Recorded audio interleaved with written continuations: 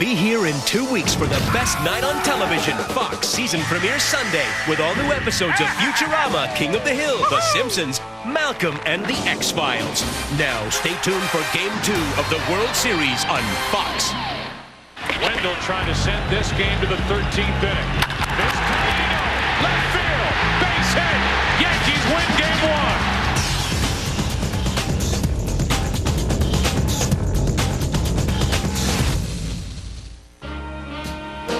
Welcome to the 2000 World Series.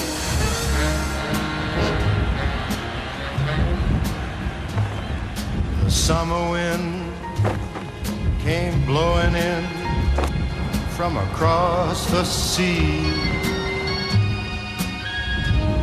All summer long we sang a song, and then we strode that golden sand. And the summer wind, the autumn wind, and the winter winds, they have come and gone. Still the days, those lonely days, they go on and on. And guess who sighs his lullabies through nights that never end? My fickle friend, the summer wind.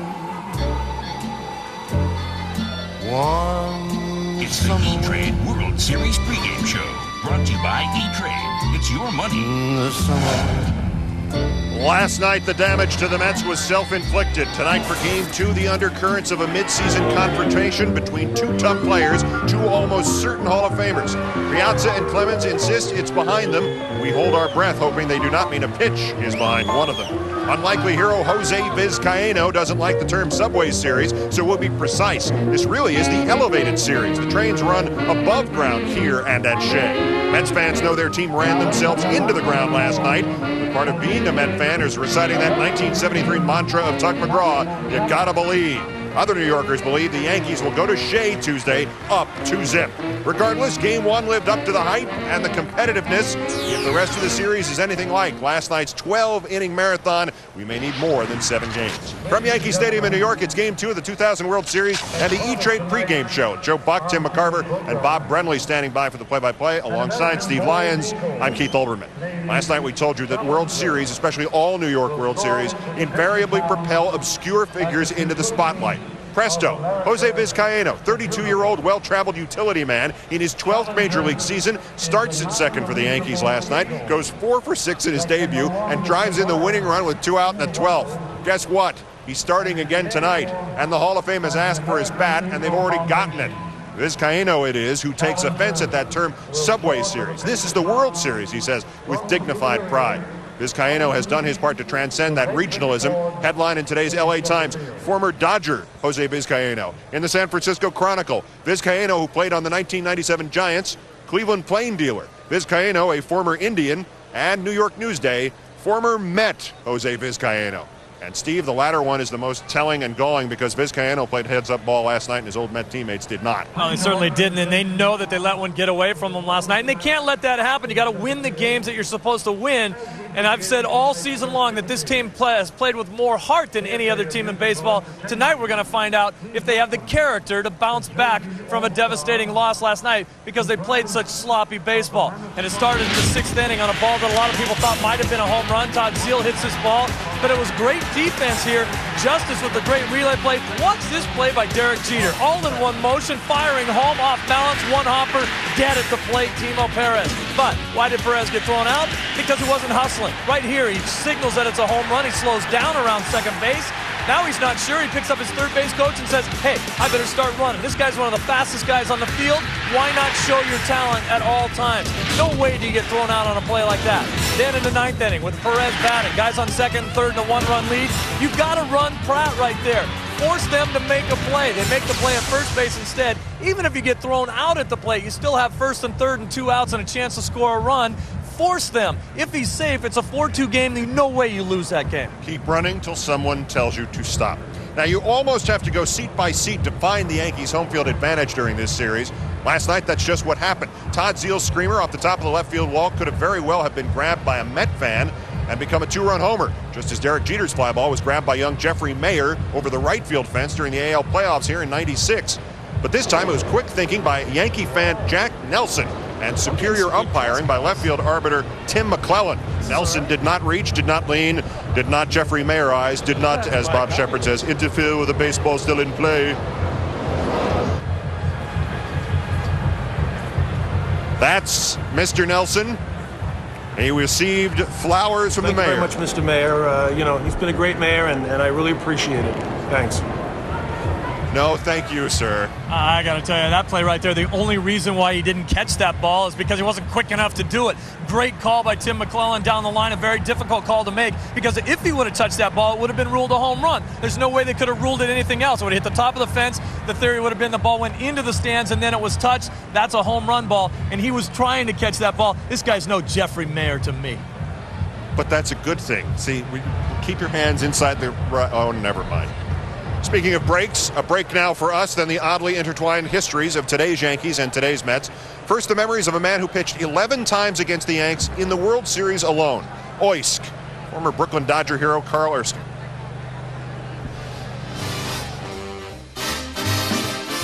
I remember the bus trip from Ebbets Field by a police escort up a lot of good wishes on this side of the bridge. We cross the Brooklyn Bridge, we go into Manhattan. By the time we get to the Bronx, we get the eggs and the tomatoes and all this on the bus. So the rivalry, I know, is still here.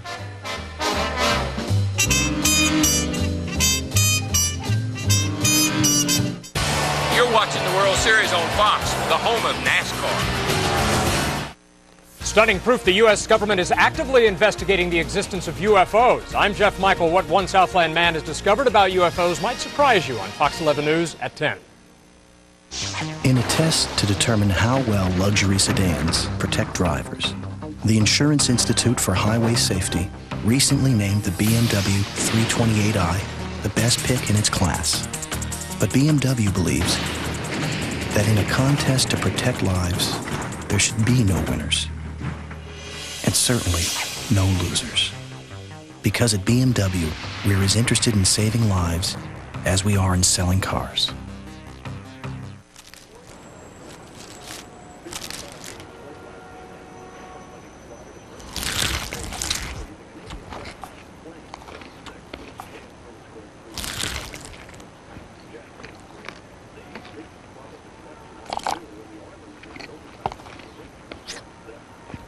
The spicy chicken sandwich.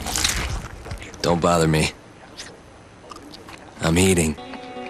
Only 99 cents at Carl's Jr.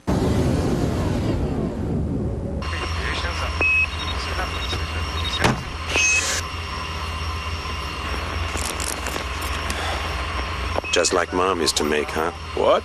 Never mind. Strawberry? Don't mind if I do. He's out, and it's all over for England. Typical. Home, Dixon. Righto, sir.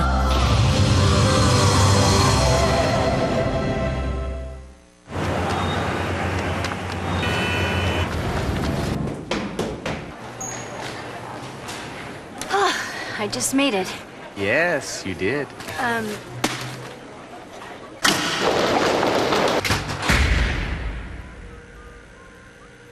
Ever get the feeling some people just stop trying? At Avis, we know a couple minutes can make all the difference. That's why with our preferred service, you can skip the counter and go straight to your car. The Simpsons, weeknights at 6:30 and 7:30 on Fox 11.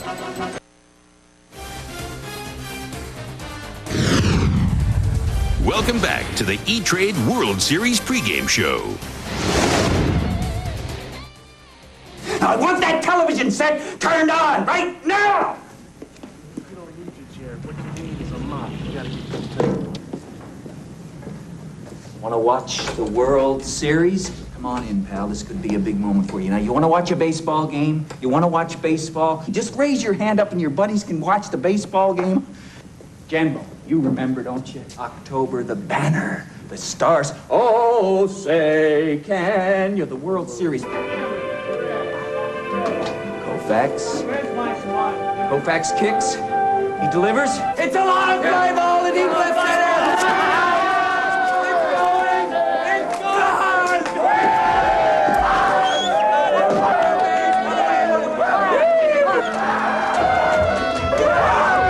Just put the ball through the hoop, Chief. I can relate to those guys. Yeah, they're all named after you. We told you yesterday that on March 26, 1979, the manager of the New York Mets called a 28-year-old utility man into his office and said he changed his mind about him. He hadn't made the team. He was being released. Just how intertwined are the two teams in this World Series? The manager doing the releasing was Joe Torre. The utility man getting released was Bobby Valentine. Joe Torre, you know about. Managed the Mets, grew up in Brooklyn. Dwight Gooden, you know about. The franchise when he came to the Mets in 1984, and for nearly 6 years, the stablemate of David Cone in the Met rotation. And Al Leiter, Met fan as a kid in New Jersey, drafted by the Yankees, went to the World Series with Toronto and Florida, and now has returned to both his roots by starting Game 1 for the Mets at Yankee Stadium. But there are some other tie-ins. Yankee bench coach and resident Yoda, Don Zimmer, who was not just the starting second baseman the day the Brooklyn Dodgers finally beat the Yanks in the '55 series. He was also the starting third baseman the day the Mets played their first game in 1962. Recuperating Yankee pitching coach Mel Stottlemyre had the same job at Shea for a decade. And his fill-in, Billy Connors, pitched briefly for the Mets and was a coach for them too. Yankee utility man Jose Vizcaíno was a starting Mets infielder for a time. Yankee coach Lee Mazzilli played for both teams, was at one time considered the Mets' next great superstar, and when he was finally traded to Texas, the Mets got for him a pitching prospect named Ron Darling, who's here, working the series for Fox Sports Net. But the subtlest connection, Mets manager Bobby Valentine. He married the daughter of Ralph Branca. Obviously, Branca was the pitcher, the man on the wrong end of this. Branca throws. There's a long side. It's going to be, I believe, the Giants from the pennant. The Giants from the pennant. The Giants from the pennant. The Giants. But Ralph Branca won his last big league game pitching for the 1954 Yankees. And after he moved away, Branca's house in a New York suburb became the one in which future Met Ken Singleton grew up. Ken Singleton, who is now a Yankee announcer, and whom the Mets traded along with Mike Jorgensen to the Expos for Rusty Staub. And Jorgensen has the eeriest connection of them all. He was born the day that Babe Ruth died, and he grew up to become, in 1995, the interim manager of the Cardinals after they fired Joe Torre. And then there's the situation where the husband is the Met fan and the wife is the Yankee fan, Matthew Broderick and Sarah Jessica Parker. And tonight's odd twist, 3 days shy of 14 years later, Roger Clemens again starts a World Series game against the Mets. The last one was decided by the Mookie Wilson-Bill Buckner play. The Rocket facing Mike Piazza, of course, and less literally, Steve, the Mets starter Mike Hampton. Well, Mike Hampton was brought into this team to do this specific situation, to get them to the World Series and then pitch them past it. Here's a guy who's expected to do his job tonight. Unfortunately, he runs up against a guy named Roger Clemens on appropriate day's rest and asks the Seattle Mariners how he can pitch in a playoff situation when he has enough rest. As you see Hampton there getting ready to pitch. Clemens has more Cy Youngs than anybody in history, but the Mets cannot afford to come in here with their two big guns, Leiter and Hampton, and leave this stadium down 2-0. Huge responsibility for Hampton tonight. And he's always come up big for them since the beginning of this season. So here's a story for you. A reporter stops at Mickey Mantle's restaurant here in New York, spies 3 guys at the table nearest the picture of Piazza, and explains to them she's a man-on-the-street photographer for USA Today. She's been given $300 in the task of trying to buy 1 ticket to the World Series. One of the men she asks is confused by the question, but he tries to be helpful. Well, go to the ballpark, he says, and see if anybody has a friend who couldn't go. Reporter then snaps a picture of the guy and then asks him his name. Now he's really confused. Valentine, he says. Bobby Valentine. Wait, there's more. Then she says, can you spell it? Is it like the day? It was like that for Bobby Valentine yesterday from start to finish, Steve. Well, I really thought that this game clearly got away from them, and this was a Met ball club that probably need to come in here and win Game 1 more than any other team in a Game 1 situation, because they still didn't truly believe that they belonged here. They needed a big game to make that happen for them, and they were led by a manager who needed a Game 1 victory to make sure that he got the respect that he deserves in this town. Yeah, a lot of things did work out last night. We were down 2-0 in their ballpark. came back with 3 big runs. We had a lot of great at-bats. We played great defense, and we're going to come back today with that same attitude that we can do what we have to do. In that same situation, with a lead, does Benitez get the ball again? Of course. You know, their guy gave up a hits batter and a double off the wall. You know, they were lucky enough to get a ground ball. You know, that's the way things happen. It's like, you know, it's like an airlines, the reliever's role, that closer's role. You know, you never hear about the safe landings. You get one little crash or you get one little near miss, and it's time to erupt. And that's not the situation here. Armando's our safe landing, and we'll go with him. But you've never been a guy managing as far as he's my closer, I have to use him. You do have other guys you can give the ball to. John Franco certainly can do the job, and he's had a history in the postseason of sometimes having a crash landing. You know, that's a real small sample of a history, and again, they forget about all the big outs he's gotten. Unfortunately, that history has come in the postseason where Benitez has really been bitten by both the long ball and blown saves. But he will go back to Benitez, no question about it. That is the guy that he's rode all year long. 41 saves, that's a franchise record. And Bobby Valentine also reminded me as he left that interview that the last time the Mets won the World Series, 1986, they started off 0-2. Final thoughts. Mets played like a typical first-time World Series team last night, a little off mentally. Do you expect improvement tonight? I do expect improvement from their team mentally and defensively. They cannot start this series 0-2 and expect to win it because they're not the same team that they were back in '86. They have to have a win tonight. All right, that's it for us. You fasten your seatbelts. It's going to be a bumpy night. Clemens and Hampton in a very cold night in the Bronx. For Steve Lyons, I'm Keith Olbermann. We'll join you throughout from the dugouts. Joe, Tim, and Bob standing by for the play-by-play. And after this break, we will bring you the national anthem with a very familiar voice in this ballpark, Robert Merrill. Stand by. Game 2 of the World Series on the way.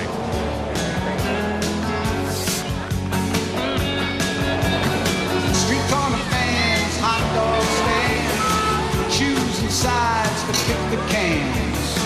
Feel the years back to sleep, oh yeah. Written on the subway wall. It's written on the subway wall. Oh, written on the subway wall.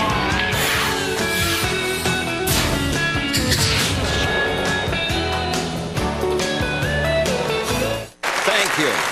As you know, profits have been down. And with that being said, I'd like to announce my new CFO, Monsieur Chappie. Look at the people. Monsieur Chappie says that casual Fridays will now be tube top and foot pajama Fridays. Chappie likes, Monsieur Chappie likes. Wee wee, wee wee. E-Trade, it's your money.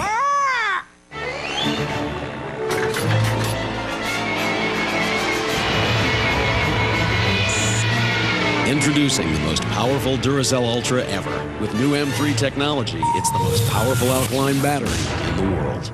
A typical day for the IT manager. Everyone wants everything now. Luckily, there's CDW, your direct solutions provider.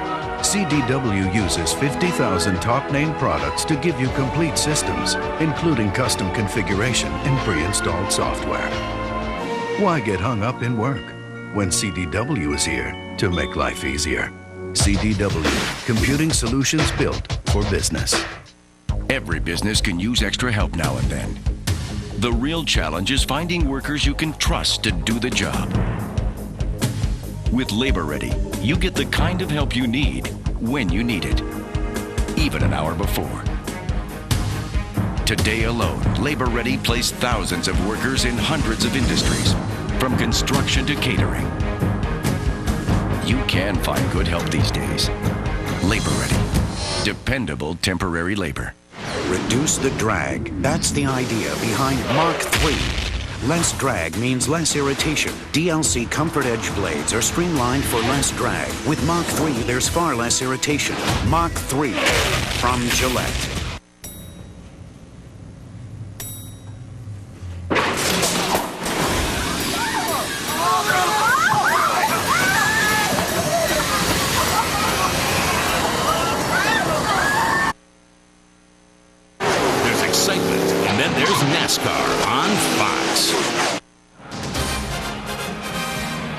join you from Yankee Stadium in the moments before Game 2 of the 2000 World Series. Last night was comfortable and warm. This will be uncomfortable and cold. 40-degree temperatures, the wind chills may be beneath that. The fans are nonetheless here, and the game is nonetheless en route. In a moment, we'll be going to Tim McCarver and Joe Buck and Bob Brenly and getting ready for the ceremonial first pitch from the Yankee immortal Whitey Ford. But once again, it is my great pleasure and honor to introduce you now to a man whose voice echoes through the dreams of 100 million baseball fans, the voice of Yankee Stadium, Mr. Bob Shepard.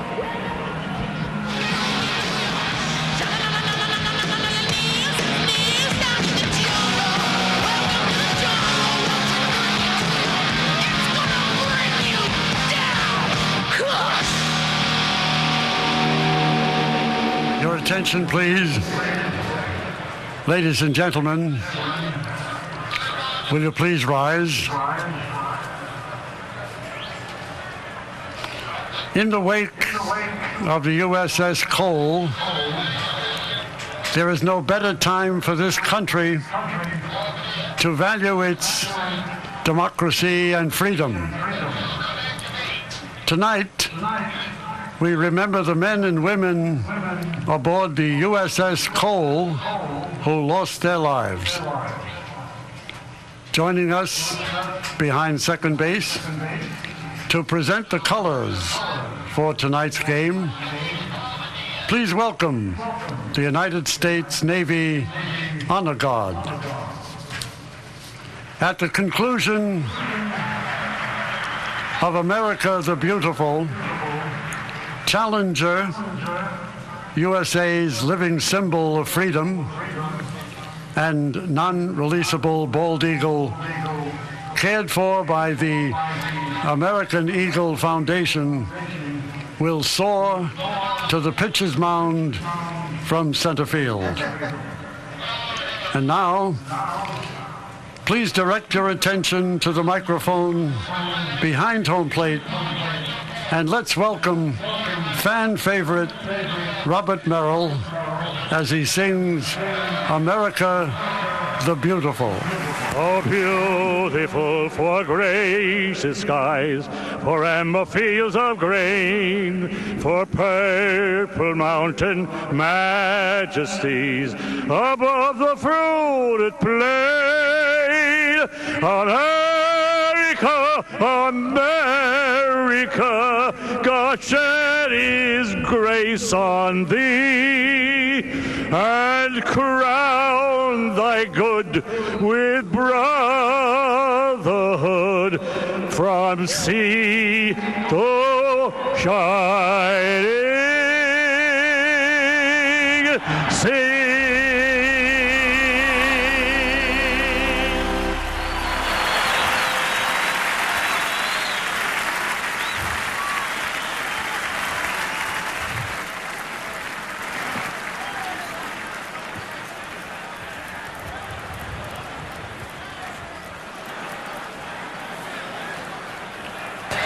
Ladies and gentlemen, for tonight's ceremonial first pitches, we're proud to welcome two Yankee legends and Hall of Famers who are no strangers to the Fall Classic. Please welcome the Scooter, Phil Rizzuto, and the chairman of the board, Whitey Ford.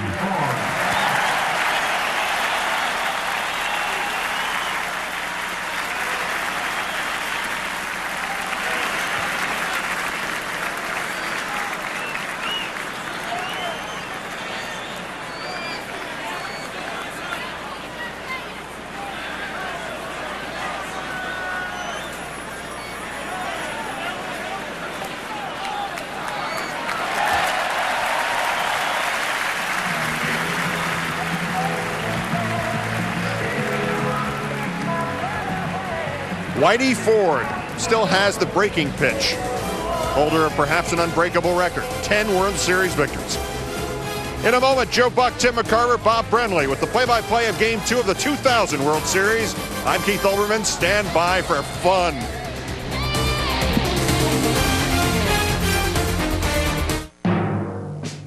come Joe Namath was more popular than Johnny Unitas? Both were great quarterbacks. Both jerseys hang in the Hall of Fame. But then, only one quarterback was ever seen on the sidelines wearing a full-length mink coat. The Mitsubishi Montero. Toughness meets style.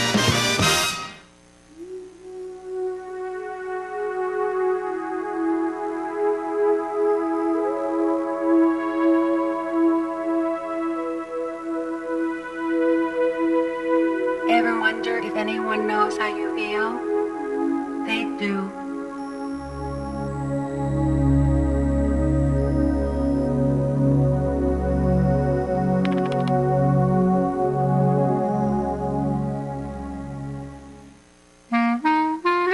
What does it take to get a plane off the ground?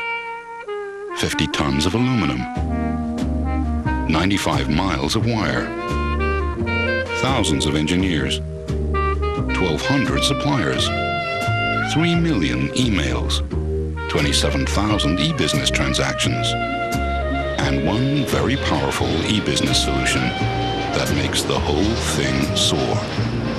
SAP. Office Maxims from Office Max.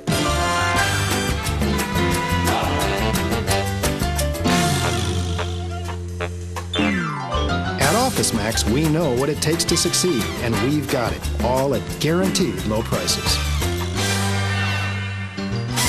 Over 1,000 superstores and over 30,000 items online. Office Max, you supply the ambition, we'll supply everything else. The new case is a manhunt. They're not going to find Mulder this way. You know that, and I know that. The new agent is a mystery. How far would Mulder go? How far would he go for what? The truth. The new X-File is Mulder. The X-Files season premiere 2 weeks from tonight on Fox. Welcome to Game 2 of the 2000 World Series here in New York. The New York Mets taking on the New York Yankees, with the Yankees up 1-0 after that thriller last night. Welcome to Yankee Stadium and out to our booth. I'm Joe Buck, Tim McCarver, and Bob Brenly in just a moment. Well, there was a 44-year layoff between Subway Series. Last night, Game 1 was worth the wait, and we waited a little bit. 4 hours, 51 minutes after we began. In the 12th inning, it was Jose Vizcaíno, of all players, who ended the game with a 2-out base hit again in the 12th inning. And you can dissect that game any one of a number of ways. One thing that should not be overlooked, Tim, is that at bat by Paul O'Neill in the 9th inning. In the 9th inning that led to the tie of the ball game, Joe, I don't think it's going to go down in World Series lore as famous as the catch by Willie Mays against Vic Wertz in the 1954 World Series. However, in New York right now, it's going down as the at-bat. A 10-pitch at-bat with 1 out and nobody on. Paul O'Neill facing Armando Benitez last night. With the count 1-2, Paul O'Neill fouls off a pitch. Another pitch. After taking a ball, what happens? Another ball, and he fouls off one after the other. You get the feeling that had Paul O'Neill faced 50 fastballs by Benitez, he would have fouled 50 off the other way and then drawn the walk. He draws the walk. He scores the tying run, driven in by Knobloch, and the Yankees win it in 12. The guy who kept chucking up one pitch after another, Benitez, and right now the Mets at least have to be concerned with the way he's been pitching. Well, you know, Joe, nothing can be more deflating than blowing a lead late in the ball game when you think you're going to win a game. Armando Benitez was automatic during the regular season. He established a franchise high with 41 saves, but he has been anything but a sure thing in the postseason this year. We asked Bobby Valentine about the confidence level of his closer, and he says, I'm more concerned with his physical well-being than his mental well-being. He's had problems with fluid on his right knee throughout the year. He had it drained 3 days ago.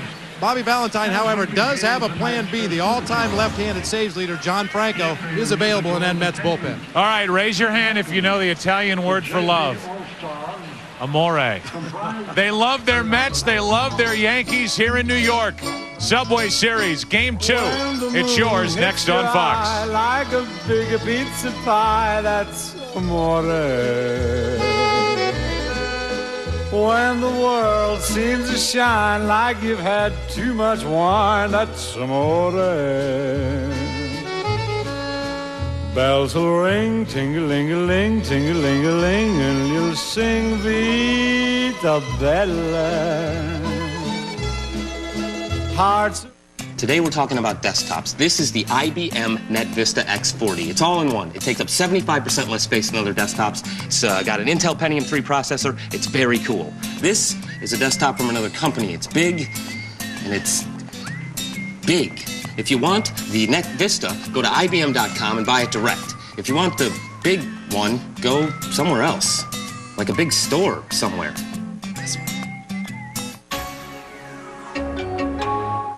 We have a great game room. It's open from 6 to 9, but people can pretty much use it whenever they want. And this is one of our rooms. As you can see, all of them have a nice view over to the courtyard. Is your father staying with you now? No. Oh, he's not. So this is home then, huh? I just want to make sure he's well looked after. I mean, this could be his last move.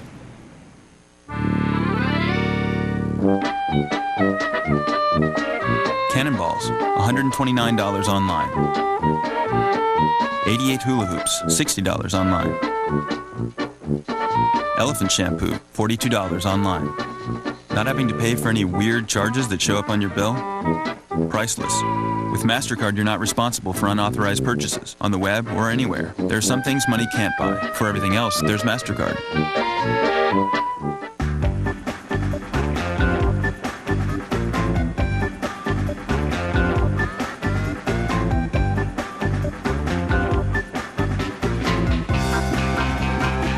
All-new, responsive Chrysler Sebring Performance Sedan. Proof that it's not the destination, it's the drive.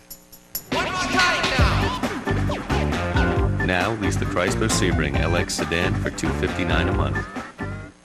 The World Series on Fox is brought to you by IBM, taking e-business and your business to the next level. By Chrysler, we're reinventing the passion for driving. By John Hancock, official sponsor of Major League Baseball. And by MasterCard. MasterCard, proud sponsor of Major League Baseball and fan of the great American pastime. And we welcome you back to Yankee Stadium. The world champions are on the field. Right in the middle of it all is five-time Cy Young Award winner Roger Clemens. The Rocket takes on this lineup for the Mets, brought to you by Coors Light.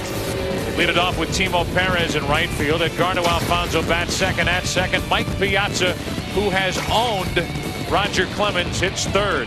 Robin Ventura cleans up. Then Todd Zeile at first. Benny Agbayani hitting in the number 6 spot. Lenny Harris, the DH tonight, with Jay Payton in center and Mike Bordick in short and batting ninth. The defense for the Yankees. Same way they started last night, with Justice, Williams, and O'Neill in the outfield left to right. No errors in 62 career postseason games for Bernie Williams out in center. It's Vizcaíno again at second base. Why not? He had 4 hits in game 1. And the battery of Jorge Posada and Roger Clemens. Roger with a 13-8 record this year. He is 118 games over 500, a 260-142 record for his career. However, he has not pitched well against the New York Mets in interleague play and the World Series back in 1986. Roger has a 2-4 record and a 7.75 earned run average, by far the worst against any major league team. Well, one of the stories within this big story of the Subway Series is Roger Clemens having to face again Mike Piazza, who he beamed on July 8th. Here's what he said going in about his approach with Piazza at the plate.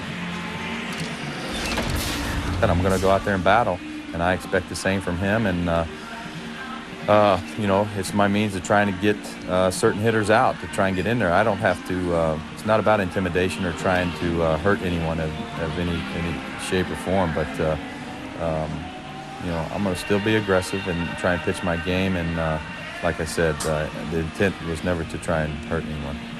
Joe, shortly after that incident on July 8th, I talked to Roger Clemens.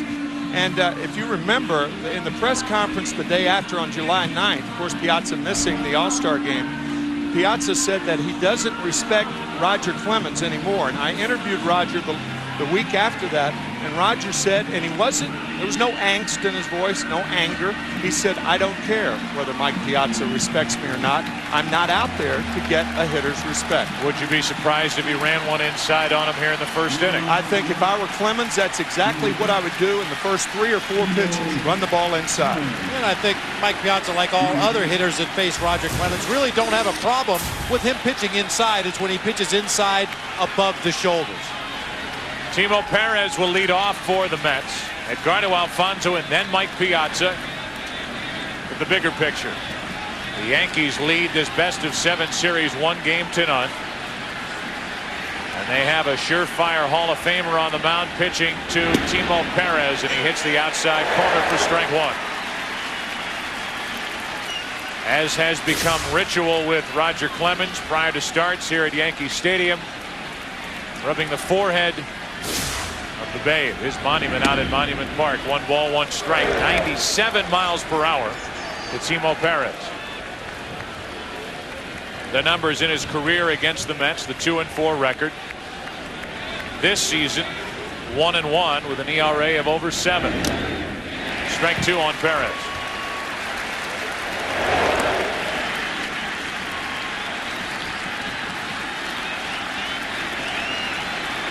This crowd already less animated than it was here the first few pitches of last night. Now they get into it with 2 strikes on the hitter.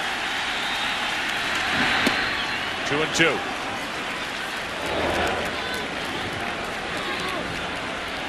Clemens making his 4th World Series start, and within those 4 starts, 3 against the Mets.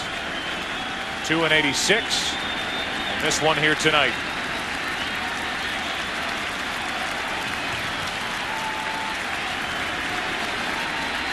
2-2. 1 away.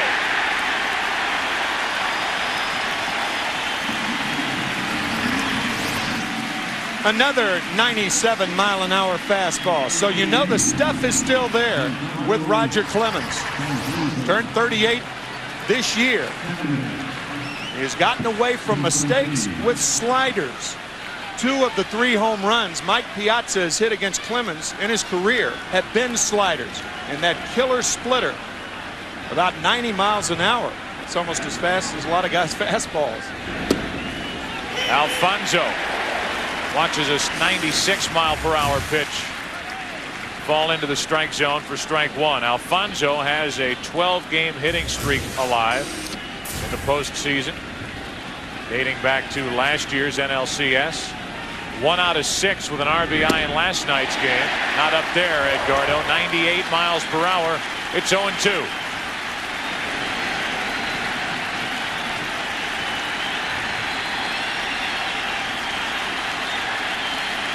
Roger Clemens coming off a 15 strikeout performance. Game 4 of the League Championship Series in Seattle. A 1-hit shutout. Still 0-2 on Alfonzo. Joe, Roger Clemens can be dominating when he has any one of his 3 pitches working well, but in that start against Seattle, he had all 3 weapons at his disposal. I wonder why he's shaking his head right there. He looks dissatisfied about something.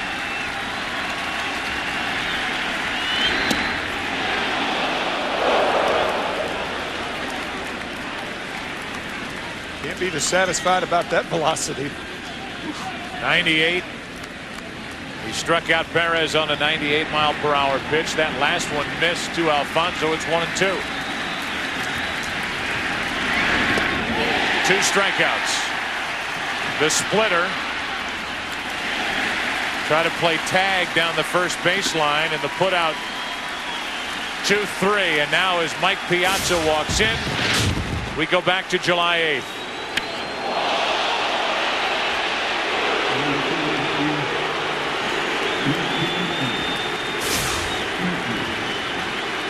The second game of day-night action between the Mets and Yankees.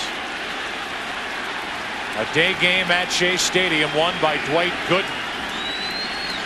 The night game won by Roger Clemens that night. He went on to a 4-2 victory. Pitching into the 8th. Inside corner, strike one.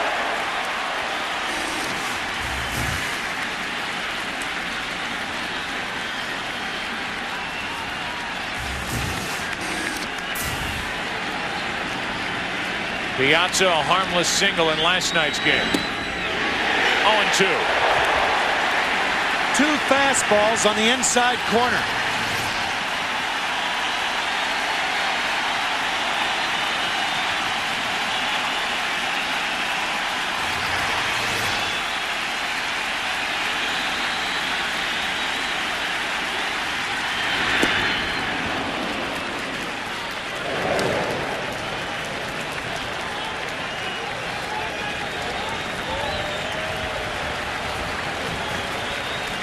Piazza 7 out of 12 in his career against Clemens with 3 home runs, 9 RBIs.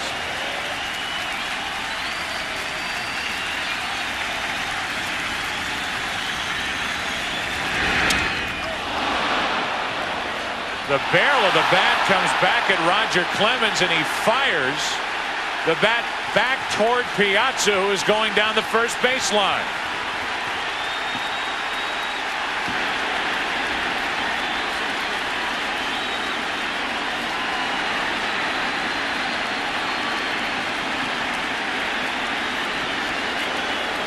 That is all Roger Clemens there. A moment started by, created by Clemens. And thankfully not much more on the field than these 2 benches emptying, and the players now in a mode of standing around and trying to sort out what just happened. That was surprising. Joe, there were a lot of people who defended Roger Clemens when he hit Mike Piazza in the head. I was one of them. In my view right now, Roger Clemens is dead wrong. You can't take up the better part of the bat, the fat part of the bat, and fire it into foul territory near Piazza. Obviously, Piazza didn't mean to do that. My gosh, that's a blatant act. Foolish, foolish.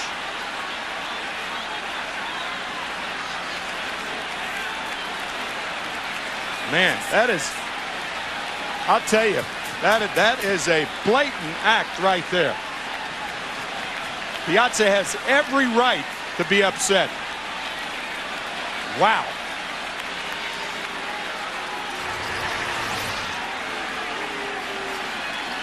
So Roger Clemens, in essence, throws a jagged, a pointed, sharp piece of wood that ends up, what, 2 feet away from Mike Piazza? Yeah. Unfortunately, Piazza was looking toward Clemens when the bat was thrown over into foul territory. Had Mike had his head down, running down the first baseline, he may have run right into that barrel of the bat. 1 ball, 2 strikes.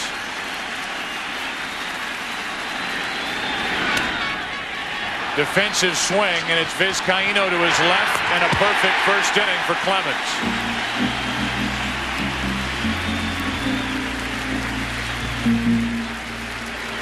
Roger Clemens saying, "My fault," as he exits, heads toward the Yankee dugout. Piazza and the Mets go in order in the first.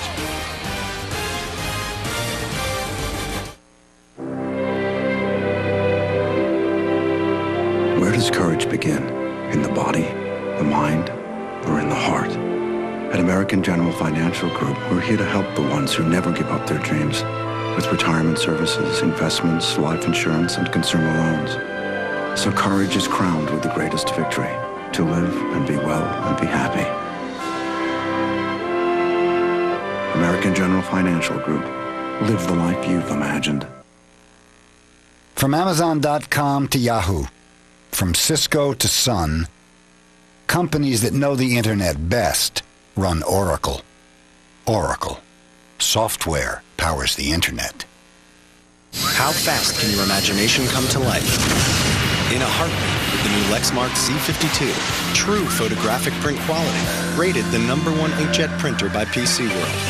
Lexmark. Passion for printing ideas. Push the tempo, push the tempo, push the tempo, push the tempo.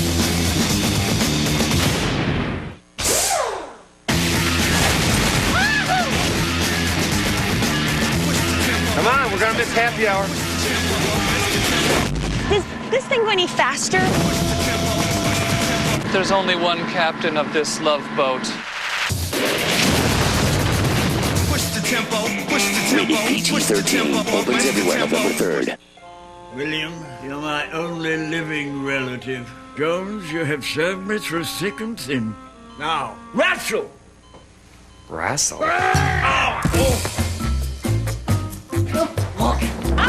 E-Trade's online sign-up makes it easy to open a brokerage account. Apply now and you could be investing in 5 minutes. It's easy. Apply online for a $75 bonus. E-Trade. It's your money. Only one thing can come between Ally McBeal and her man. How's the sex? I don't care to talk about that. Ooh, is that good, huh? Robert Downey Jr. joins the cast of Ally. I should have knocked. Season premiere, 9/8 Central tomorrow on Fox.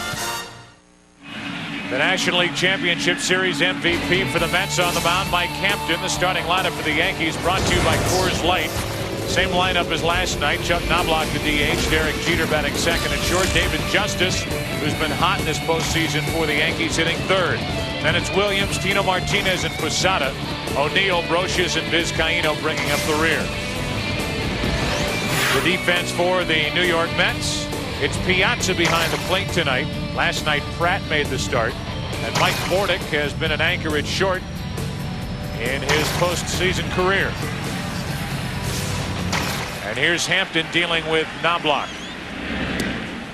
And missing down and in with ball one. Knobloch, the DH tonight. Slated to start in the field as the second baseman. Game 3 happens on Tuesday night. 2-0. Joe, you use that word anchor for Mike Bordick. You can use it for Mike Hampton also. 15-10 on the year, an excellent 3.14 ERA. There's Mike Bordick. 18 1/3 consecutive scoreless innings. That includes a complete game shutout of the Cardinals to clinch the National League Championship Series a few days ago. Into the strike zone, 2-1.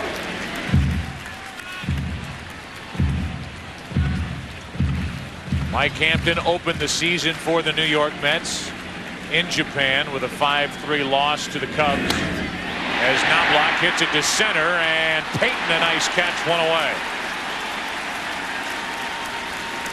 Fine play by Jay Payton. He plays a shallow center field, and that allows him to make a play like this. Nicely done.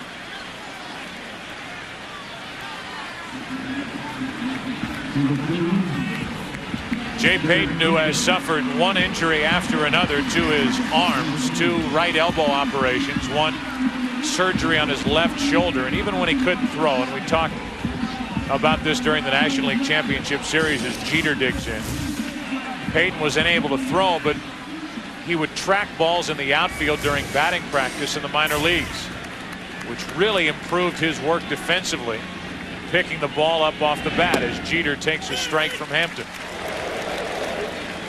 Talked about the numbers for Mike Hampton. 22-4 for the Houston Astros last year. Coming to the Mets in the offseason. And obviously he will be a free agent at the end of this postseason. Yeah, since a slow start to the season after May 3rd, he was absolutely phenomenal. 15-7 with a 2.38 ERA. 29 starts, and in 21 of them, he gave up 2 earned runs or less. A 1-1 to Jeter. 2 balls and a strike. He wasn't like that the first time you saw him this year, was he? No, indeed, he was not at the Tokyo Dome. Of course, all the players were having problems with the mound and the batter's box over there, but Hampton with 9 walks in 5 innings pitched. Gave up only 2 runs to the Cubs, however, showing his mental toughness out there on the mound, but was pitching out of a hole the entire ball game. A hole with loose dirt. 2 balls and a strike, and Jeter comes up empty, 2-2. So speaking of loose dirt, what about the loose dirt that Bobby Valentine has said and made public? Matter of fact, he said it at the press conference today, that caused some of those weird hops in last night's ball game. You can see it down there around home plate right now. The area immediately around home plate where Derek Jeter is standing as the pitch sinks down and in. 3 balls, 2 strikes. Bobby Valentine talking about the grounds crew just dumping whatever substance that is, whether it's diamond dust that they use to dry a wet field or whatever it may be. The kind of odd bounces that baseballs get out of that substance when they leave home plate. Jeter's gone, 2 out. Keith Olbermann is down by the Yankee dugout. Already some fireworks down there, Keith. Indeed, Joe. A little follow-up to that event at the end of the top of the first as Roger Clemens walked off with his arms around the shoulder of home plate umpire Charlie Relaford, then back into the clubhouse. Yankee players were peeking in on the replay. The uniform response was wow. Advanced down here the theory that perhaps in the heat of the moment Clemens might have thought Piazza had let the whole bat fly, deliberately or otherwise. Mixed opinions. Coach Lee Mazzilli said he didn't think that was so, but nobody could be sure except for Roger Clemens himself, and obviously we don't know right now. Back to you, Joe. All right, Keith. Roger Clemens and home plate umpire Charlie Relaford talking about that incident on their way, at least Clemens' way off the field, as Justice takes a ball in the dirt. I mean, at that point, Clemens is no longer holding a bat. No. That is, no. It's basically a weapon. Spear. It's a pointed end of the bat. A scary moment, and thankfully, the bat, the jagged end of the bat, missed Mike Piazza and everybody else for that matter. It could have been in its way. It could, I think, even have been explained had Roger thrown it toward the Met dugout, perhaps, but away from Mike Piazza.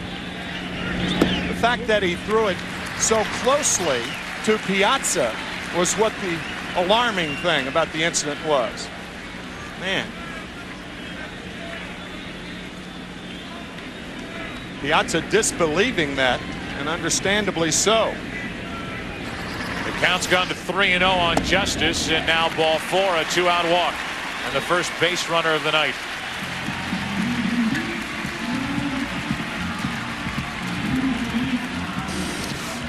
That'll bring in Bernie Williams.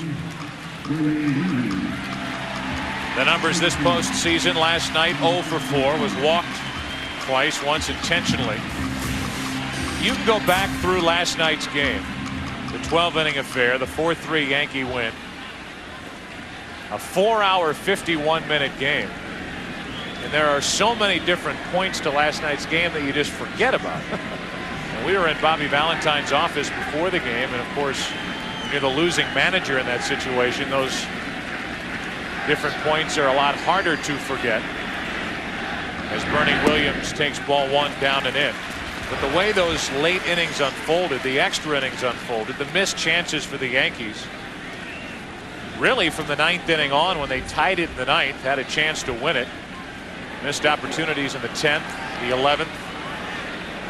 Paul O'Neill, one of the main reasons why the Yankees won that game last night, and his contribution was a big walk with 1 out, nobody on in the 9th inning.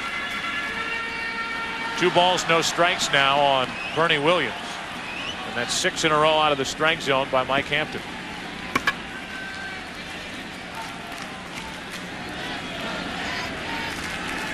Hampton falling behind these hitters in the first inning. And now it's 3-0 on Williams. Joe, I feel like a gossip columnist. Back to the dirt. If the dirt indeed, that dirt around home plate, is the same as the dirt last night, it's really going to help Mike Hampton out because he gets so many ground balls. 2.5 ground balls for every fly ball out, second only to Greg Maddux for ground ball outs in the National League. That's 8 straight out of the strike zone and back-to-back walks with 2 out to Justice and Williams. And Tino Martinez will bat here in the first inning. That's something that did not happen all of Game 5 in the National League Championship Series against St. Louis when he went the distance. The scouting report on Mike Hampton. Excuse me, Joe. Everything off the fastball, that means a straight change is a very, very good pitch, but he'll rarely throw it to left-handed batters. He must come inside to the 3 left-handed batters the Yankees have in their lineup, Martinez, Justice, and O'Neill. And he's increasingly using that changeup, the right-handers. Tino Martinez takes ball 1. And now a visit from Dave Wallace, the pitching coach for the Mets. 9 straight balls thrown by Mike Hampton. I think more than anything else, this is just a meeting to change the rhythm as you get a look from catcher Cam, worn by Mike Piazza in the ball game tonight. Let's get Mike Hampton off the mound, let him take a deep breath, regroup, and start over again.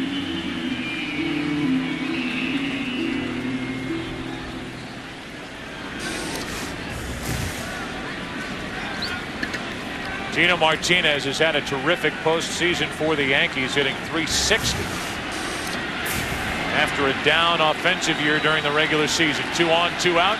No score in the first inning. 1-1.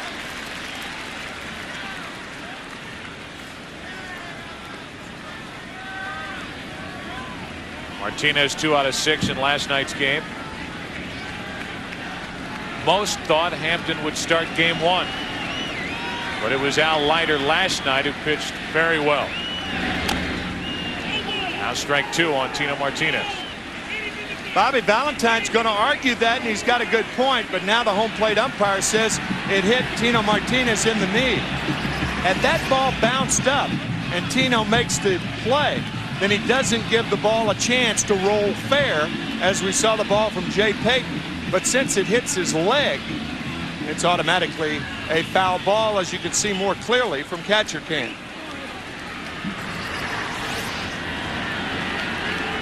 A chance for the Yankees here in the first inning after back-to-back walks. 2 on, 2 out.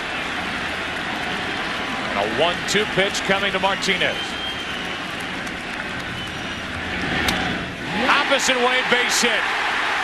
Here comes Justice. Agbayani's throwing to third, and the Yankees strike first.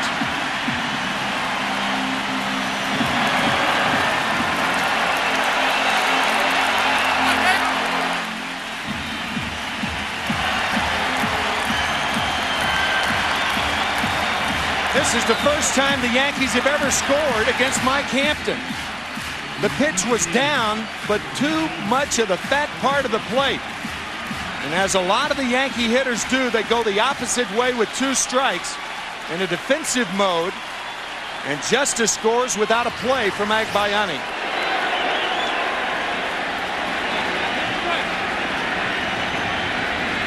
Two out walks lead to trouble for Hampton, and now Posada takes ball 1.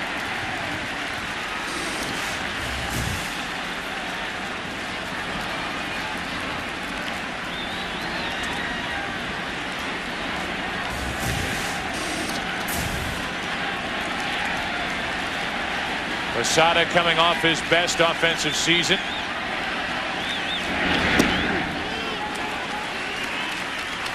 One ball, 1 strike as the first base umpire, Jeff Kellogg, brings up Posada on that check swing. Now it's Bernie Williams and Tino Martinez, the base runners.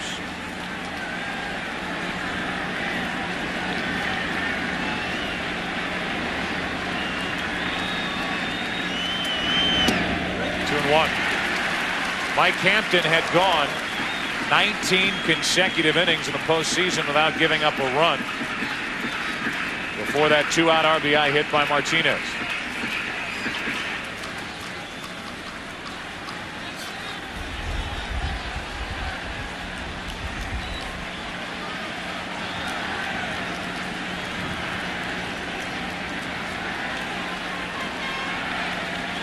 Two balls and a strike.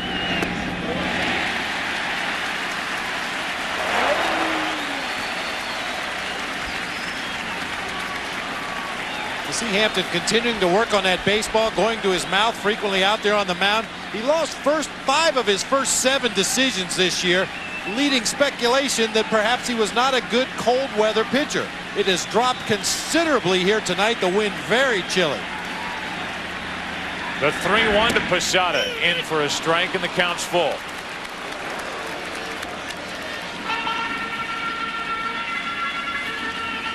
"49 degrees is the temperature at the start. Last night, 68 degrees at the start. Bernie Williams, the runner at second. Tino Martinez on at first with 2 out in the first, and the Yankees up by a run.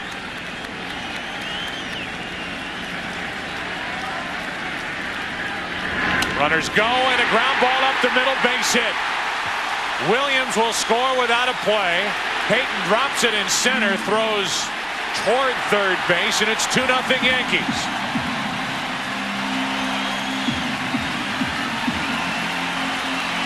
Hey, you wonder where Jay Payton was throwing that ball. Clearly, the play was at second base. Posada not a fast runner.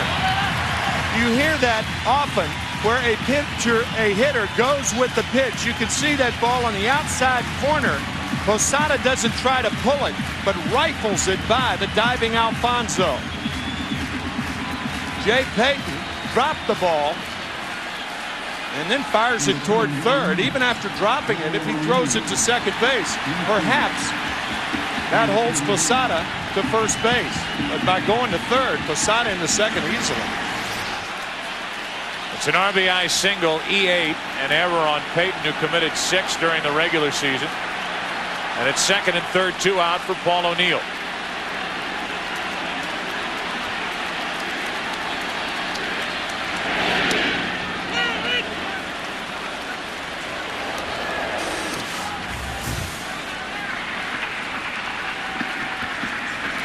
Five RBIs this postseason for O'Neill. Rick White already getting loose for the Mets out in their bullpen.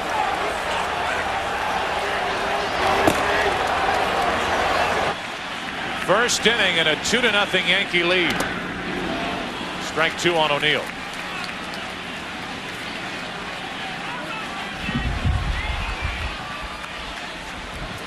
Bobby Valentine of the Mets down a game in this series, down 2 runs in the first inning of game 2. And even with Hampton, a 15-game winner during the regular season, and the NLCS most valuable player, during a long first inning, he's got action in the bullpen.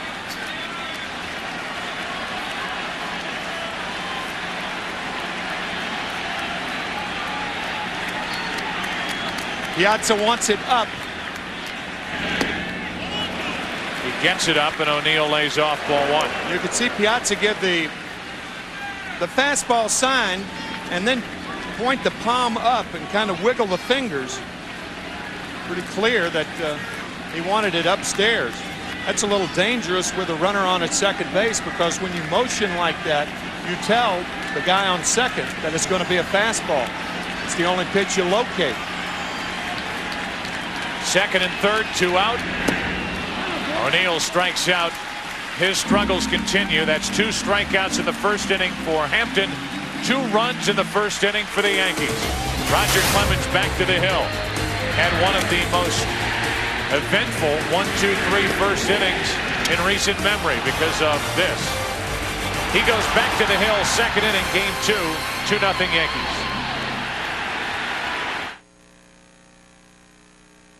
Fang getan, so reich der Land in den Wald.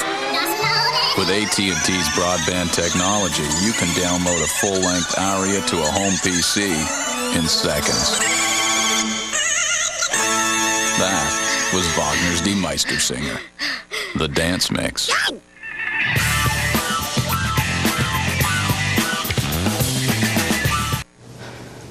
I just think that you can do more.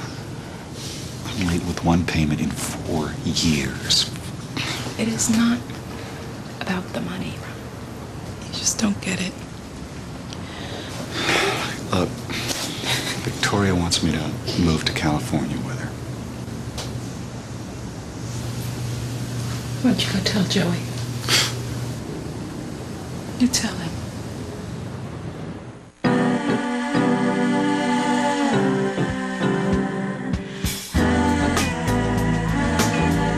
No 2 eyes see the same world.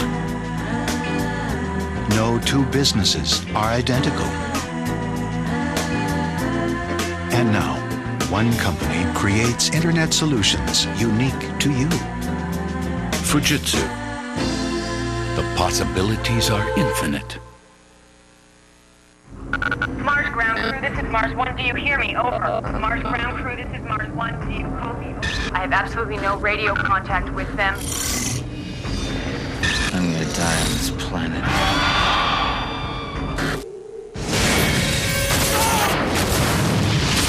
Val Kilmer, Carrie Ann Moss, Tom Sizemore. Red Planet, rated PG-13, starts Friday, November 10th. This fall, if you thought being a student was hard, try being a teacher.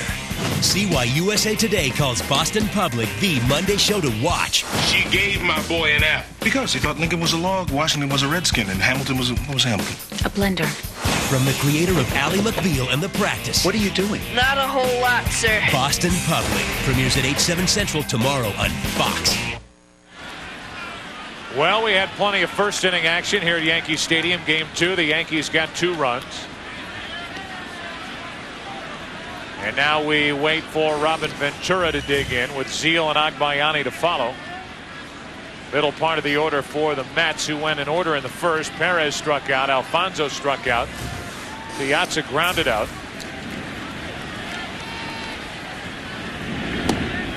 And that good fastball from Clemens for strike 1.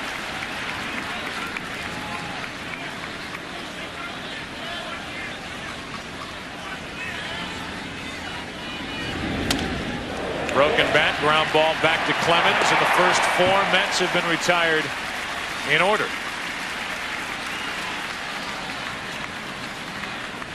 Roger Clemens making his 16th postseason start here tonight. You can go back to 1990.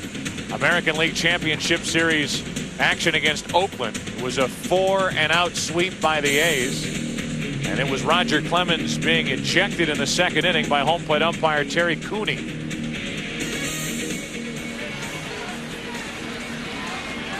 And another flare of his temper in the first inning of this 2000 World Series. Here is Zeal, and there's strike 1.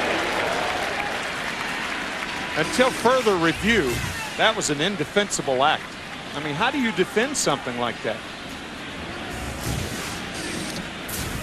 1 out with the bases empty, and Zeal, strike 2. You talk about totally unprepared for that happening. A shocked 57,000 people here.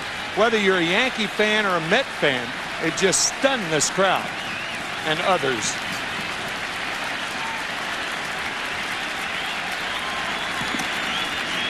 It's almost like the Yankee fans don't know what to do now. On 0-2, Zeal watches ball 1.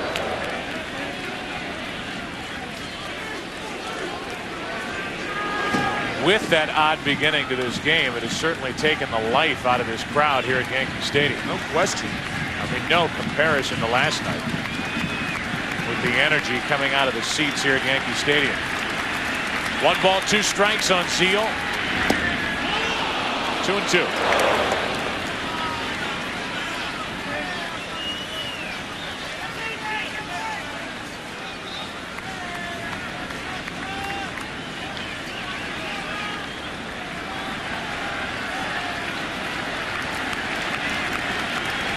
One out, bases empty, and now ball 3. You have to ask the question if during the regular season Roger Clemens did that, what he did back in the first inning, if he would have stayed in the game after that act. I think that's a reasonable question. And I think the answer is no. No, I agree.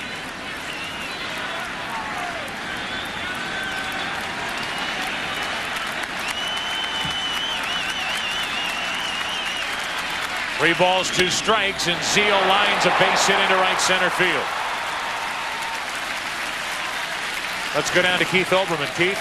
Joe, pertinent to what you've been talking about. Last year on the travel day of the World Series between Atlanta and New York, Roger Clemens, although completely provoked by a fan outside after the Yankee workout, really went to town on him. They were nose to nose and finger to finger. There's videotape of the incident, which has never been broadcast because it was so unfair. It did not show the provocation by the fan, but it was nearly a fist fight in the parking lot outside Yankee Stadium at just about this time last year. The Roger Clemens record, if you will, is rather long. Back to you, Joe. All right, Keith, 1 on, 1 out here for Agbayani.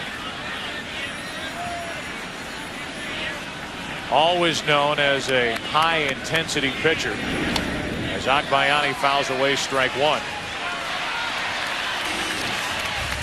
You can go back to the '86 World Series when he was taken out of Game 6 in the 7th inning. His then manager John McNamara was quoted as saying that Roger Clemens had asked out of that game, and when that message was relayed to Clemens, he immediately stormed into the manager's office. 1 ball, 1 strike. There's obviously a temper there, and there is an intensity there that can work both for and against him. Most of the time for him. These incidents we're talking about now definitely against him, and an embarrassing moment in the first inning of this game. Over the line when he threw the barrel of the bat about 2 feet in front of Mike Piazza. Way over the line. 1 ball, 1 strike on Agbayani with a runner at first, 1 out, and Clemens gives a look over at Zeal. You know, there are a lot of intense athletes. Bob Gibson, the most intense athlete that I ever encountered. But there is a limit to the intensity. Strike 2 on Agbayani. You know, throughout it all, guys, I'm a little surprised that Mike Piazza wasn't more forceful in his charge out towards the mound. Maybe. I mean, after a guy's been hit in the helmet with a pitch from the guy on the mound tonight, the guy then throws the barrel of the bat at you as you run up the first baseline. I'm not advocating that anybody should do anything like that, but I'm surprised that Piazza was able to keep his cool as much as he did. Agbayani takes ball 2. 2 balls, 2 strikes.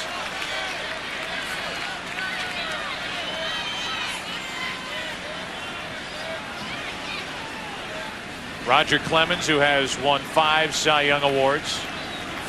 86, 87, 91 with the Red Sox, 97, 98 with Toronto.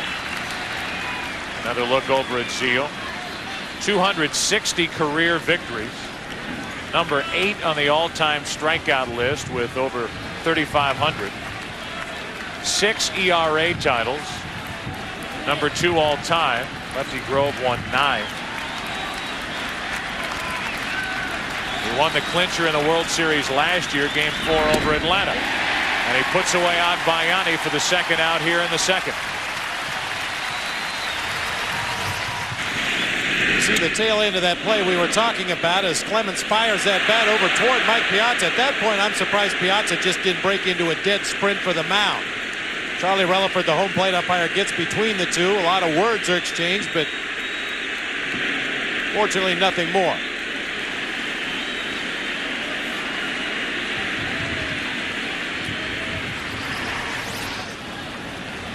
So 1 on 2 out now, and Lenny Harris, who makes his first start in this postseason. So far, he's 0 for 3 since the curtain came up on October baseball for the Mets. Didn't play in last night's game, and he bats with a runner at first, 2 down, and an 0-1 count. Reobtained by the Mets this year. Lenny, formerly a Met back in 1998. 1 ball, 1 strike. Of course, Lenny Harris, one of the best pinch hitters in the history of baseball. Bobby Valentine said, what is DHing other than pinch hitting 4 times in a ball game? A number of choices, and while many people thought it might be Darrell Hamilton in the lineup tonight for the Mets, Bobby Valentine said the closest,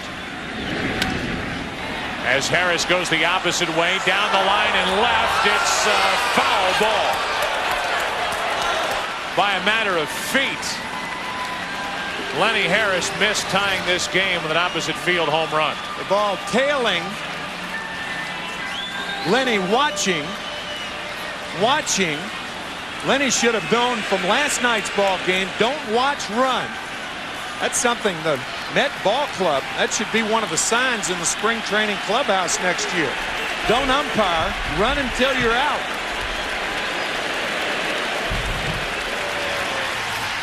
A ball and 2 strikes on Harris. Harris is gone, and that's 4 strikeouts for Clemens. The other option was Bubba Trammell for Bobby Valentine. He goes with Harris, who ends the top of the second, 2-0 Yankees.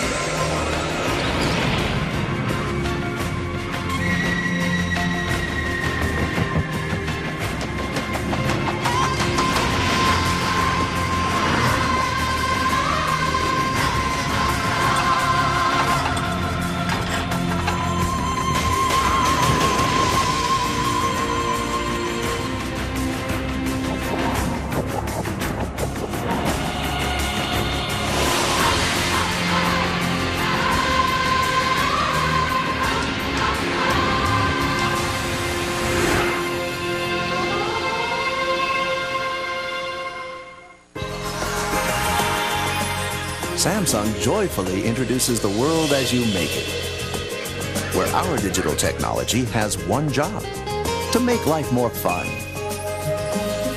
We want to thrill you, connect you, charm you, satisfy you, and delight you. Everyone's invited To the Samsung digital experience.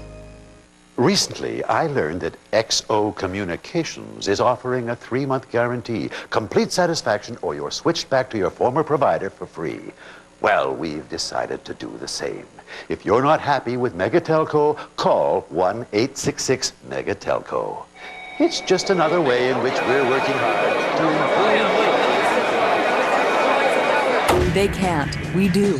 Voice, data, and web for business. XO, not just talk.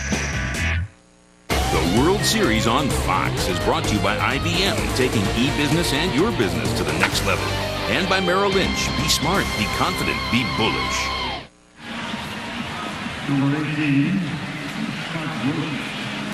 The Arc de Triomphe? No. Look how close this ball was to Lenny Harris. Watch it as it just clears the foul pole or fair pole in left field. Boy, that was close. And then a guy in a yellow jacket catches the ball, standing right behind the fair pole. Appropriate color. Here's Brocious leading it off in the bottom of the second, 2-0 Yankees. He's in the witness protection program. They put him in that yellow coat in that seat so you can't see him. 0-2 on Brocious. Might be in the fan protection program.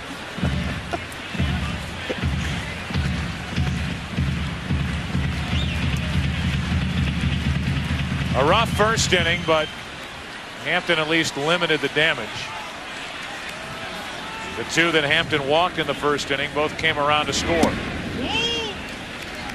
That misses inside, and that's such a vital pitch for Mike Hampton during the course of the game. That pitch just on or just off the inside corner. The Yankees a much more patient lineup than Hampton is used to facing. They are not as wild as swingers as the Cardinals. 2 balls, 2 strikes on Brocious.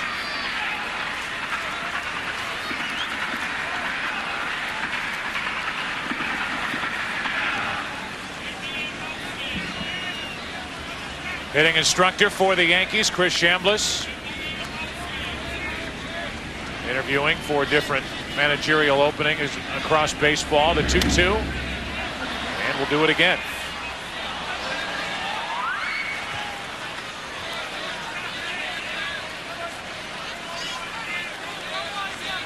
Al Leiter, last night's starter, was in line for the victory until that 9th inning when Armando Benitez blew a 1-run lead.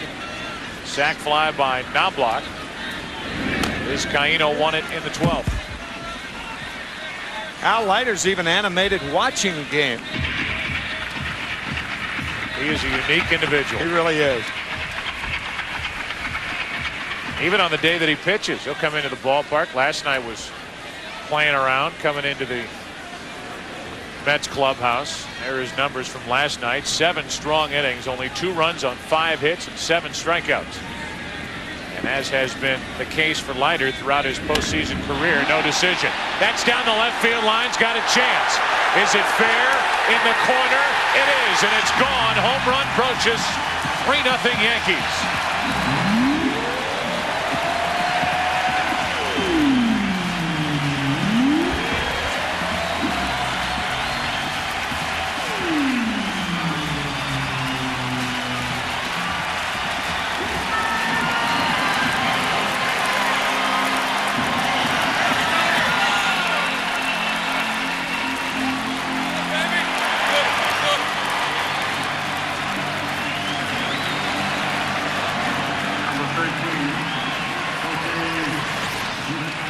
We talked last night how Scott Brocious was an inside hitter.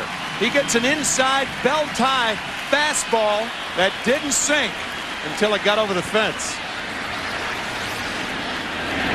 Now it's Vizcaíno who takes ball 1 for Scott Brocious. That is his first home run since a drought that started back on September the 11th. 7 career postseason home runs. The 98 World Series MVP. Now the count 2-0 on Vizcaíno, and Hampton really struggling to find any sort of a groove here in the early innings. Nobody on or out. A run in, and the home run by Brocious and a 2-0 pitch. 2-1.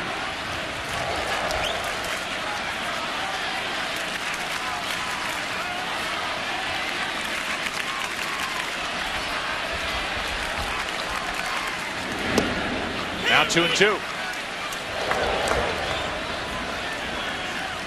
Jose Vizcaíno signed 14 years ago by the Los Angeles Dodgers for $4,600.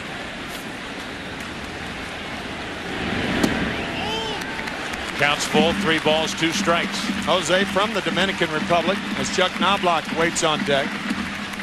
Joe mentioned during the League Championship Series that 25% of Major League players are Hispanic. About 10% come from the Dominican Republic. To the left side, and Bordick dropped it.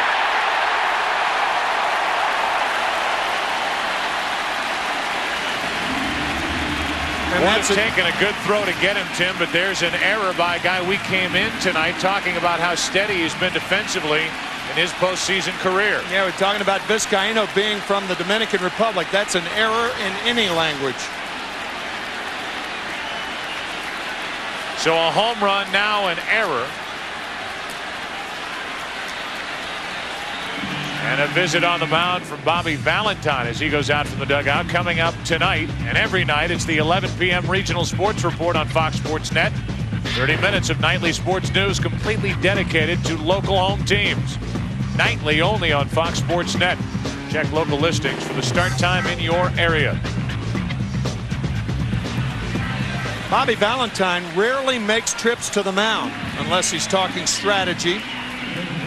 And it appeared that that's what he was talking with his middle infielders. Todd Zeal had some input. Dave Wallace, the pitching coach, makes all the pitching changes for the Mets. Check on the runner, Vizcaíno. Rick White was loosening in the first inning. No action at the moment for the Mets in their bullpen.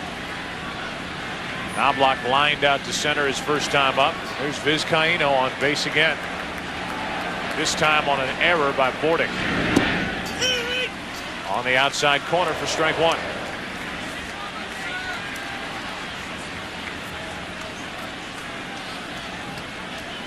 Knobloch so far 0 for 5 in this series. But last night scored a run and drove home a run with a sac fly in the 9th inning to tie the game. 1 ball, 1 strike.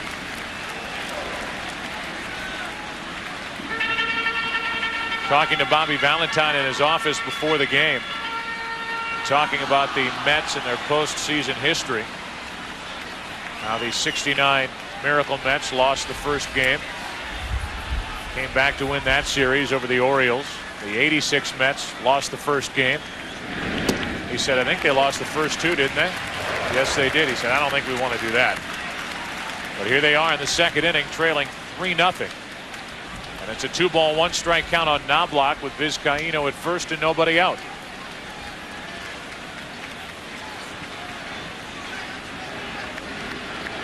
Good hit and run situation here. Speed on it first.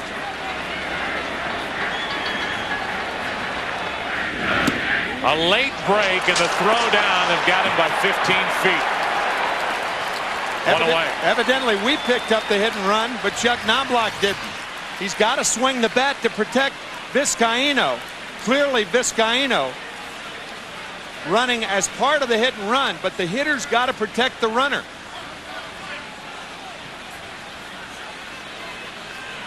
You got to follow through, even throw the bat at the ball if you have to. You can see the reaction by Knobloch, frustrated with himself for laying off that pitch, and now takes ball 4. Third walk by Hampton. And And he just does not have it here in the first 2 innings. And once again, Hampton repeatedly blowing on his throwing hand. That cut fastball, the two-seam fastball, the changeup, all pitches that require a great deal of feel out there on the mound. 49-degree temperatures, a very cold wind blowing here at Yankee Stadium. He's obviously having problem with the grip on that baseball.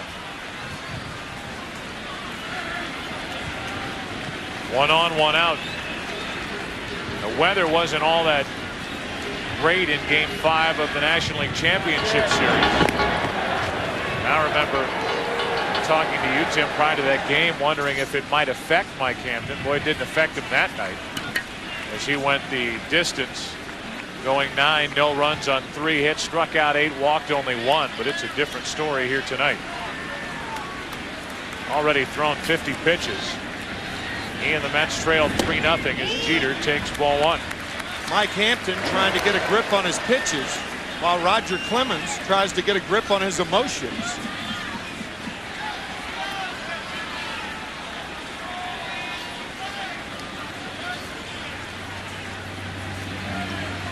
A homer, an error. That man erased. Vizcaíno out stealing. And now 2-0 on Jeter.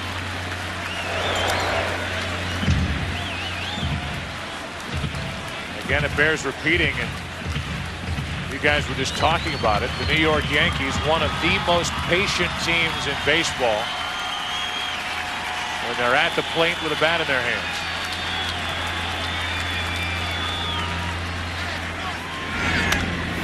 Base hit right field by Jeter. Perez can't make the play cleanly. Over to third is Knobloch. Into second is Jeter. Knobloch to the plate. He is out. And that's the second out of the inning, as the Yankees have lost 2 on the bases here in the second.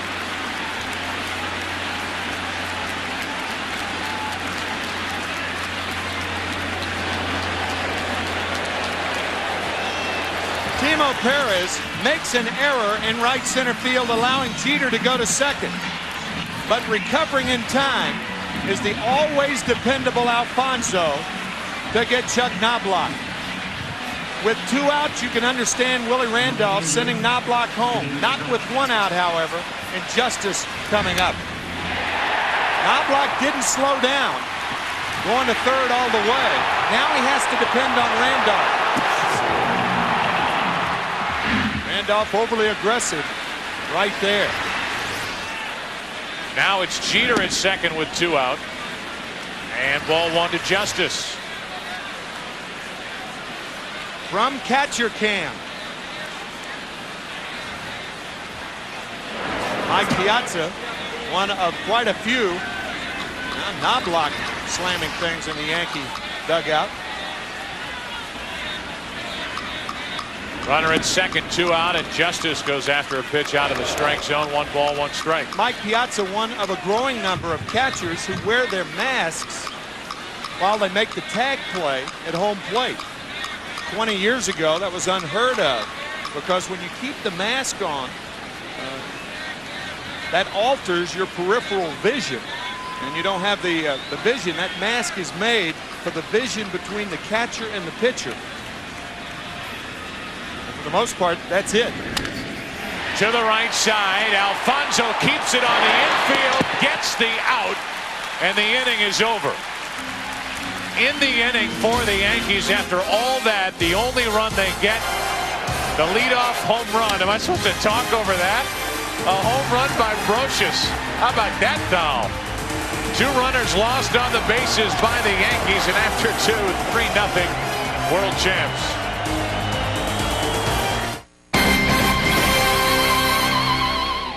If you build it, they will come. A Southland man transforms his backyard into a state-of-the-art wiffle ball stadium. I'm Jeff Michael. We'll take you there on Fox 11 News at 10.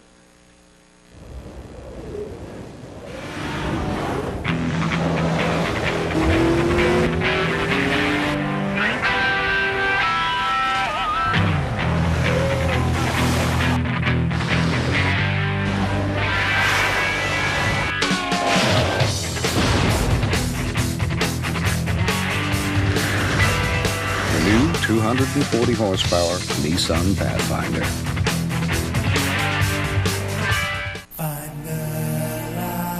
ready to fly. With more comfort, the best service, and of course, more space between seats.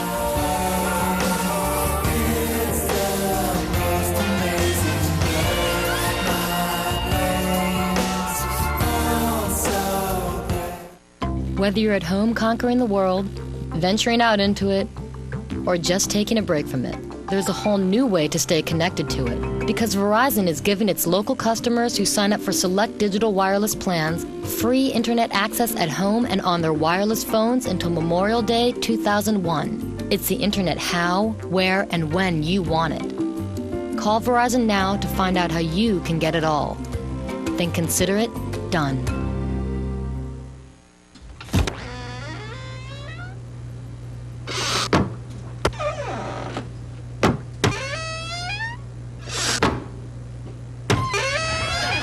Need new cabinets? Get some at the IKEA Heart of the Home event.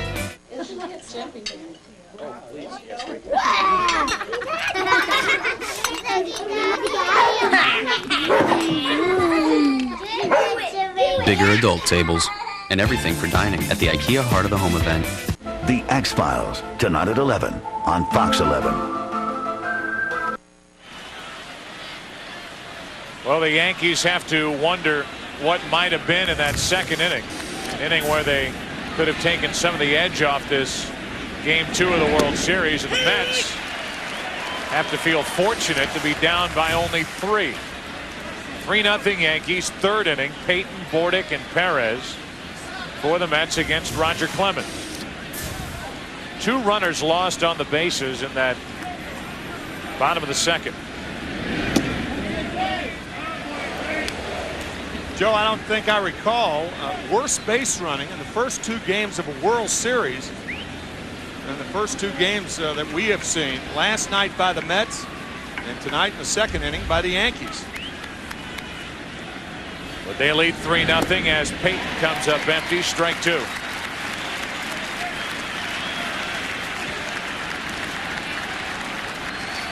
Three errors already for the Mets in this game.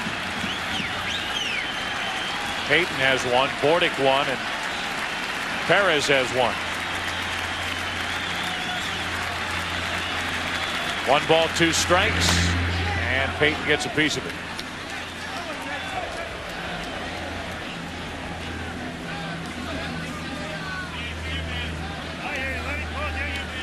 Bordick will be next. Talking about that Chuck Knobloch play, sometimes a third base coach will wave a runner to third base and then hold him up once he gets to third base. But in doing so, he must move down the line. If he stays in the box, it's too late to hold him up. I was watching Jeter go to second base, and I thought I saw peripherally Randolph waving Knobloch home. It could be that he held him up, but perhaps held him up too late, and that's why Knobloch was mad in the dugout. Here's the look. Knobloch going to third. Now, Randolph will appear in the right of your screen, right there. You see he's in the box. So if he held up Knobloch, it's too late to hold him up because he had waved him to third, and the runner can't determine whether it's to third or around third going to home. The 2-2 to Peyton is fouled back and out of play. 99 miles per hour from Roger Clemens.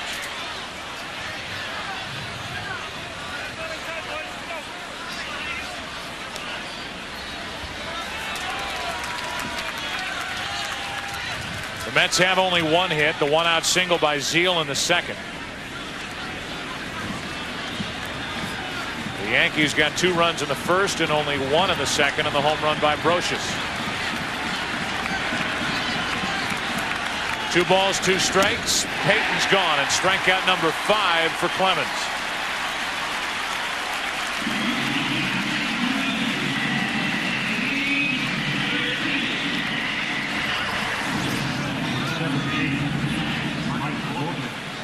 overpowering Jay Payton.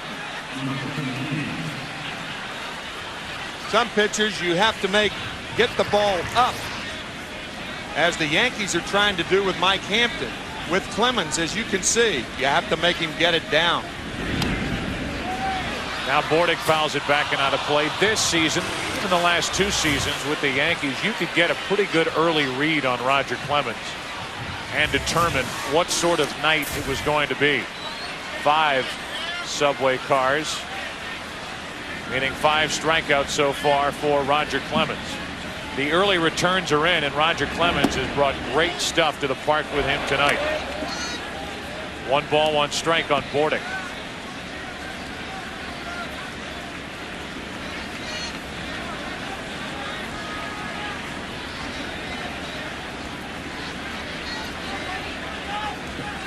One out, bases empty, and Bordick strike 2.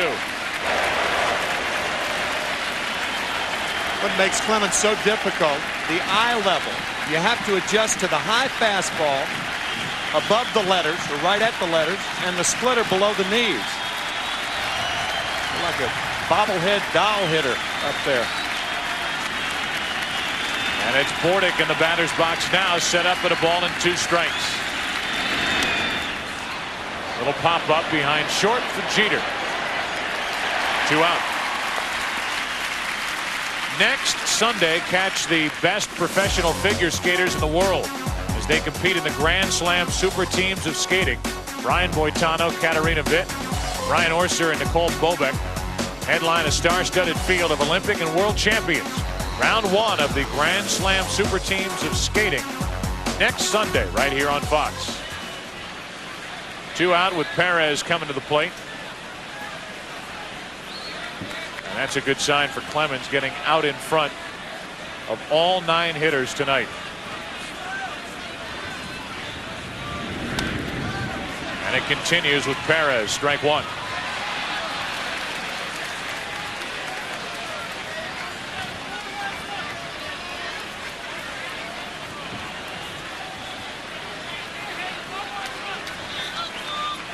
Perez in the running for the MVP of that National League Championship Series. The 5-game series with St. Louis. Easy for Tino Martinez, and the Mets go in order. So far, Perez not much of a factor in this series. Roger Clemens tonight is on. Mike Hampton still searching for it. Bottom of the 3rd, 3-0 Yankees. This week at IBM.com, Mike, the lawyer's here from corporate to make sure we don't overpromise on the new ThinkPad T20. It's light, durable, has an Intel Pentium 3 processor, titanium composite cover, very cool keyboard light, and you can order it direct from IBM.com. And is the baddest thing on the market. This baby is... Leon, I don't think we can say that legally. It's good. It's not bad.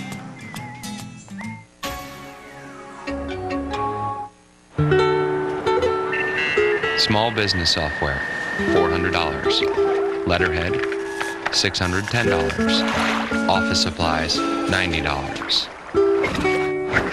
Remembering who you work for, priceless. MasterCard Business Bonuses lets you earn miles good on any airline, no blackouts. There are some things money can't buy. For everything else, there's MasterCard Business Card.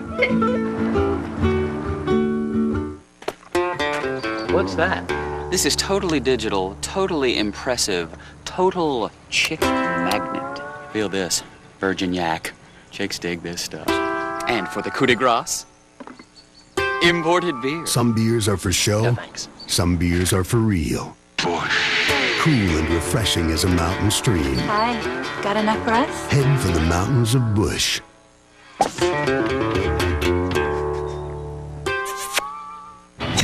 I could have killed you out there. No, sir. See, I set myself directly in front of you. Judging by how you was hitting them balls, I figured that's why I'd be out of harm's way.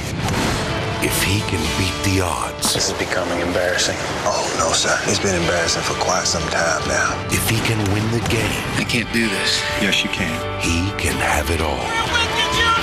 Will Smith, Matt Damon, Charlize Theron. Does he have a shot? The Legend of Bagger Vance. Rated PG-13. Starts Friday, November 3rd. Last season's smash hit comedy is back. Pass the lamp is a home run. 2 men scored. That was a foul ball. Are you crazy? It went right down the line. That was foul. You're home plate. You don't get a vote. The Emmy Award-winning Malcolm in the Middle, season premiere in 2 weeks on Fox. This game goes to the bottom of the 3rd inning, and Mike Hampton hoping that this is the half inning where he finds it. Base runners all over for the Yankees so far, and it's Bernie Williams to start the 3rd. Then Tino Martinez and Jorge Posada. 3-0 Yankees. They lead this series 1-0 and strike 1 on Williams, who walked and scored his first time up.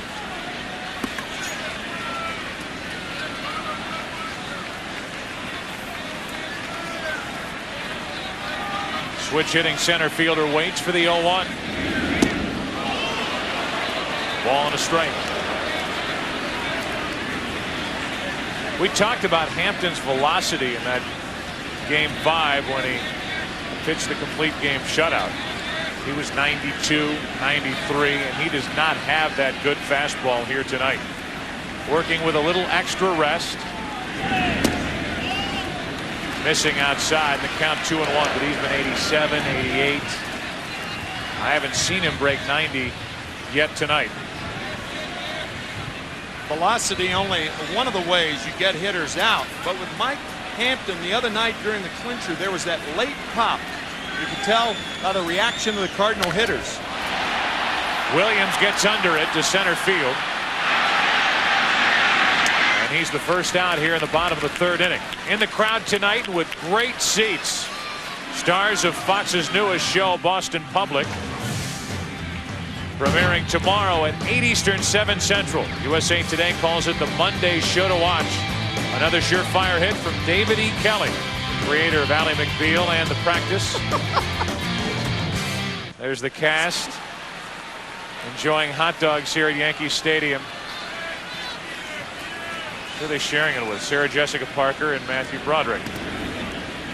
That's Fox Money buying hot dogs here at Yankee Stadium, and it's Boston Public premiering tomorrow, 8 Eastern, 7 Central, right here on Fox. HBO and Fox coming together for a dog at Yankee Stadium. What a moment. 1 ball, no strikes, 1 out, nobody on, and Martinez, strike 1.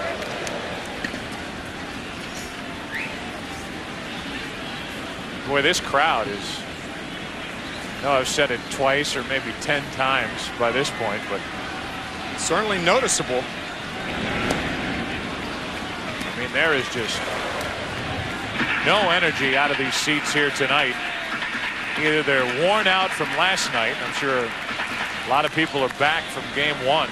It was a long, tiring night last night. Penny Marshall.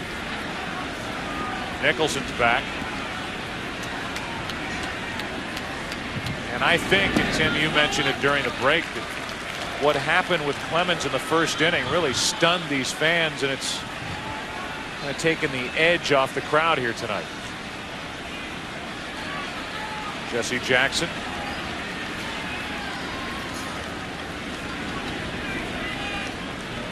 Two balls, 2 strikes, and a ground ball to Alfonso. 2 out. Trying to read into the reaction of any crowd is very difficult. You don't know whether it's embarrassment for what Roger Clemens did in the first inning, embarrassment for him, embarrassment if you're a Yankee fan. Stunned, I guess, is certainly an apt word. You had to look at Frank Robinson. Great player he was. Now in Bud Selig's office, handing out fines this year, suspensions. Sure, he sat up in his seat when Clemens threw that piece of the bat at Piazza back in the first inning. And to say that he threw it at Piazza, I don't know that that's accurate. It ended up heading toward Piazza. Every time I look at the replay of it, you can see that Clemens has his head pointed a little more up the line, but as the bat comes out of his hand, it ends up coming dangerously close to the Mets catcher. Hampton missing badly, and it's 2-0. So in the last 2 times those two have faced one another, Clemens has hit Mike Piazza with a ball and almost hit him with a bat. Commissioner. 2 out, nobody on, 2 balls, no strikes, and now 2-1 on Posada.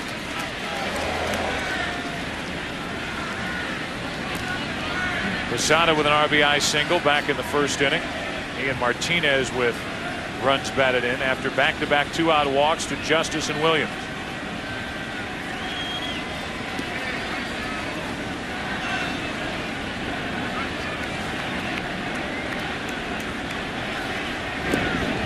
Now it's 3-1.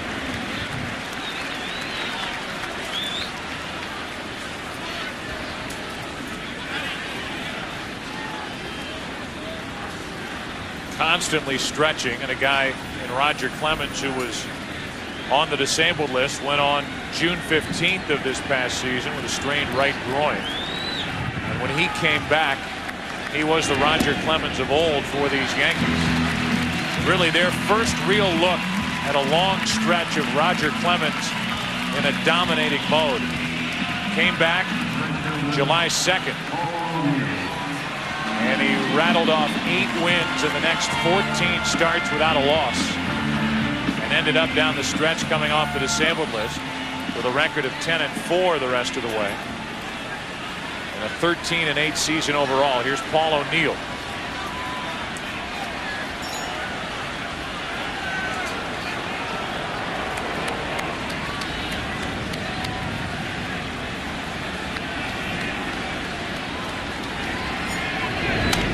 Up the middle. Alfonso can't get there. Posada will hold at second. It's 2 on, 2 out.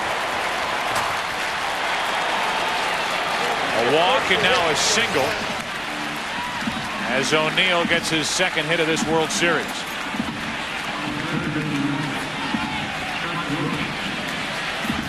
Just eluding Edgardo Alfonso.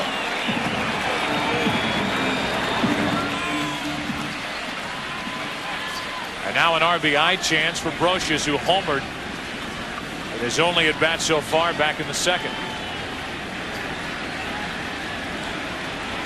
7 career postseason home runs for Brocious.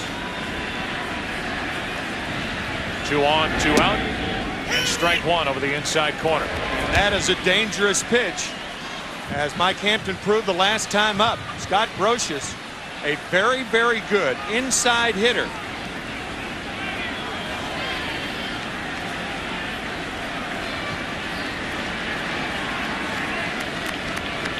Runners on at first and second, 2 out. That's off the plate and foul, strike 2. That fastball tailing away from Scott. That pitch was down here.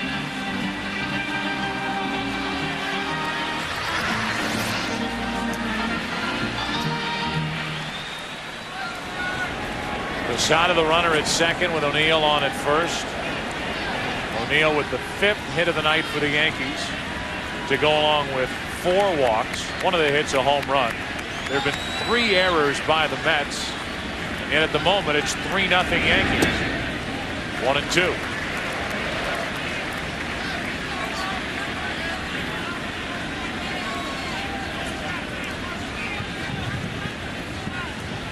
Vizcaíno, last night's hero, and already on base once tonight. Next.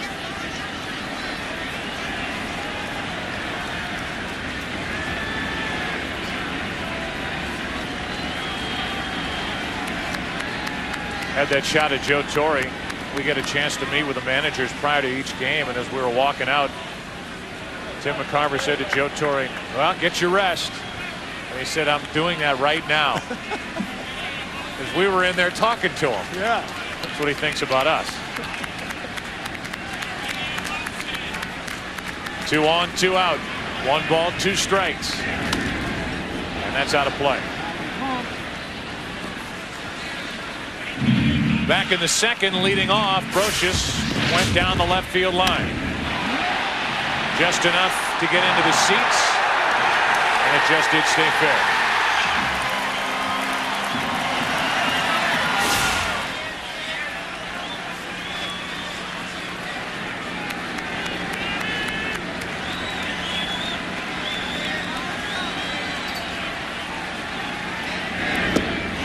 Got him reaching for it, and Brocious strikes out. Third strikeout for Hampton. And this game goes to the fourth inning with the Yankees on top 3-0. Lenny Harris came close. That was back in the second. Errors all over the place. Base runners all over the place behind Hampton. And it's 3-0 Yankees. I know when all is said and done, there's only one. Time keeps on moving on, but the good things never change.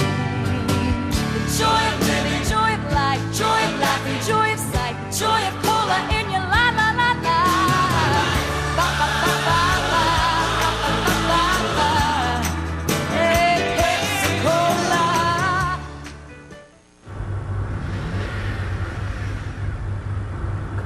Come on.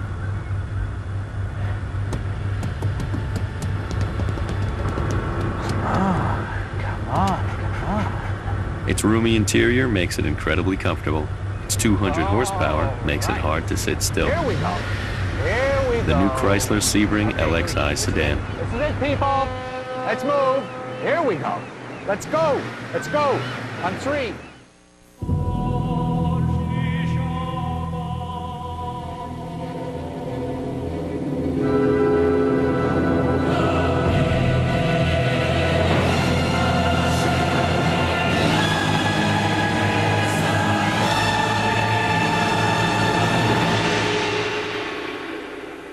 Is there an insurance company with a 146-year history of proving that your trust is not misplaced? Without question, the St. Paul. One night only. The Who.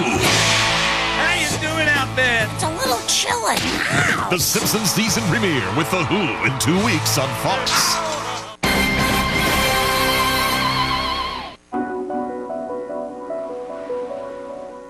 Can you imagine a world where you can take your shade with you?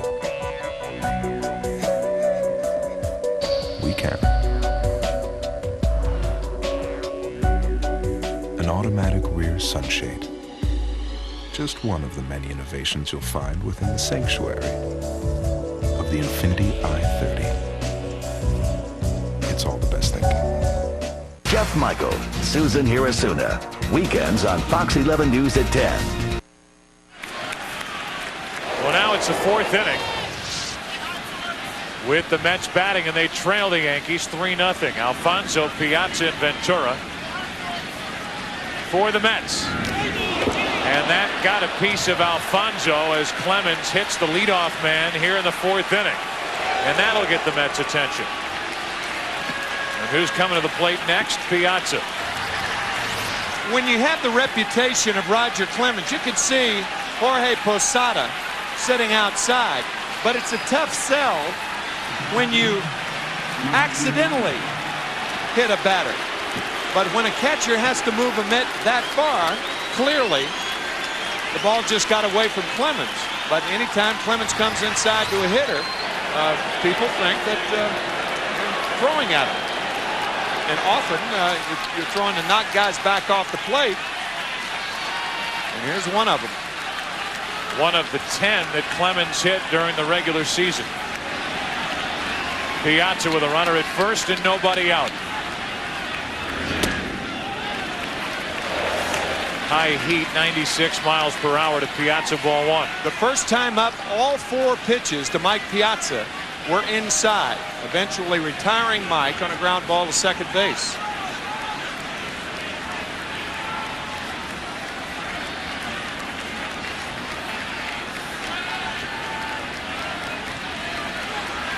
Piazza trying to give the Mets a jolt.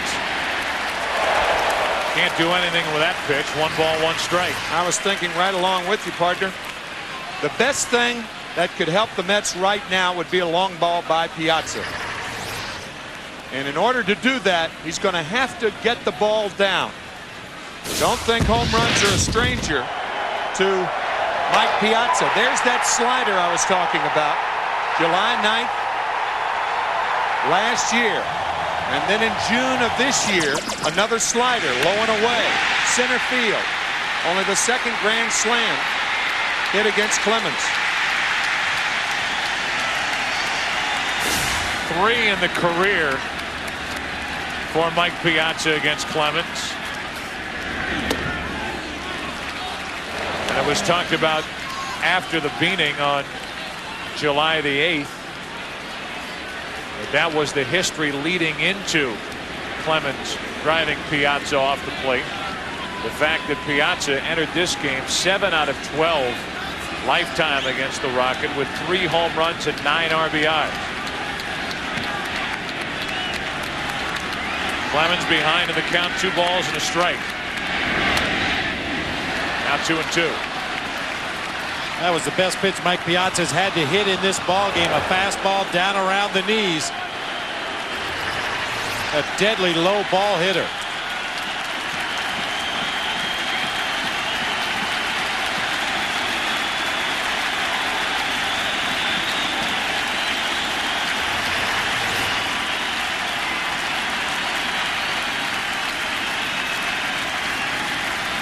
Alfonso hit by a pitch. 1 on, nobody out. And Piazza waits for a 2-2 from Clemens.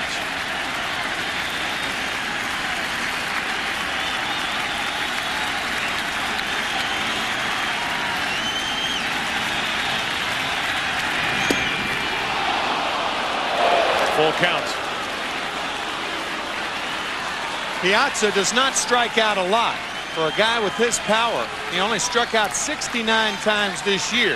However, against Clemens right now, I don't think Alfonso should be going 3-2 with the Mets trailing by 3 runs.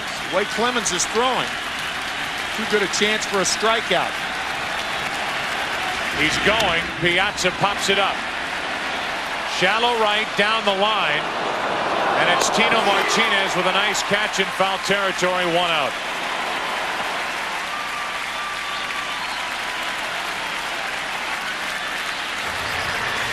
Just overpowering Mike Piazza. That was on the 2-1 pitch. I beg your pardon, that was a 3-2 pitch.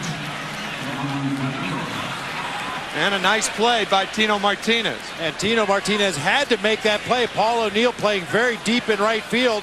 Jose Vizcaíno had broken to cover second base on the steal attempt. Tino Martinez, the only defender that had a chance to make that play, made a fine running over the shoulder catch. So now 1 on, 1 out. Clemens looks over at Alfonso as Ventura stands in. Robin 0 for 1. Hit a comebacker back in the 2nd inning to Clemens. Strike 1. Ventura in this postseason is 5 out of 34.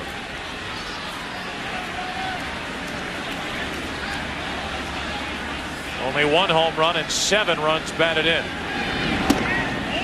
1 ball, 1 strike.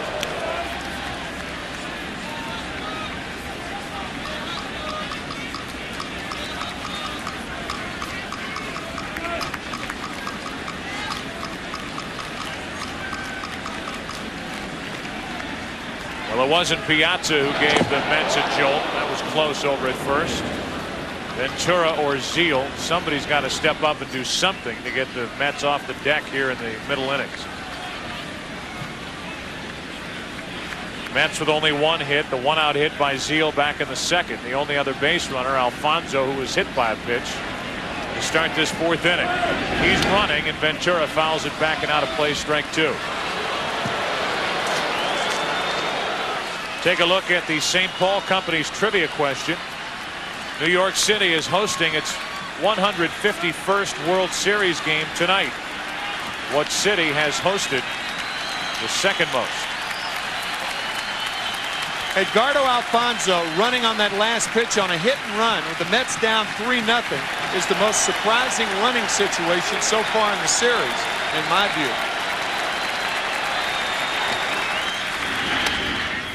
Ventura fights it off. The reason is relatively simple. He wasn't running to steal the base. Bobby Valentine put the hit and run on a 1-1 count. And the thing is that Clemens is a fly ball pitcher. He doesn't get a lot of ground balls.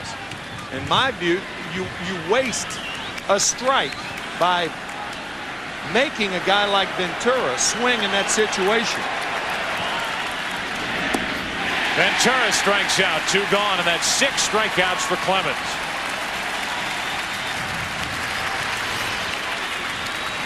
Tough splitter right here. But again, an idea of how Clemens gets ahead with the fastball and finishes them off with that biting splitter. That was our scouting report. Clemens true to it in that at bat. Now it's Zeal.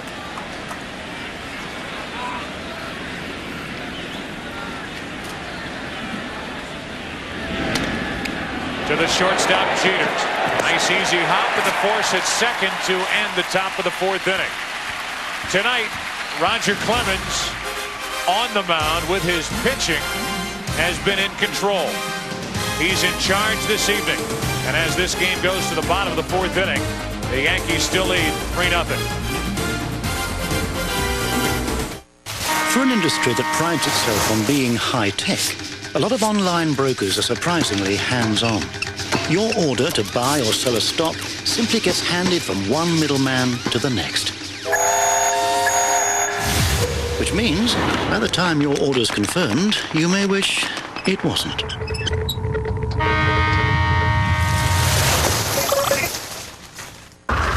Daytech Online, built to trade.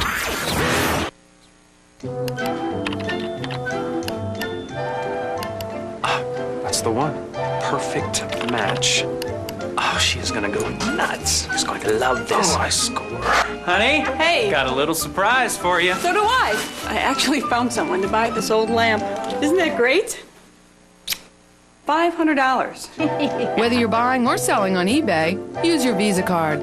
Visa, eBay's preferred way to pay. A lot of online brokers still process orders the old way, sending them from one middleman to the next. Is your online order routed to get you the best available price? Daytech Online, built to trade.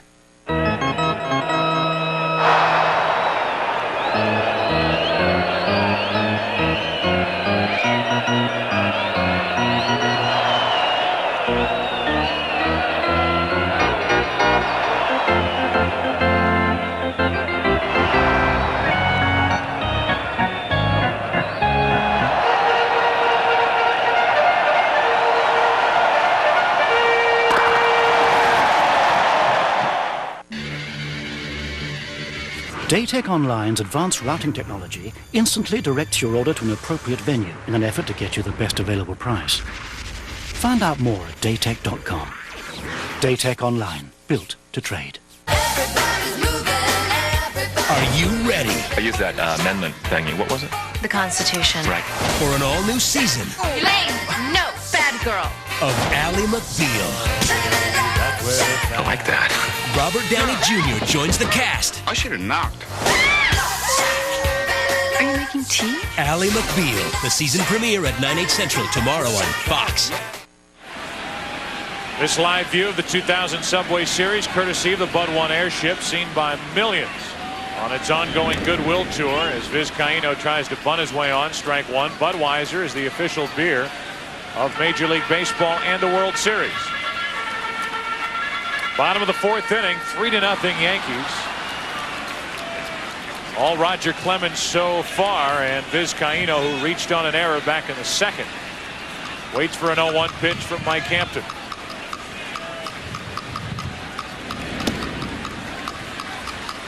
One ball, one strike. Bob Brenly to go along with something that you talked about a couple of innings ago.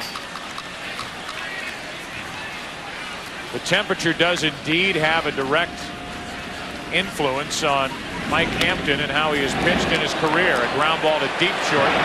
Good play by Bordick for the first out here in the 4th inning. Mike Hampton has made 7 regular season starts in his career. The game time temperature 50 degrees or below. This game started at 49 degrees. It's now 46 degrees.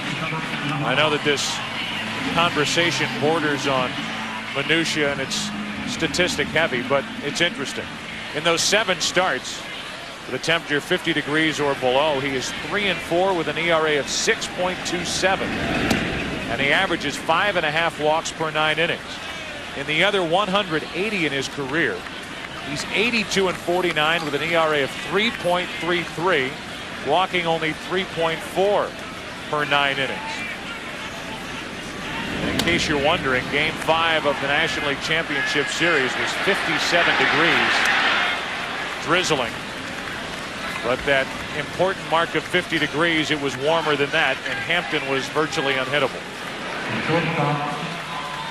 Well, the temperature was not a factor at the Tokyo Dome. We know that when Mike Hampton opened the season for the Mets against the Chicago Cubs. The mound may have been a problem in that particular ball game. Both pitchers having problems with their footings. The fans had a great time, however. Batters repeatedly slipping out of the batter's box. Hampton, as we mentioned, 9 walks in 5 innings in that ball game. Gave up only 4 base hits and allowed 2 runs to the Chicago Cubs. The official temperature at the start of the game, 49 degrees. Here at Yankee Stadium, it's 46 degrees here now. Even though that billboard out beyond Yankee Stadium said 56. 1 ball, no strikes, 2 out, nobody on, 2-0. I think it all gets back to what we were talking about. You see the opening day line for Mike Hampton over in Tokyo. That cutter, the sinker, the changeup, all very much finesse pitches that rely on the pitcher being able to get a very good grip on the ball, apply some finger pressure either with the middle finger or the index finger, depending on what kind of movement he wants. And Hampton, once again, blowing on his hand before every pitch until right before he goes into the glove. On the inside corner, 2-2. The bigger picture is, while the Mets and Mike Hampton have broken off contract talks, there is discussion that Mike Hampton doesn't enjoy pitching in this climate here in the Northeast. He's from Florida. He lives in Houston. Steve Phillips making the trade over the offseason to bring Hampton here, and right now he's in the category of a hired gun. If they don't retain him past this year, Zeal with a big stretch as Jeter grounds out 5-3, and that's the first 1-2-3 inning of the night for Mike Hampton. It must be getting warmer. We're into the 5th inning now, 3-0 Yankees. We have a great game room. It's open from 6 to 9, but people can pretty much use it whenever they want. And this is one of our rooms. As you can see, all of them have a nice view over to the courtyard. Is your father staying with you now? No. Oh, he's not. So this is home then, huh? I just want to make sure he's well looked after. I mean, this could be his last move. Where do you find inspiration? Sometimes where you least expect it. With technology that takes you beyond old boundaries to something more inspiring. Like the compact ProLiant server. With a 1.75-inch profile that fits everywhere, you can have your next big idea anywhere.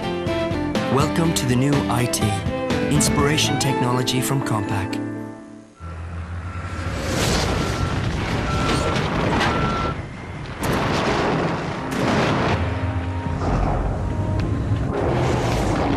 Introducing the all-new Silverado Heavy Duty. The most powerful heavy-duty pickup you can get. Silverado Heavy Duty.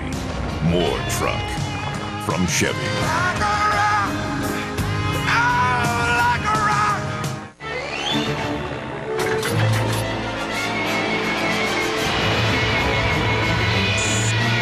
Introducing the most powerful Duracell Ultra ever. With new M3 technology, it's the most powerful alkaline battery in the world.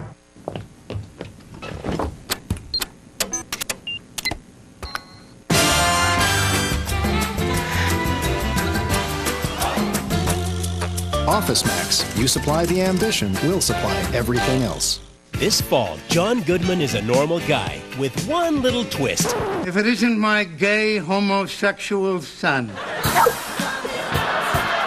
Normal, Ohio premieres Wednesday, November 1st at 8:30, 7:30 Central on Fox. Well, we welcome you back, and we will revisit the St. Paul Company's trivia question. New York City is hosting its 151st World Series game tonight. What city has hosted the second most? My guess would be your hometown, St. Louis, Missouri. And you are correct. 50 games, 47 by the Cardinals and 3 by the Browns. That Browns-Cardinals series back in 1944. The only year the Browns won it. Here is Agbayani leading off. 5th inning, and he lays off that pitch low and away, ball 1. Agbayani, then Harris, then Payton, as the Mets look for some sign of life against Roger Clemens. He's allowed only 1 hit. He's coming off that 1-hit shutout with 15 strikeouts in Game 4 of the American League Championship Series.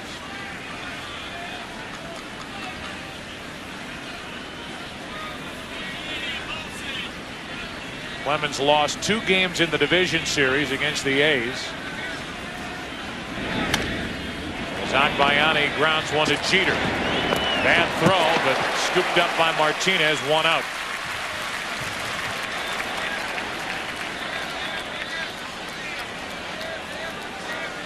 Roger Clemens staying ahead of the Met hitters for the most part.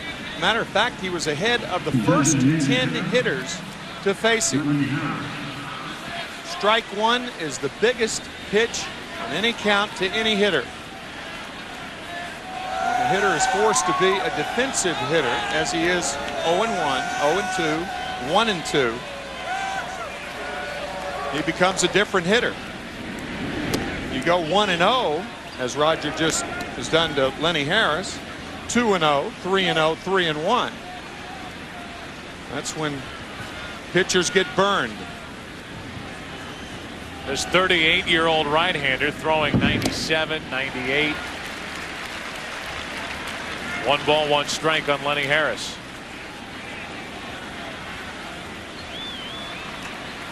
Now Leiter, giving up 2 runs in last night's game, for the most part was ahead of the Yankee hitters, and until Bubba Trammell's singles in the 6th inning, so was Andy Pettit. Make that the 7th inning. The pitching ahead in the count is vital to winning pitching. 2 balls and a strike. Lenny Harris with 1 out, 2-2.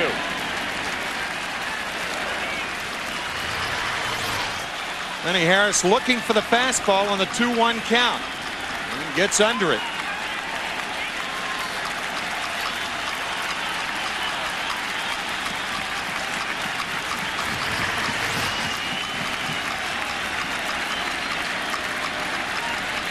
Crowd wants strikeout number 7. Harris stays alive.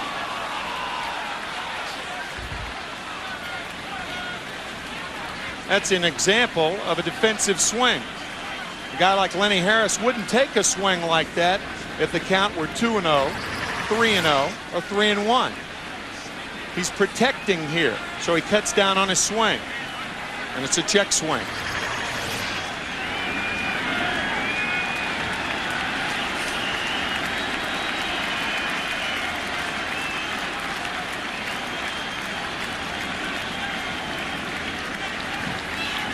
Harris struck out his first time. Payton waits on deck. A tester for Brocious. Good play, 2 out. On the 2-2 count.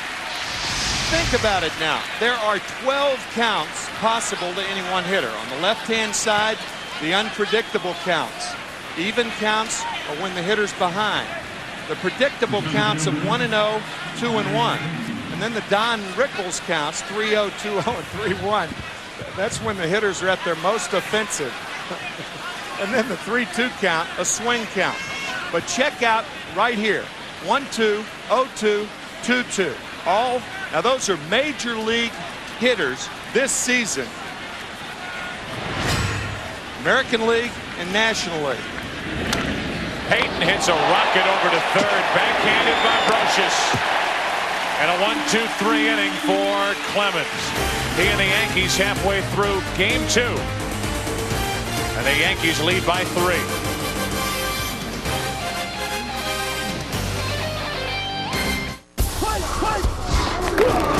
Jensen, that's not getting it done. You gotta squeeze that hole. Jensen, this isn't college. It's time to show what you got. If I get beat this time, cold ones for everybody. Make it a Coors Light and you're on. I can taste it now. Done. Ready, Junior? Bring it on. Ready! All that. Rookie, meet the coach. The old man. Out of the way, Malone. You're never gonna make a block with your center up. Keep it down. Your head up. Your back straight. Keep a leg under you. Drive!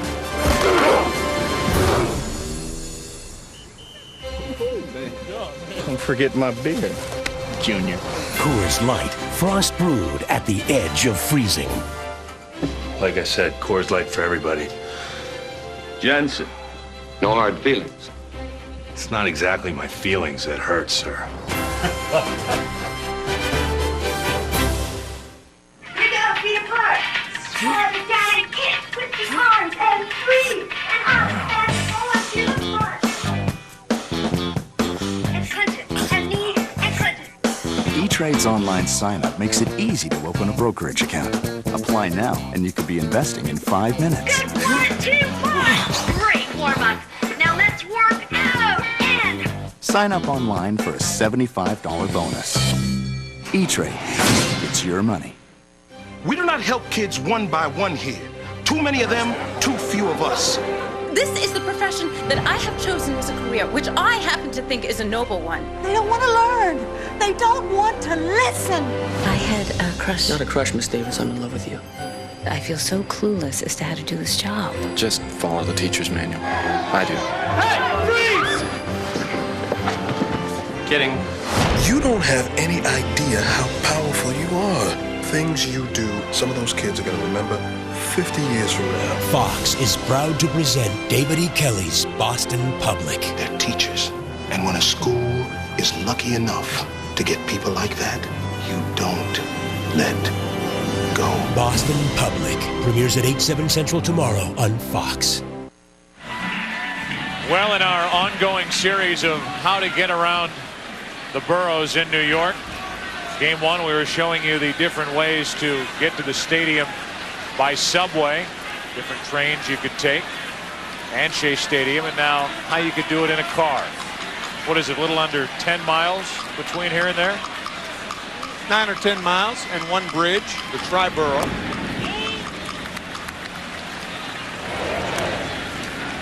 There's the Triborough, top of your picture. David Justice leading off for the Yankees here in the bottom of the 5th inning.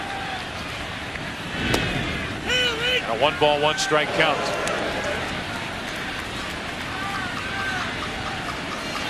Nice thing the governor of New York, Governor Pataki, has done. For 2 hours after every game at Yankee Stadium and Shea Stadium, the subway rides from the stadiums will be free. Free passage home. Yes, sir.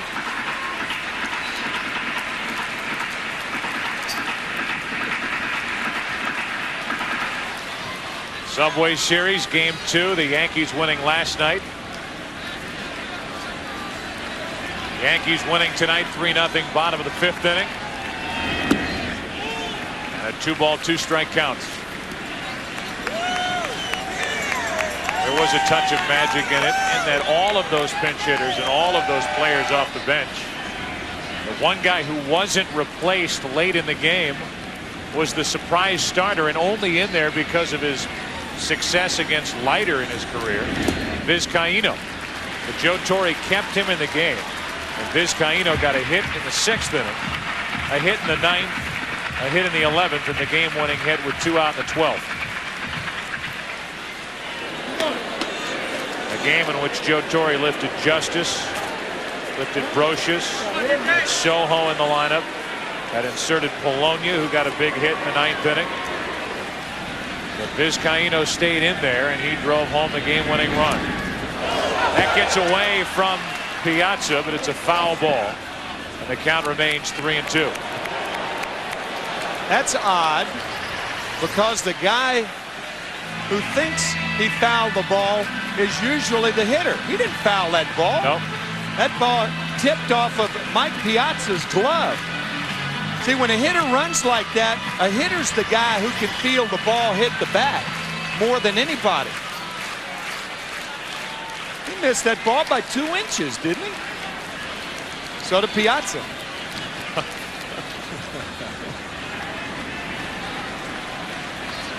Home plate umpire is Charlie Relaford.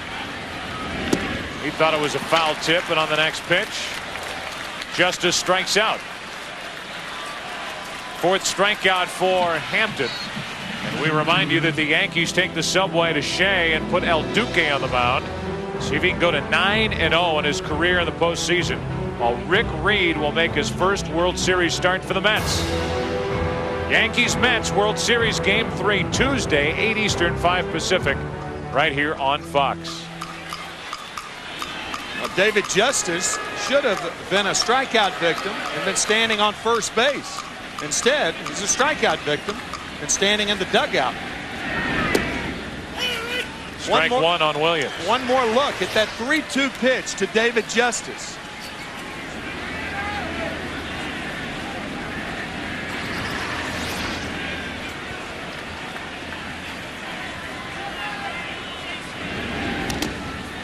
Now strike 2 on Williams. There are 2 guys in this park who know that David Justice should be on first base. And it's Justice and Piazza. You could see clearly right there. He did not foul tip that ball. Break for the Mets. And now an 0-2 count on Bernie Williams, who walked and scored back in the first. Up the middle, diving stop, Bordick. Good play, 2 out.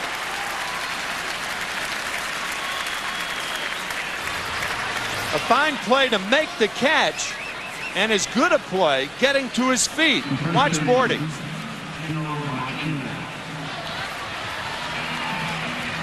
Great glove work and great footwork. Watch his bare hand as he keeps his fingers up when he slides across the turf, so that when he reaches into that glove to get the ball, he won't have a chunk of dirt between his hand and the ball.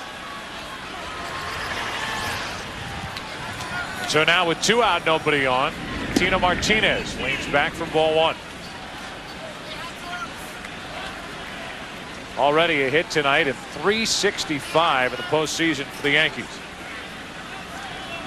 Bottom of the 5th inning, and the Yankees lead 3-0.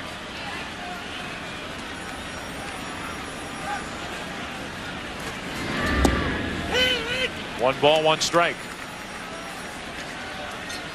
The Mets in the 6th inning will have Bordick to lead it off. And Perez and Alfonso. Anybody gets on, Mike Piazza. So a test coming up for Roger Clemens as Martinez goes into right center. Payton on the run, won't get there, plays it on a hop, and Tino Martinez has a 2-out double.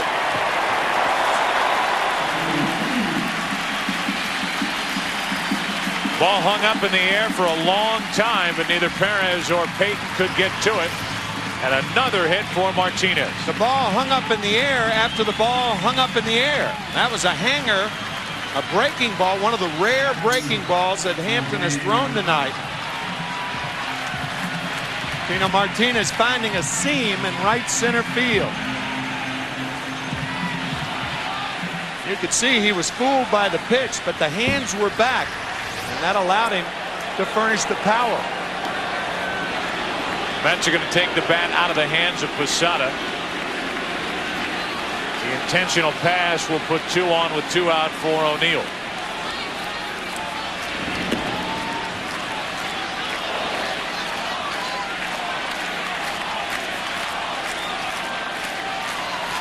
Last night, the Mets handed the Yankees 3 intentional walks. The 4th of this World Series being given to the Yankees here in the 5th inning of Game 2.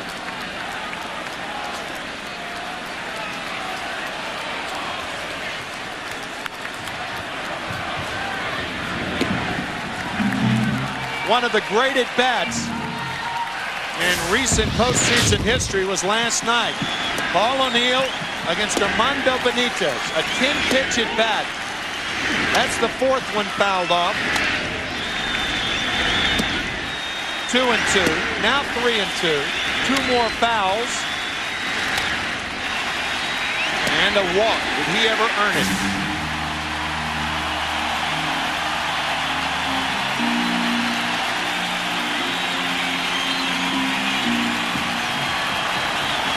Now it's O'Neill with 2 on, 2 out.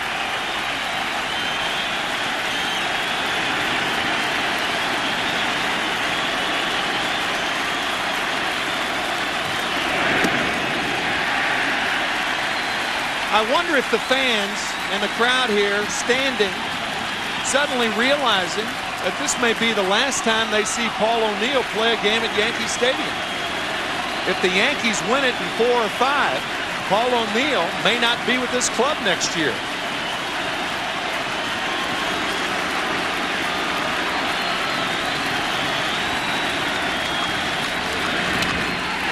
Into the right field corner. Perez going to get it. Won't get there.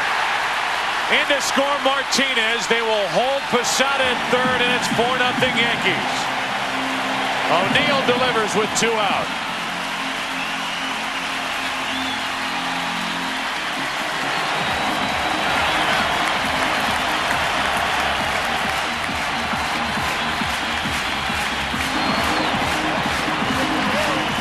As he has done since the trade that sent Paul O'Neill from the Cincinnati Reds for Roberto Kelly. 1992, his first year here at Yankee Stadium. A big hit. What a terrific play by Perez out in the right field corner to save a run. Playing it on a hop with a bare hand. Now first and third, 2 out, and Brocious strike 1.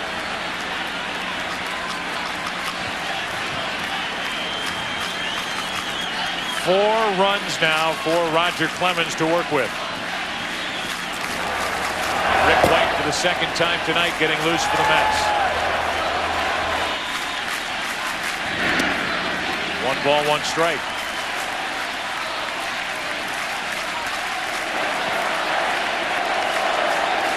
Posada at third, O'Neill at first. The reason we said that, as you look at the pitch count for Mike Hampton, the reason we said that about Paul O'Neill, there's been so much talk about the possibility of the New York Yankees signing Manny Ramirez of the Cleveland Indians, who is a free agent. And from nearby Washington Heights. Right. 2 balls and a strike on Brocious.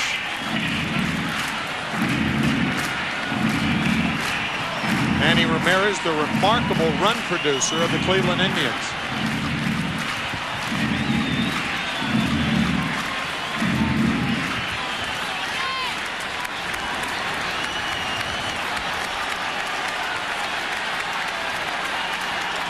Fifth inning, 4-0 Yankees. A chance for more.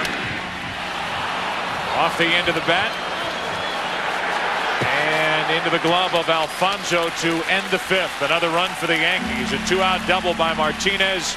An intentional walk to Jorge Posada. And it's Paul O'Neill who delivers the RBI single. That's how the rally started. And it was Paul O'Neill who drove home the run. 6th inning now. 4-0 Yankees. He's got to be here somewhere. I have seen things that I can't explain. I'm not going to solve all the route. I know what I saw. We're going to find him.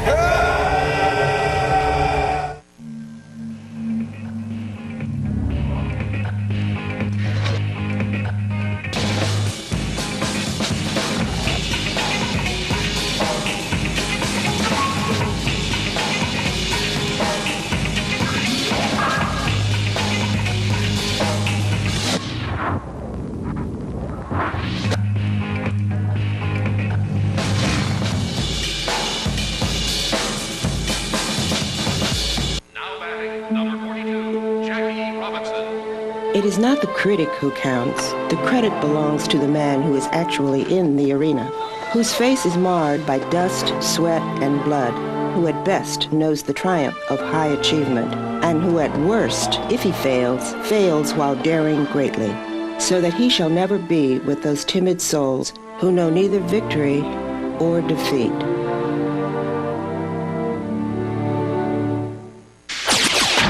Don't look. Just listen. 95.5 KLOS. Classic rock that really rocks. Never, never let running down a dream.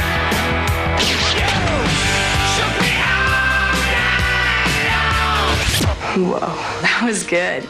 Let's do it again. 95.5 KLOS. Classic rock that really rocks. Fox.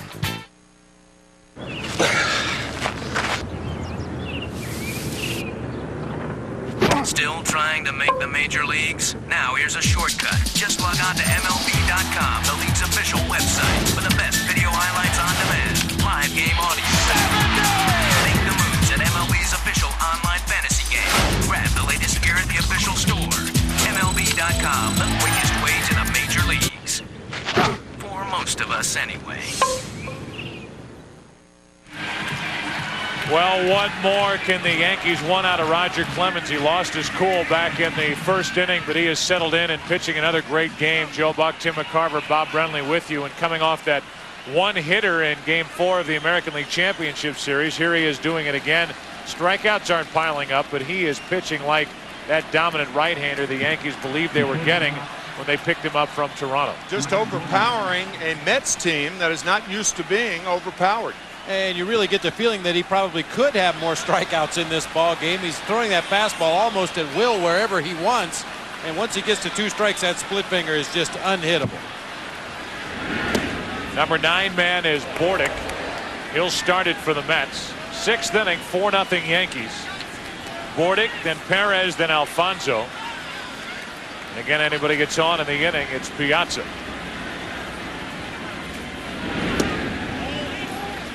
Two and 0.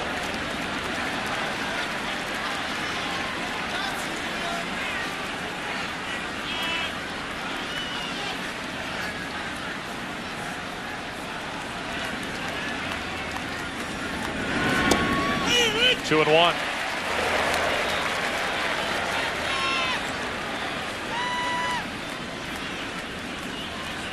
Perez next. Bordick with a count in his favor. Not anymore. 2 balls, 2 strikes.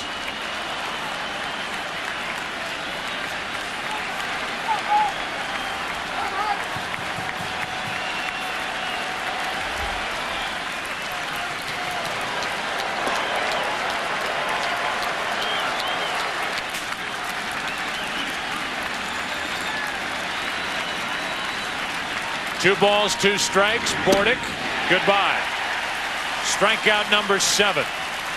Go back to Game 4 of the American League Championship Series. Up in Seattle, Alex Rodriguez is dusted off the plate. And then Roger Clemens went to work. Took care of the Seattle Mariners. That was the only base hit of the night. Down into the right field corner and just out of the reach of Tino Martinez off the bat of Al Martin. And now with 1 out, nobody on, here's Timo Perez, as Clemens is doing it again here tonight. And as usual, strike 1 to the Met hitter. Some comments from Alex Rodriguez after that Seattle double knockdown from Lou Piniella, the Seattle Mariner, and the Seattle Mariners in general. And it was brought out again that if you eliminate the designated hitter and the pitcher had to hit, there would be fewer knockdowns.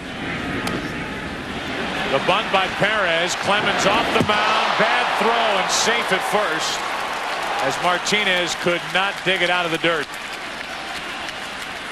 When you barehand a ball, it's very important to pick it up with the middle finger, index finger, and the thumb. Otherwise, in effect, you throw a changeup, and it looks like Clemens picks the ball up and that ring finger becomes involved, and he throws a changeup to first base. Normally, Martinez picks that ball, Check it out. See the ring finger right there? Whenever the ring finger becomes involved in anybody throwing, you choke the ball, and you have a tendency to short hop it, and that's what happened there. An error on Clemens. And a check on Perez. Still only one hit tonight for the Mets. It belongs to Zeal back in the second. Alfonso has reached base tonight, hit by a pitch leading off the fourth, but then Piazza fouled out to first. Ventura struck out, and Zeal bounced into a force out.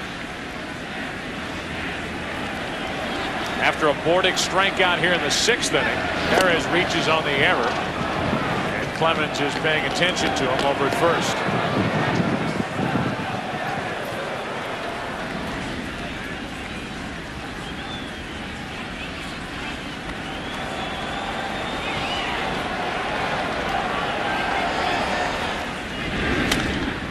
Alfonso off the end of the bat into center field. Easy for Williams. 2 down. Immediately Derek Jeter was calling out to Williams to get ready to throw and get it back into the infield with Perez, the runner, at first. Yeah, because Perez went back to tag up. Bernie, concentrating on the ball, has to rely on Jeter to tell him that Perez is doing this.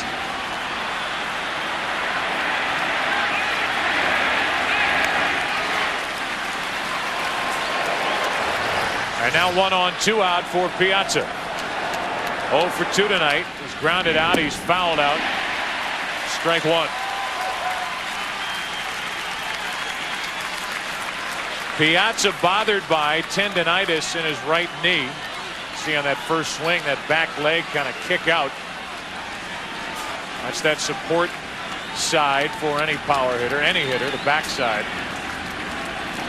Same thing that bothered Mark McGwire for the second half of the 2000 season, although not to that extreme.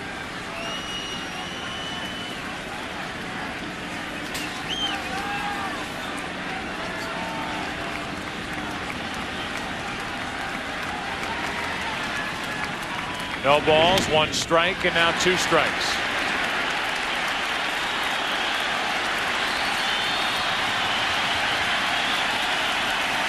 You notice that Clemens has not thrown Piazza 1 breaking ball tonight. Fastball splitter.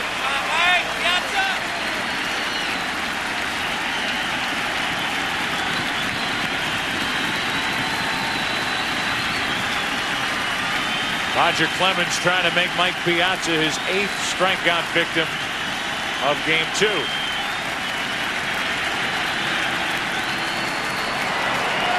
saw Jorge Posada put down 5-5. That's either a step off or a throw to first. Pitcher has the option.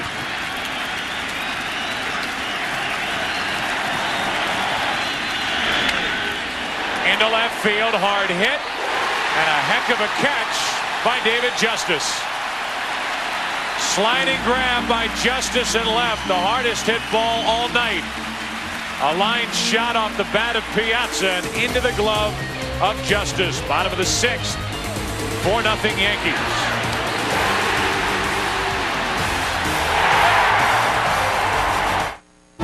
American General Financial Group presents A Century to Remember. September 1954, 8th inning of a tied Game 1. Cleveland's Vic Wertz is about to test the great Willie Mays. The Cleveland Indians versus the New York Giants. In deepest center field, the Say Hey Kid made the most famous catch in World Series history. The Giants would go on to sweep the series 4-0. American General Financial Group. Live the life you've imagined. What is the value of victory? What makes success so sweet? At American General, we help over 12 million people every day live the lives they've imagined. With retirement services, life insurance, consumer loans, and whether they have big dreams or little dreams, the real victory is seeing their dreams come true. American General Financial Group. Live the life you've imagined. The Italians gave the elegant style.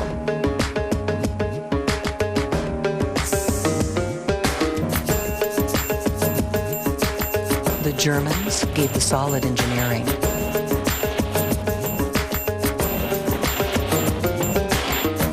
The combination that deserves all the attention.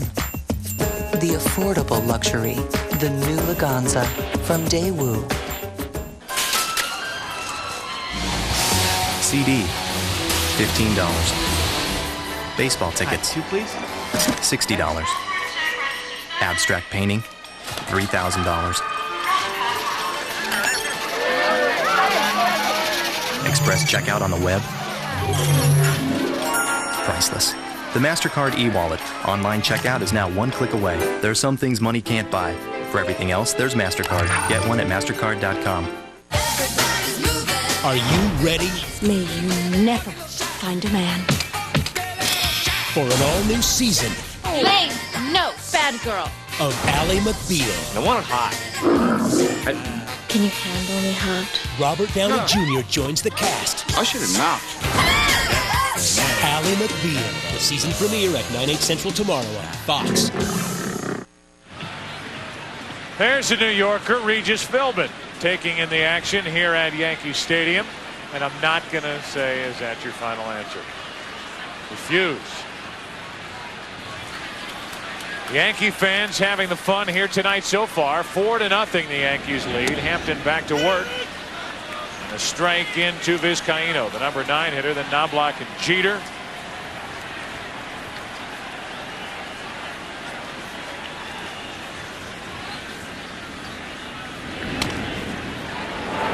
Ventura.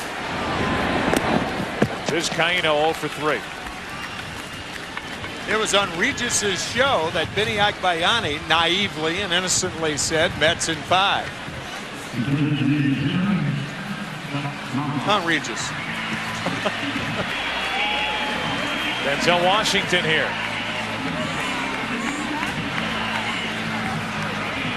Well, I mean, everywhere you look. Hollywood is here. A lot of New Yorkers that are in the entertainment industry. There's Billy Crystal, who helped us out last night. He came on the air with an open that Gary Lang put together and was voiced by Billy Crystal. 1 ball, no strikes on Chuck Knobloch.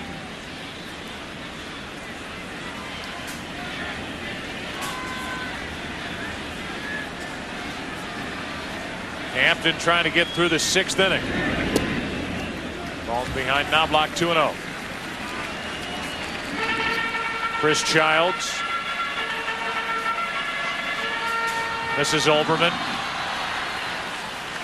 Keith's mom and a lifelong Yankee fan. Season ticket holder here at Yankee Stadium. Fitting that Knobloch would be the man at the plate. It was Mrs. Olbermann that Knobloch found with an errant throw earlier in the season. Benny Marshall. Laverne, whatever you want to call it. Into center field. 2 out. Tim, you want to talk about this? Bob, you want to talk about this? I think you ought to handle it, Joe. Yeah, I do too. June 17th. And it was Mrs. Olbermann on the other end of it. There she is in the seats, and we go down to Keith Olbermann here in game 2. Keith? You know, as Mom said, Joe, in 1934, Babe Ruth gave her a baseball. In 2000, Chuck Knobloch gave her a baseball. Just the delivery was a little different. Mom's a gamer. She'll be here again if there's any more this season. 2 out, nobody on, and Jeter takes a strike, but it does point out what's going to happen, or at least the plan for game 3, and we touched on it last night, that Chuck Knobloch, even with those throwing troubles and the bad elbow, is supposed to start at second base in game 3 as Jeter goes into left center. Well hit off the wall. Jeter cruises into second with a 2-out double.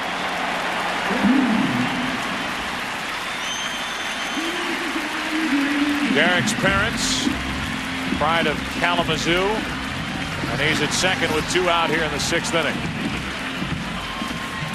A flat fastball from Mike Hampton. Mike has not had good stuff tonight. Yankees with a 4-run lead, trying to tack on with 2 out here in the 6th. You really get a sense from catcher cam that pitch right in the heart of the plate for Derek Jeter. Now it's David Justice. Hangers can be high, they can be low, they can be waist high. I think the definition of a hanger, a pitch that's action has stopped in the strike zone, whether it's down, up, outside, inside. Justice tonight, a walk and a run scored, 0 for 2, and now Glendon Rush gets loose with Bernie Williams on deck and Tino Martinez, then the switch hitting catcher Posada. And that hit Justice on that front arm and off that arm guard that he wears for just such a pitch.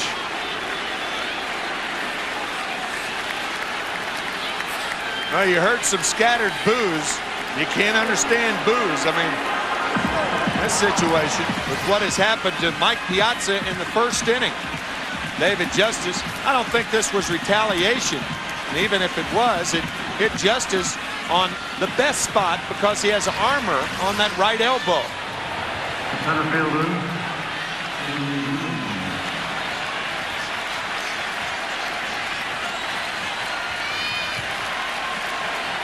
Hampton now with 2 on and 2 out. Bernie Williams, strike 1.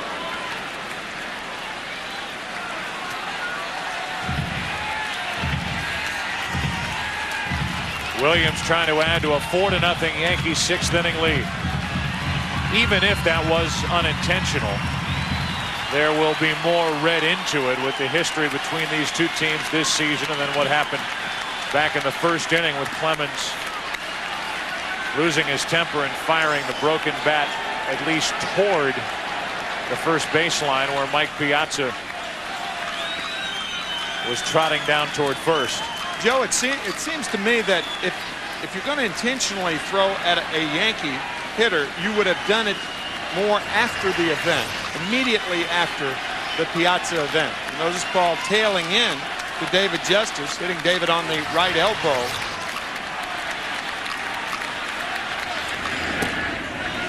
Down and into Williams, a ball and a strike. You know, much was made about the fact that Roger Clemens starting in Game 2 rather than Game 3 at Shea Stadium. Roger Clemens would have had 3 at-bats in this ball game by now had this game been at Shea Stadium. And I guarantee you, in at least one of those 3 at-bats, he'd have been on the seat of his pants. You're right.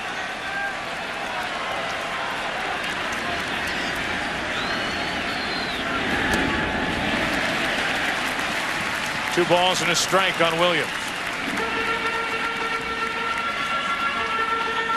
Dave Wallace. Bobby Valentine conferring in the Mets dugout. Glendon Rush got to be ready by now. But they'll stick with Hampton. 2 balls and a strike on Williams.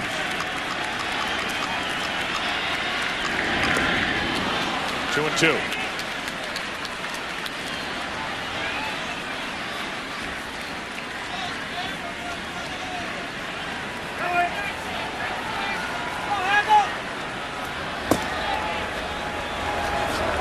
Rush staying warm in the Mets bullpen. The Mets in the 7th inning will have Ventura, Zeal, and Agbayani.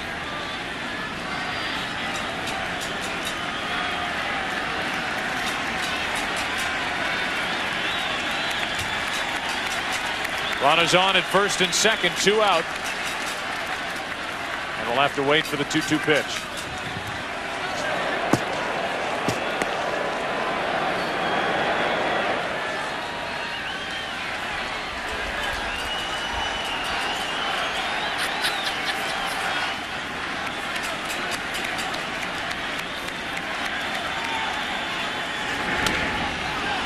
A pop-up off the bat of Williams into right center.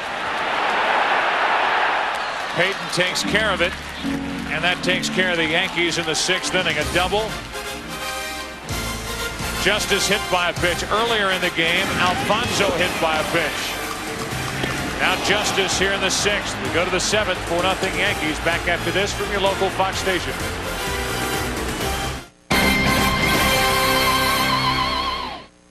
Tensions run high at a protest to end police brutality as demonstrators clash with riot police. I'm Susan Hirosuna here from Marches and Police tonight on Fox 11 News at 10. So Jenny, there'll be chaperones at this dance, right? Yes, Dad. Well, I hope you two have a good time tonight. Don't worry. I know how to treat my ladies.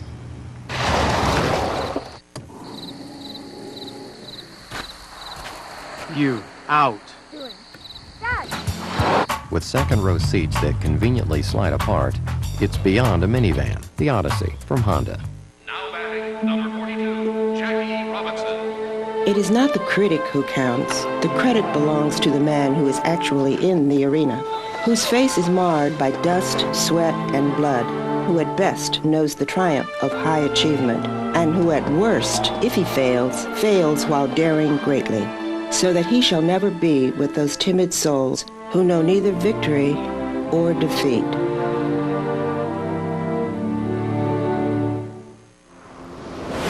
Here's a quick report on what the Auto Club of Southern California has been doing for the last 100 years.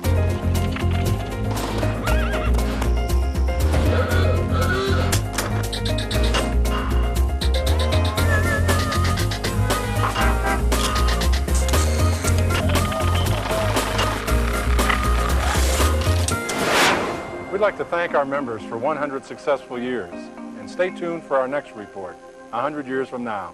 When someone's got a problem shooting, I'm the guy they call. I've been studying the mechanics of a perfect basketball shot for 20 years. Fingertips on the ball. When it comes to investing, I look for a mutual fund that takes the same analytical approach. Take the shot. With in-depth research and investment expertise, Oppenheimer Main Street Growth and Income Fund has outperformed the S&P 500 index over the past 10 years. Science is important, but it doesn't hurt to have a feel for the game. Oppenheimer Funds, the right way to invest. Third Rock from the Sun, weeknights at 6 on Fox 11. Pride of Lafayette High School in Brooklyn, Larry King. As this game goes to the 7th inning, 4-0. The Yankees on top. Clemens spinning a one-hitter at the Mets. Ventura 0 for 2, then Zeal, then Agbayani. Another impressive start from Roger Clemens, going back-to-back with strong starts in this postseason after losing the first 2 starts that he made against the Oakland Athletics. Mets during the season, 45 come from behind victories. It's tied for most in the majors as the count goes to 2-1. Clemens has not showed any signs of wearing down or slowing down so far. Ventura goes after one out of the strike zone, 2-2.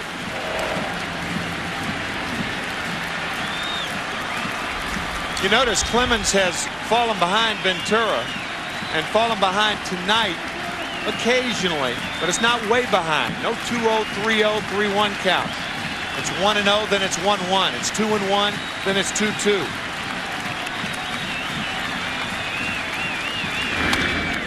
Ventura into left center field. Slicing to Justice. 1 out. Earlier, we talked about dissecting the count. The 12 different counts in baseball. The unpredictable, predictable, Don Rickles count, when batters are most offensive, and the swing count, the 3-2 pitch. The reason we brought this up and we brought it back was it's startling when you realize that Mark McGwire last year had 65 home runs, and only 8 of those home runs were hit when he was behind in the count. So if it applies to the greatest home run hitter of our era, perhaps any era, it certainly applies to guys who don't hit home runs. 2 old friends getting together. fraternizing in the bullpen. David Cone, who may very well start Game 4. Joe Torre with an interesting comment prior to this game, talking with John Franco. Joe Torre saying that in all of his years here with the Yankees, which started with that World Championship in 1996, his best decision was putting the ball in David Cone's hand for that Game 3 start of the '96 World Series. Good swing by Zeal, 2-2. If you remember, the Yankees were down 2-0 after losing 2 here in New York. David's hungry right now. And then down to Atlanta. David Cone with start of a lifetime in that Game 3. And the Yankees went on to win that game 3 more. And they have won 13 consecutive World Series games from that point on, from David Cone's start in 1996 through last night. That's a record as Zeal grounds a base hit through the left side, and Zeal has 2 hits tonight.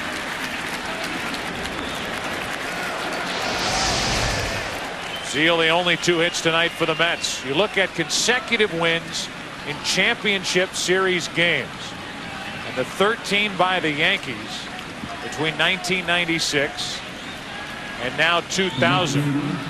97 they weren't involved. You look at hockey, the Montreal Canadiens had 11 straight. The best in the NBA Finals, the Houston Rockets in '94-95 with 6 in a row.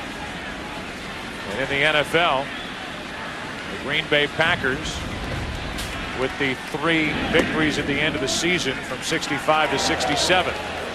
But at the top of that list, these Yankees, who set the record with last night's victory.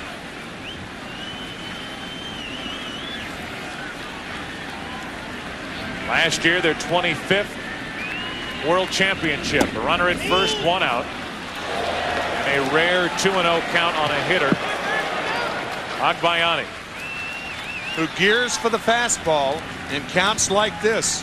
Agbayani with power to all fields. So far, he's struck out. He's grounded out. Geared up for the fastball, and he fouled it off. 2-1. This copyrighted telecast is presented by authority of the Commissioner of Baseball and may not be reproduced or retransmitted in any form, and the accounts and descriptions of this game may not be disseminated without express written consent of Major League Baseball.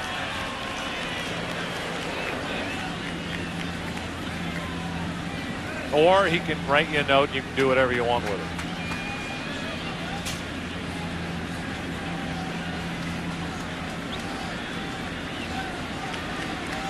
Quick meeting on the mound as Posada went out to talk to Clemens. No serious threat tonight yet by the Mets. Runner at first, 1 out.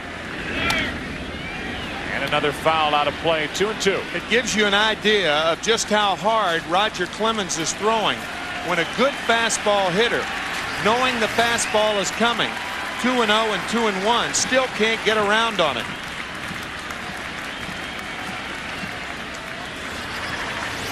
And apparently Posada and Clemens are going to verbally give the signals for the rest of the game. Once again, Posada with a quick visit out to the mound, which will be another reason for long games. 2 balls, 2 strikes. 1 on, 1 out. Mets trying to get something going against Roger Clemens. Agbayani missed it. Down to second is Zeal. The throw down to first is unnecessary. I mean, you see this all the time, and you get the idea that Major League ball players don't know the rules. When first base is occupied and there are less than 2 outs and the batter strikes out, he's automatically out. The runner can advance at his own risk, but both Agbayani and Posada were wrong. Last night, we saw Jay Payton foul a ball behind home plate and then look behind home plate, even the ball ended up fair, thinking by his actions that the ball was foul. what is going on. And you can see by that throw from Posada, which took off on him.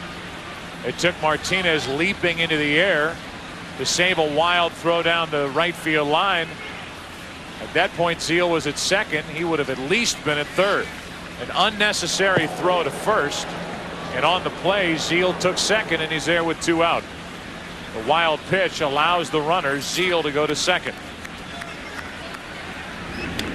Strike 1 on Harris.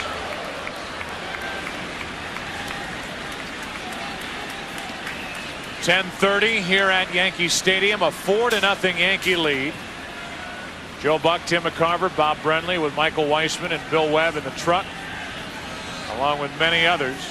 And the Yankees, who won last night's game with a run in the 9th inning to tie it and a run in the 12th inning to win it 4 hours and 51 minutes after game 1 began, have led throughout tonight. Roger Clemens has been in control, and that's out in front of the plate. Clemens makes the play, almost hit Harris with the throw down to first, and the inning is over. A hit, a wild pitch. The Mets strand their 4th. Time to stretch at Yankee Stadium. 4-0 Yankees.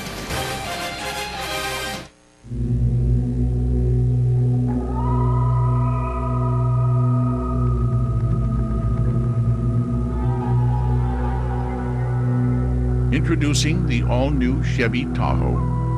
Now offering a 3rd row of seats that's light and easier to handle than anything else out there. It's nowhere near anything. The new Chevy Tahoe, like a rock.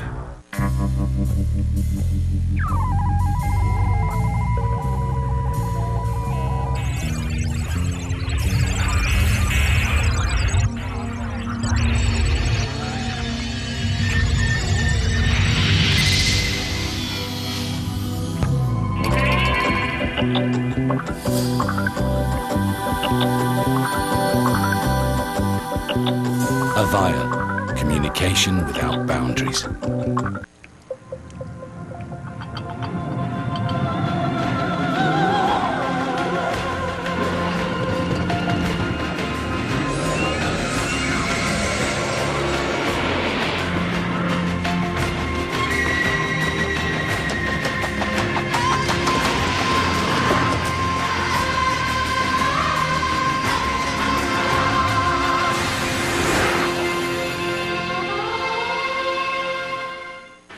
Elevator's out. I walked up. We're past another scorcher. It's hot. High of 95. Come on, it's too hot to play games. Oh, come on. You're getting warmer. You're getting hotter. You're burning up. You're getting colder. You're getting colder. You're freezing. Coors Light, frost brewed at the edge of freezing. You're an iceberg. The World Series on Fox is brought to you by Chevy Trucks, the most dependable, longest-lasting trucks on the road, and by Coors Light, proud partner of the John Wayne Cancer Institute in their search for a cure. The Budweiser blimp, Bud One airship, and its eye-in-the-sky camera, proud to provide you with these live shots 1,000 feet above New York in tonight's game here in the Bronx. Well, Mike Hampton is finished. Glendon Rush takes over here in the 7th.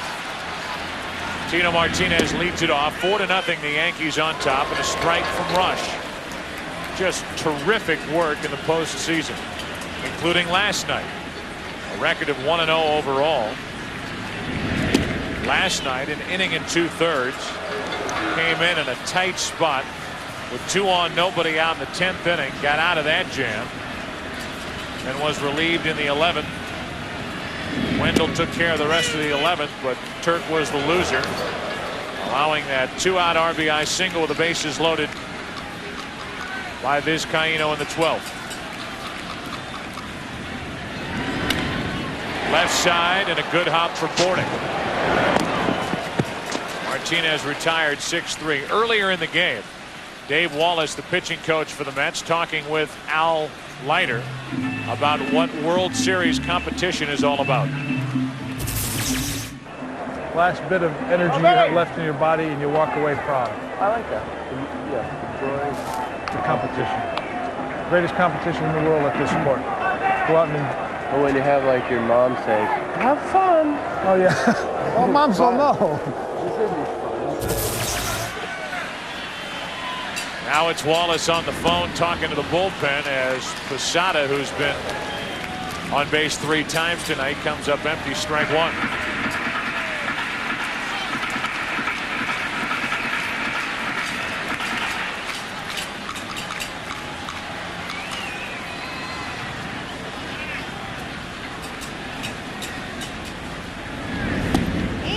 One ball, 1 strike. Did Mom ever say have fun? Oh, yeah. Yeah, remember, have fun. Sure. I still love you, even if you're 0 for the World Series. Even if an entire town is chanting your name with bad things surrounding your name. I still love you. Have fun. Dave Wallace and these Mets trying to find something to enjoy here tonight, but it's been all Yankees. Well, dads say be sure to have fun also. And Mike Hampton's father, Mike Sr., is up from middle of Florida, from Brooksville. It's only his 4th airplane trip. He does not like to fly, but up to see his son because he promised Mike that he would see him if they reach the World Series. Not a good start for Mike tonight. But should the series go that far, he will be the starter in Game 6 against the Yankees. Mike Hampton and Roger Clemens both live in Houston during the offseason. The 2 starters for tonight's game, and they play pickup basketball against one another during the offseason. They'll have a little more to talk about this upcoming offseason as Rick White, for the 3rd time tonight, gets loose. O'Neill ought to be loose after that swing. 1 ball, 1 strike. Instead of pickup basketball, Mike's first question might be, why did Roger Clemens pick up the barrel of the bat tonight? That happened back in the 1st inning when Piazza shattered his bat. Went down the first baseline, at least partway down the first baseline. That's foul. And then Roger Clemens picked up the business end of the bat with the jagged edge to it and fired it over at the first baseline, which ended up dangerously close to Mike Piazza. Can you imagine if he hit him with that piece of the bat? No, I can't. Nope.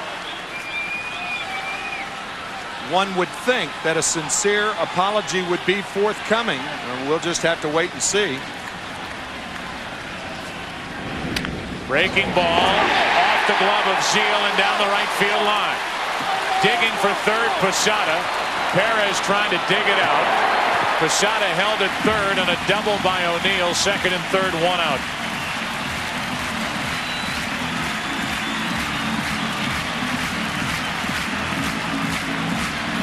That is only the 3rd extra base hit for Paul O'Neill since September 3rd. His 2nd double, he has 1 home run. Between Zeal and the bag, Paul's 3rd hit of the night.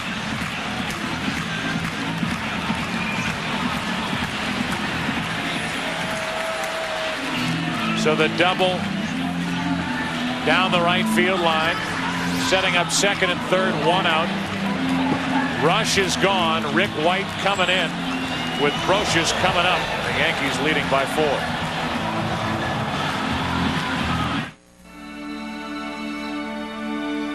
Sleep, my love, and peace will send thee all through the night.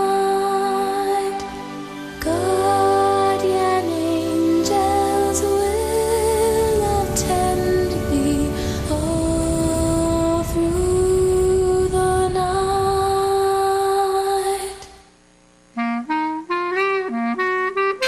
The new economy won't be like the old new economy. The new economy will have new ideas.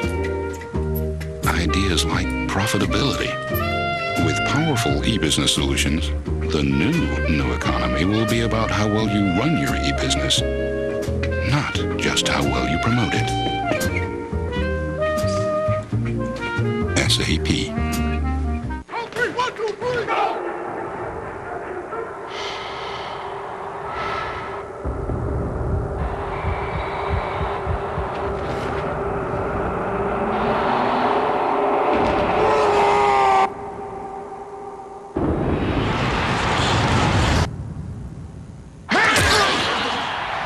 E-squared from Energizer, a whole new battery with a heart of titanium that lets you take power to the next level.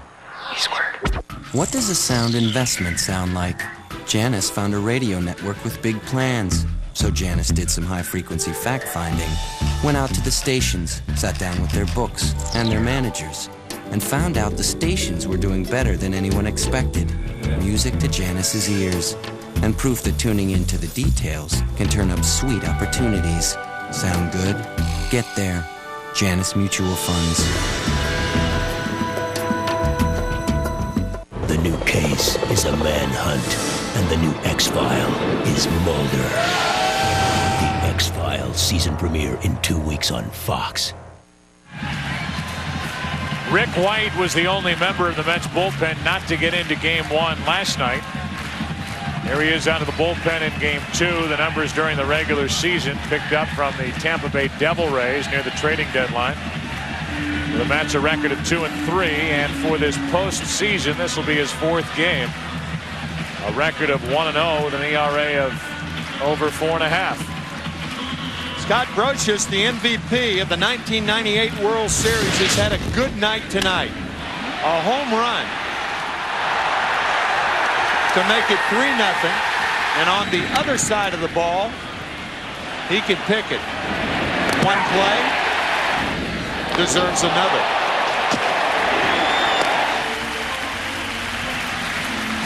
With the appreciation of Roger Clemens, and now Brocious with a chance to bust it wide open with runners at second and third, 1 out. The infield is in for the play at the plate. Here's a situation. You have a 4-run lead, regardless of the speed of the runner. On a ground ball, the runner from third goes on contact. The worst that can happen, you end up with runners at first and third and 2 outs, but you've taken a chance to score a run. White steps off. The Mets had an opportunity to do that last night with Todd Pratt on third base, a 3-2 lead, and 1 out, and Bobby Valentine elected not to send Pratt. A slow roller was hit to Vizcaino. He bobbled the ball. Pratt probably would have scored had he been running on contact. But the Yankees got the Mets out of the inning. The Yankees tied it in the bottom of the 9th and then won it in the 12th. And the interesting thing was, in talking to Joe Torre, and you asked him the question, you said if O'Neill doesn't walk, if he makes it out in the 9th inning last night, who bats? And he said probably Canseco or a home run hitter. If it's a 2-run inning, it might be a home run hitter, somebody who could pop the ball out of the park instead of Polonia, who got a big base hit. Then Vizcaino stays in the game. He gets a hit, and the sac fly by Knobloch tied the game. So that was a big run that wasn't scored on the obvious side, with keeping it a 1-run game, and then on the tactical side by what happened in the bottom of the 9th in the mind of Joe Torre in the Yankee dugout. Second and third, 1 out, and Brocious takes ball 1.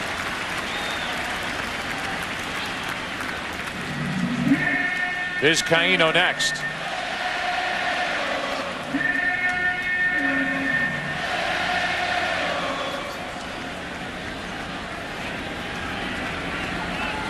Rick White, first World Series action for him, and a 1-0. 2-0.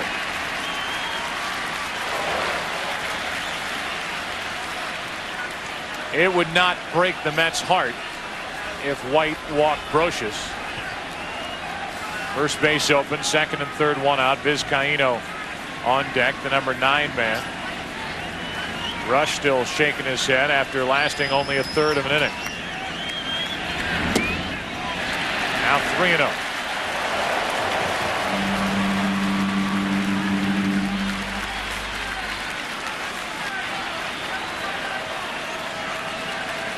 Yankees lead 4-0 in the 7th inning.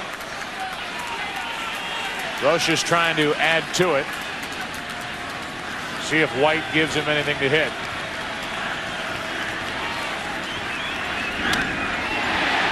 Into right field. Deep enough. Perez back to get it. Both runners tag. Both runners advance, and it's 5-0 Yankees. Sac fly to right by Brocious.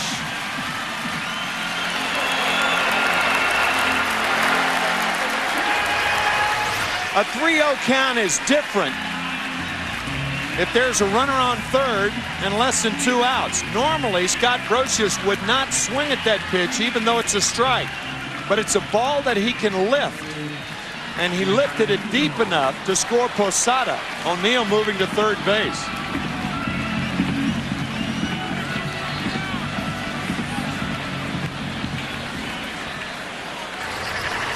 O'Neill tiptoeing to third, and he's there with 2 out. A 5-0 Yankee lead. Now the number 9 hitter, Vizcaíno. Strike one. Joe, you could see the body language of Scott Brocious. He was kind of flipping at the area of the ball. And read the body language saying that ball was away enough to where he could lift it deep enough to right field, because, as we mentioned earlier, he's an inside hitter, and with nobody on, he would look for an inside pitch to hit. But with that runner on at third and only 1 out, watch the pitch he chooses for the sac fly. It's up and out.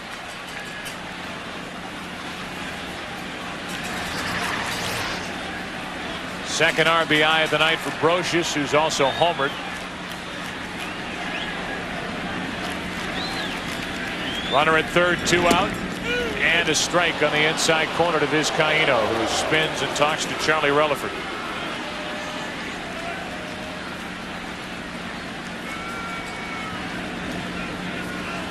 The Mets in the 8th inning will have Payton, Bordick, and Perez, the scheduled hitters.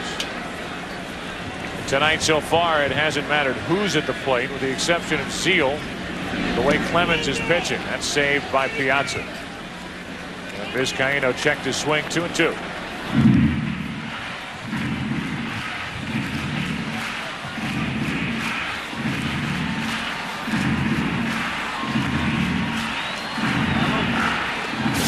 What does the matchup look like for Game 3? That's on Tuesday night, 8 Eastern on Fox. El Duque. This postseason, 3-0 against Rick Reed, who's 0-1 with a big ERA in this postseason. El Duque 8-0 in his career in the postseason. Still 2-2. There's El Duque as we flash back to last night after 1 a.m. So I guess early this morning, and the bases loaded. 2 out, game-winning single to left by Vizcaíno. 4 hits in the game for Vizcaíno. That was his 3rd consecutive single. He singled in the 9th, in the 11th, and then the game winner in the bottom of the 12th. The 2-2 to Vizcaíno here got him looking. 1 run allowed in the inning. It's charged to Rush, and Game 2 goes to the 8th. The Yankees now lead by 5.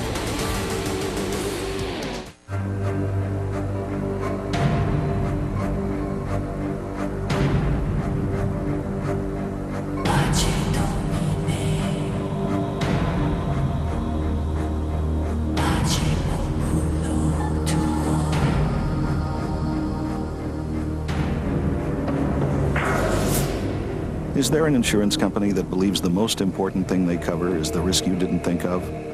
Without question, the St. Paul. Great swing, Mr. Jordan. Reminds me of Derek Jeter. What? Derek Sanderson Jeter, the king of New York. I'll show you what I mean. 0 for 4, he goes to the batting cages. 4 for 4, he goes to the cage. Curveball, slider, you name it. He can do it all. Kind of like you, Mr. Jordan. MJ, DJ, woo! And he's drinking your stuff, too. Gatorade, for that deep down body thirst. Yeah! Can I have my 3-iron, please? Yeah. I could totally fix this. At Gene Enterprises, we've harnessed the power of the human gene so you can say goodbye to your allergies forever with new Nozula. Nozula may cause the following symptoms: itchy rashes, full body hair loss, projectile vomiting, gigantic eyeball, the condition known as hot dog fingers, children born with the head of a golden retriever, seeing the dead, bone liquefaction, possession by the Prince of Darkness, tail growth, elderly pregnancy, back pain. E-Trade. It's your money. Today we're talking about desktops. This is the IBM NetVista X40. It's all in one. It takes up 75% less space than other desktops. It's got an Intel Pentium 3 processor. It's very cool. This is a desktop from another company. It's big, and it's big. If you want the NetVista, go to IBM.com and buy it direct. If you want the big one, go somewhere else, like a big store somewhere.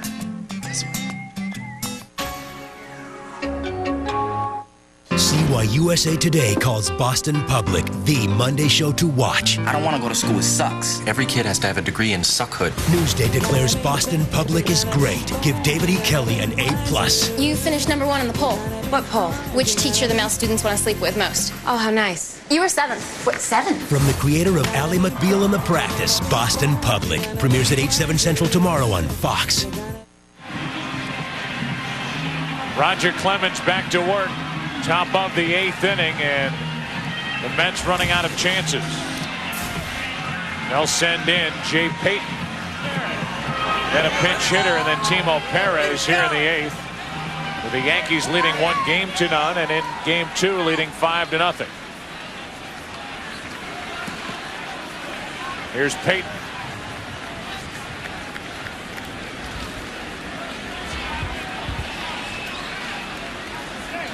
Playing here in Yankee Stadium before the series will shift to Shea for at least games 3 and 4. First year for baseball in Shea Stadium, 1964. Darrell Hamilton on deck. He'll hit for Bordick. First year of baseball here at Yankee Stadium, 1923.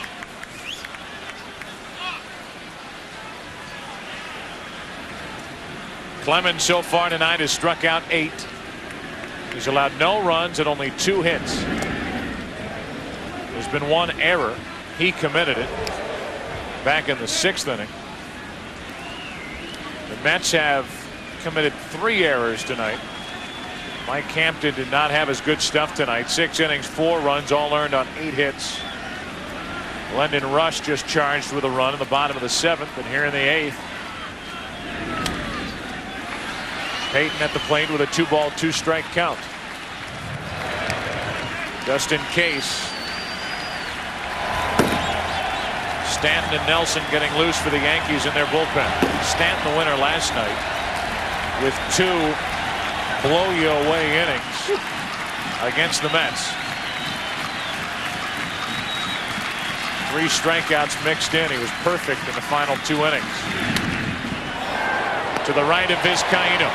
Gets a nice shot, makes a strong throw. 1 away in the top of the 8th inning. Flashback, New York Times, and the year 1923.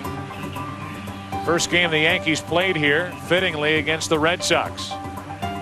See the price of men's suits back then, $45 to $78. Nothing wrong with that. No. Says Tim McCarver, sitting there in a $45 suit.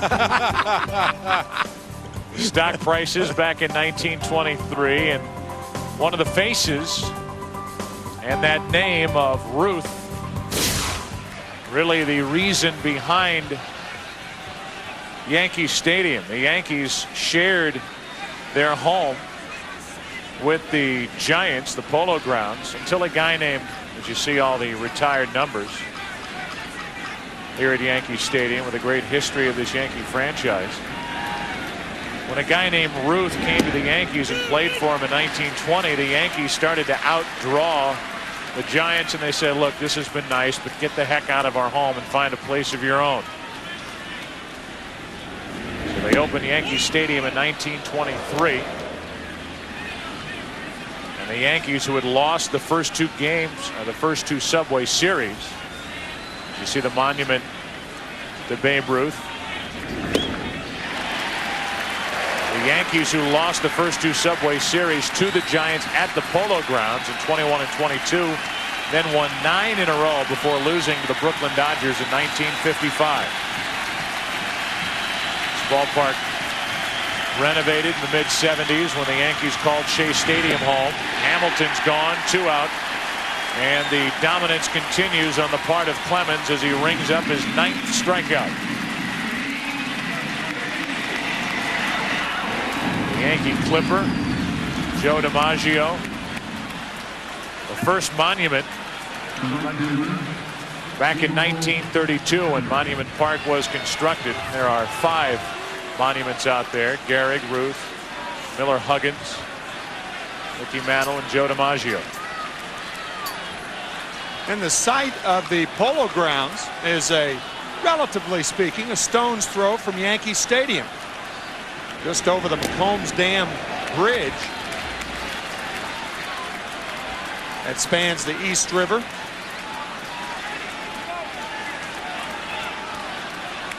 This is Perez, and that was strike 1. Saw those retired numbers. The Yankees have retired 14 uniform numbers to honor 15 players and managers. Perez, 1 ball, 1 strike. I said the East River, the Harlem River, over which the McCombs Dam Bridge spans. All that's left of the Polo Grounds, however, is a plaque. The 1-1 to Perez on the outside corner, strike 2. And this crowd to its feet, at least the Yankee fans. Perez set up for Clemens' 10th strikeout of the night. 2-2.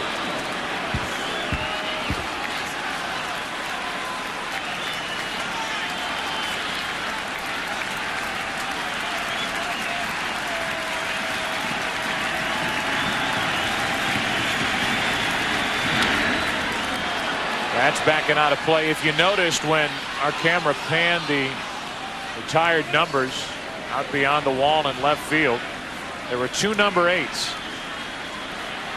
14 uniform numbers retired, 15 players and managers, and they're the 2 number 8s, Bill Dickey and Yogi Berra.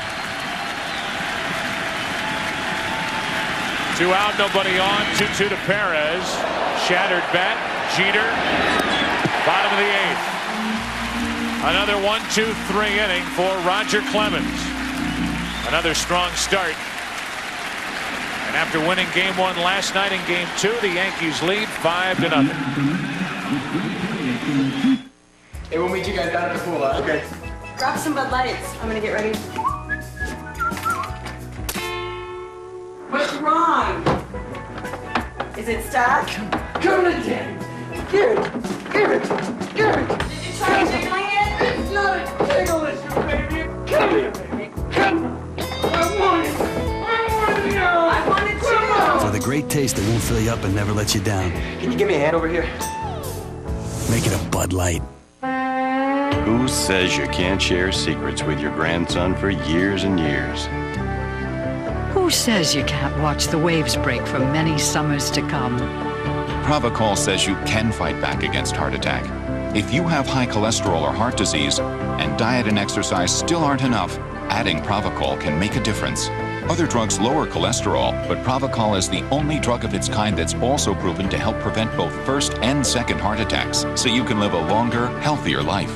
Talk to your doctor about Pravachol today. Pravachol, a prescription drug, isn't for everyone, including people with liver problems or women who are pregnant, nursing, or may become pregnant. And because serious side effects can result, tell your doctor about any muscle pain or weakness you experience while on Pravachol. Your doctor may do blood tests to check for liver problems. Tell your doctor about any medicines you are taking. Who says you can't spend a lifetime with your first love? Pravachol, it's your life. Fight for it. Where does courage begin? In the body, the mind, or in the heart? At American General Financial Group, we're here to help the ones who never give up their dreams with retirement services, investments, life insurance, and consumer loans. So courage is crowned with the greatest victory, to live and be well and be happy. American General Financial Group. Live the life you've imagined. The World Series on Fox is brought to you by American General Financial Group. Live the life you've imagined. By Bud Light, for the great taste that won't fill you up and never let you down, make it a Bud Light. By Bristol-Myers Squibb, makers of Pravacol. And by Daytech Online, the online broker that's built to trade. The Bud One airship up above, the best seat in the house. Flying overhead tonight to bring you these beautiful live shots. Budweiser, the official beer of Major League Baseball, in the 2000 Subway Series. The game summary: Roger Clemens in charge tonight, 8 innings, only 2 hits. Piazza hitless tonight, has only 1 single in this World Series. Tino Martinez stayed hot. Brocious a home run, 2 RBIs tonight. Here's Knobloch taking the first pitch and grounding it to Alfonso. And Knobloch is 0 for 4 tonight. That's the first out in the bottom of the 8th. Kurt Abbott, after Mike Bordick was lifted for the pinch hitter. Abbott takes over at short for Bordick. Here's the Yankee shortstop, Derek Jeter.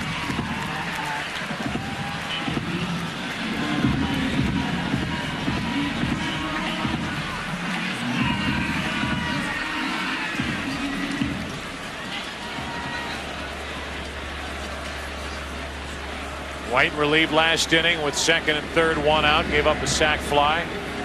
Struck out Vizcaíno, took care of Knobloch here in this 8th inning, and misses with ball 1 to Jeter.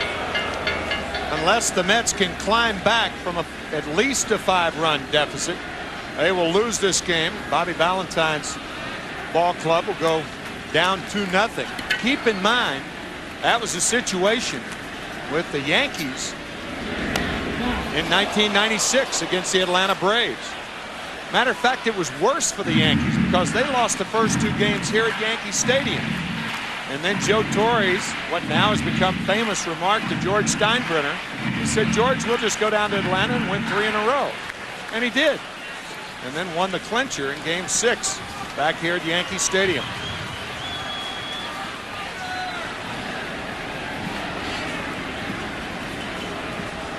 The 1-1 to Jeter. Broken bat, pop fly, base hit down the right field line, and Jeter will go for 2 and make it easily. Zeal gets it back in, a 1-out double.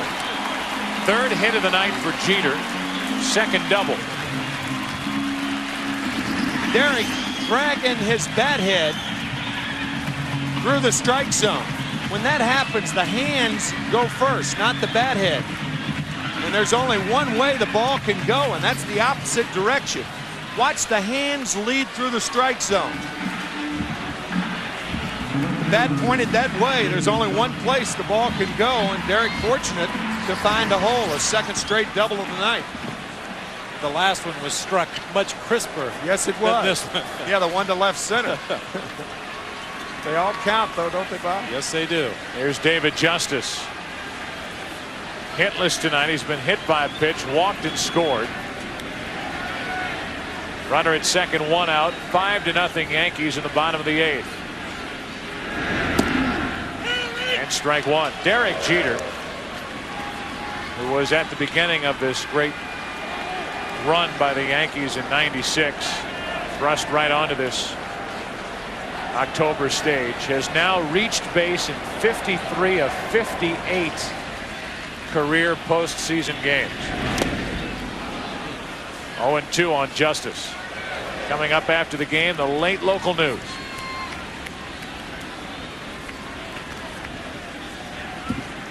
And for those of you that want more post-game coverage, tune to Fox Sports Net on your local satellite provider.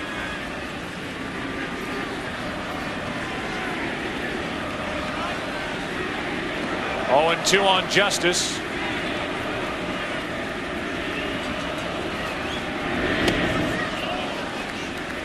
Ball and 2 strikes. David Justice with 1 World Series ring. Derek Jeter at age 26 with 3 World Series rings. Justice a big reason why the Braves won back in '95 with that Game 6 home run. taking care of the Indians.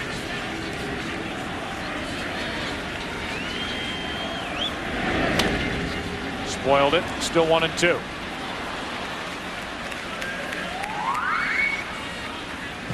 That swing right there is like a quarterback. 2nd and 10, throwing the ball away. Gives him another shot. Rear end out. Little save me swing right there.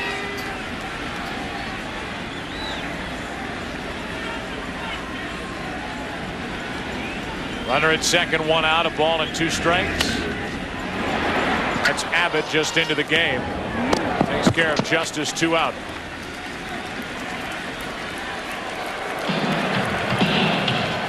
Look for the Gillette $1 Million Strike Zone Challenge, Game 4 of this World Series on Fox.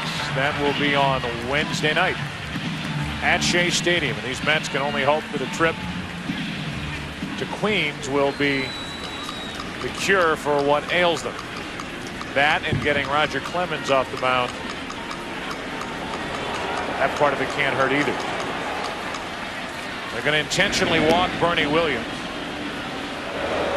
So that'll be 5 intentional passes handed to the Yankees already in this series. 3 last night and 2 tonight. This will leave it up to Tino Martinez, who is the hottest hitter in the Yankee lineup. There's a lefty, Dennis Cook, ready in the Mets bullpen if needed. And he may trot out and pitch to Martinez here in the 8th.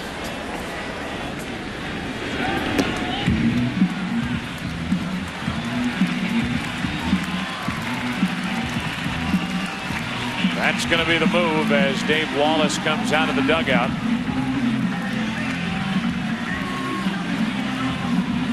Has not made the signal. Now he does. Dennis Cook will appear from beyond the left field wall.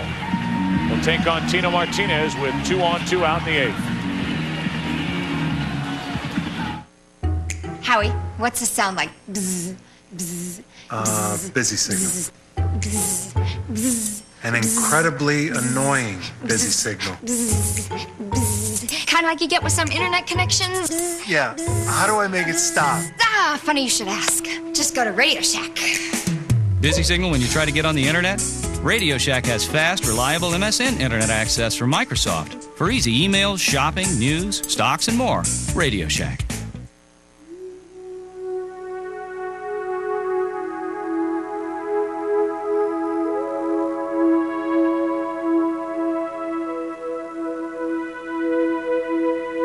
Ever wonder if anyone knows how you feel? They do.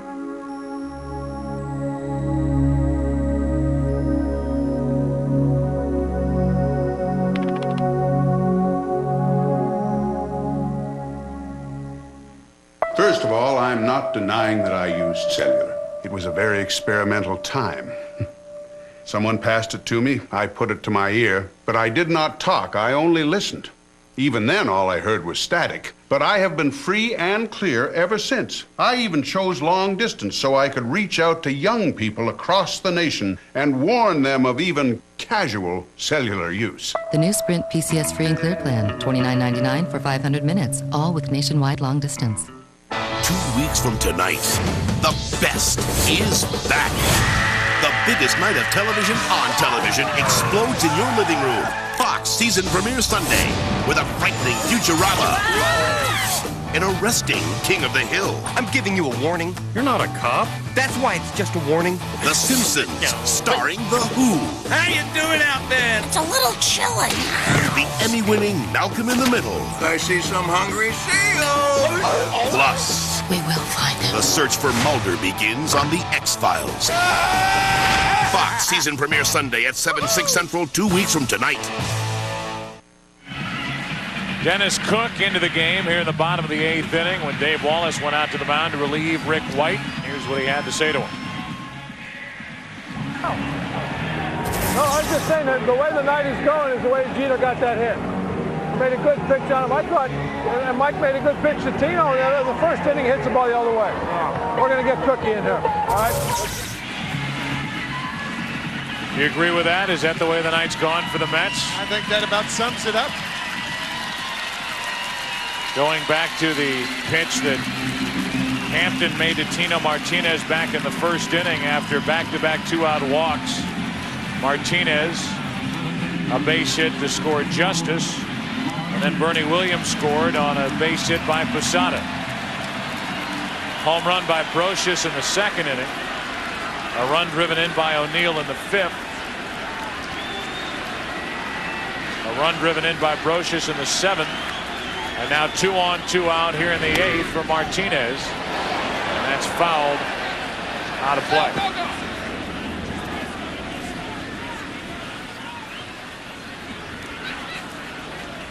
These Yankees tonight have scored 5. They've left 10. And they've lost 2 on the bases, both back in the second inning. Vizcaíno out stealing. Looked like a missed hit and run sign by Knobloch at the plate. And then Knobloch out at the plate on a play that was scored 9-4-2 from Perez to Alfonso to Piazza for the second out of the inning. Cook drops down and Martinez fouls it away. Strike 2. When you get a pitching performance out of Roger Clemens like the Yankees are getting tonight, it's almost like Clemens says, guys, you can make all the mistakes you want to on offense. It doesn't matter. Clemens has a World Series strikeout high. He has struck out 9. Previous high was 8 back in that Game 6, 1986. No decision in that famous 6-5 loss at Shea Stadium. And a roller off the bat of Mookie Wilson and through the legs of Bill Buckner. 2 on, 2 out here and an 0-2 count on Tino Martinez as Cook tries to keep it a 5-run game.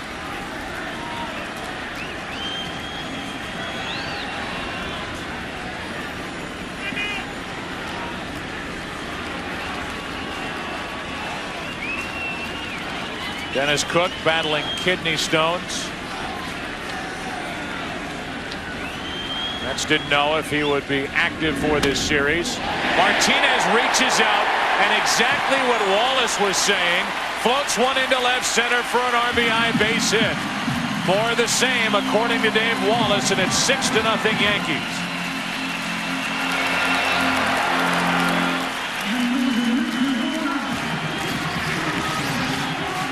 Off the end of the bat.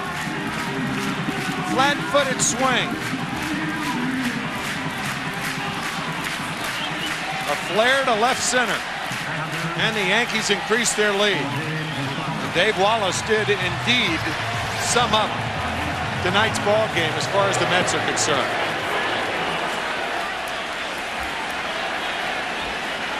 Now 2 on, 2 out.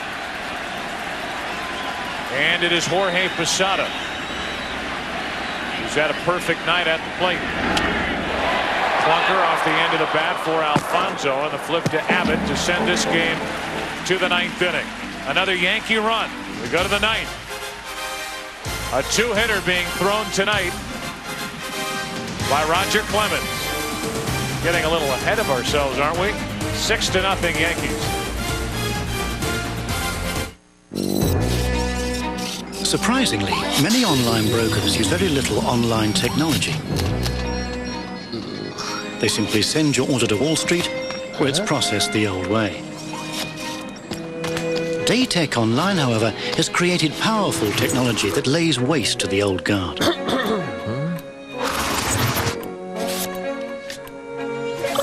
Is your online broker even trading online? Daytech Online, built to trade. I see her the same time almost every day. She's always there waiting for me. Kid Belago. I bring her lunch up to her apartment and I sing Italian love songs to her. Philip Morris provides grants to Meals on Wheels programs so that thousands of seniors can have a hot meal and a visitor. Philip Morris and Meals on Wheels are fighting more than just hunger among the elderly. We're fighting loneliness. Working to make a difference, the people of Philip Morris. Believe it or not, many online brokers still rely on the technology of yesteryear. Is your online broker even trading online? Daytech Online, built to trade.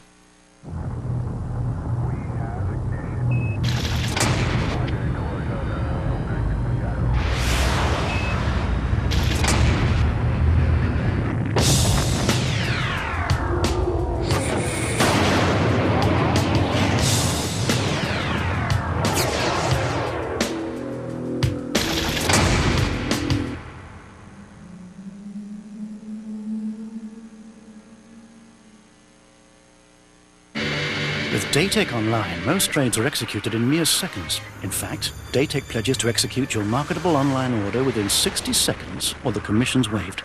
Find out more at daytech.com. Daytech Online, built to trade. The Who, one night only. How you doing out there? It's a little chilly. Get ready to rock. Daddy's in the Who. The Simpsons season premiere with The Who in 2 weeks on Fox. Well, Jeff Nelson takes over here in the 9th inning. Roger Clemens finished after 8 dominating innings. No runs, 2 hits, 9 strikeouts, no walks. Hit a batter. Here are the 9 strikeouts. He was dominating tonight. Fastball, then the splitter. Fastball, the splitter.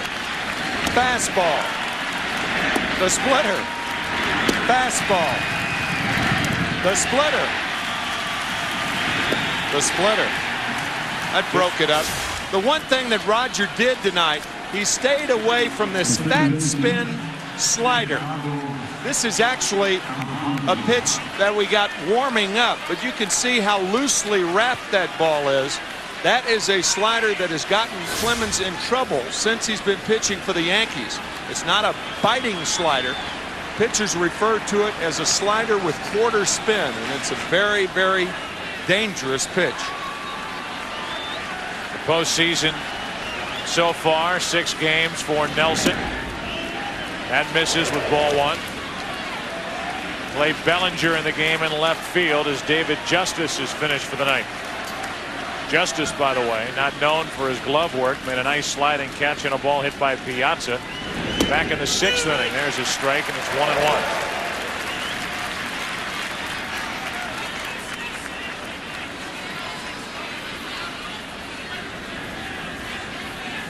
Ninth inning, 6-0. The Yankees lead, and that frisbee slider strike 2.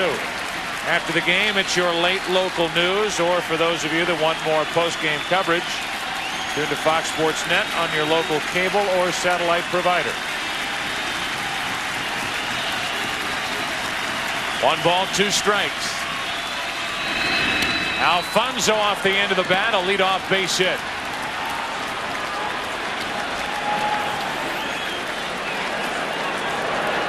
A floater hit for the Mets. High slider that stayed in the strike zone. It stays right there, and that's really an appropriate term for that, Joe, a frisbee slider, because most of the time when Nelson throws it to right-handed hitters, Posada catches it about 6 inches outside. That's his effective one. He'll be tested here. Crowd booing as Piazza steps in. Alfonso now with a 13-game hitting streak. Postseason games, that's alive with that hit. Piazza takes a strike. Both Alfonso and Piazza went up there with the idea of taking a strike, down by 6. Sounds logical. Doesn't always happen. Well, not only that, but a different release point for Jeff Nelson after facing Roger Clemens through the first 8 innings of this game. They just want to see where the ball's coming from. That's down the left field line. If it's fair, it's gone. It's off the pole and a home run for Piazza. A 6-2 game as Piazza clangs the pole in left.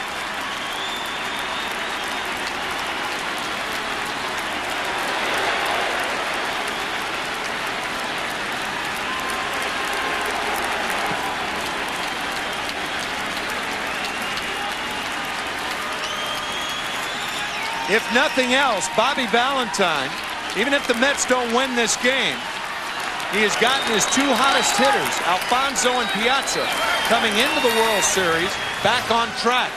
Fastball inside. Awfully strong. He just hit that flat-footed, didn't he? Awfully strong. Like he hit it flat-footed and down toward the trademark a little bit. Still able to muscle that ball halfway up the foul pole. Man. You would never teach any hitter to hit like that.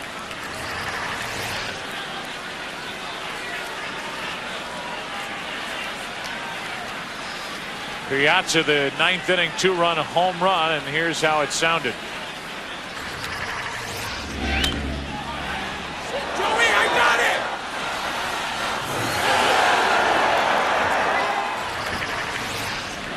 Awfully strong. Say that again. You would never teach a young kid to hit like that? I mean, he doesn't use the lower part of his body. Rarely does. You could see it on that swing. That was all arms. Ventura lines a base hit to center. And the Mets are coming to life. Now trailing by 4. Still nobody out. Every Mets fan remembers that game. Trailing the Atlanta Braves 8-1. And that game was capped off by a two-run Mike Piazza home run off Terry Mulholland. A number of things here. Roger Clemens threw 112 pitches on the night. He had only one complete game during the regular season, but he was in complete control here tonight. Joe Torre not wanting to run Clemens back out for the ninth inning goes to Jeff Nelson, usually reliable. Nelson has given up. The base hit to Alfonso, the home run by Piazza, hit by Ventura, and now after having to work 2 full innings last night, Mariano Rivera warms up in the bullpen and will likely enter here in the ninth inning tonight.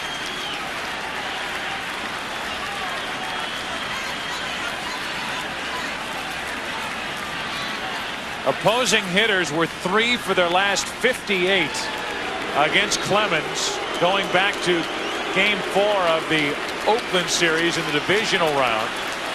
He's gone after 8, and now Nelson's gone in the 9th.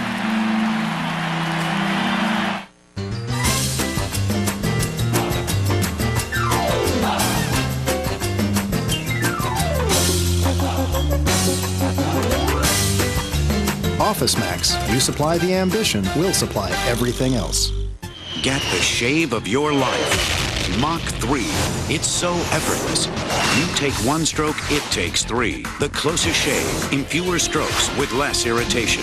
Mach 3 from Gillette.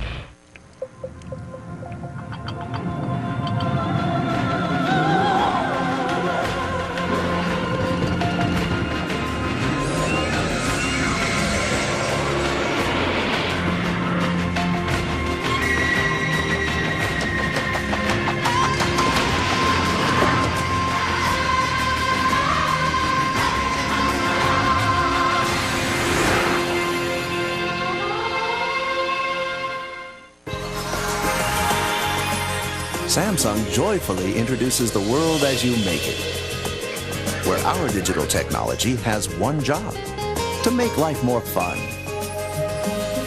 We want to thrill you, connect you, charm you, satisfy you, and delight you. Everyone's invited To the Samsung digital experience.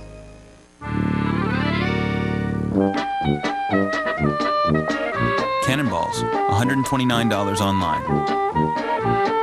88 hula hoops, $60 online. Elephant shampoo, $42 online. Not having to pay for any weird charges that show up on your bill? Priceless. With MasterCard, you're not responsible for unauthorized purchases on the web or anywhere. There are some things money can't buy. For everything else, there's MasterCard. This fall, Robert Downey Jr. joins the cast of Ally McBeal. I should have knocked. The new season begins tomorrow on Fox. Well, we talked to Joe Torre before tonight's game about Mariano Rivera, asking him after 2 long innings last night if he would use him tonight. And he said, well, I'm not sure, but I know I have to win every game that I can, and we'll wait and see. He wasn't too high on the idea, but he has to do it here in the 9th inning after Nelson gives up 2, then a hit. The postseason numbers this season and in the career of Mariano Rivera are phenomenal.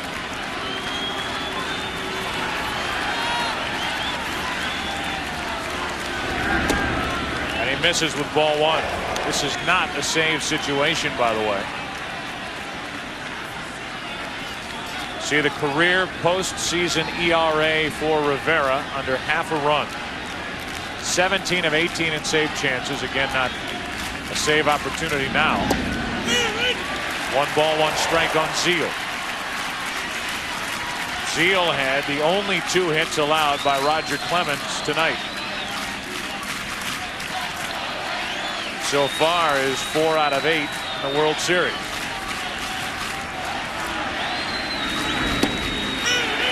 Strike 2. That's the pitch that Rivera has developed this year to keep right-handed batters from diving out over the outside part of the plate. It's a fastball that stays on the same plane inside corner to right-handers.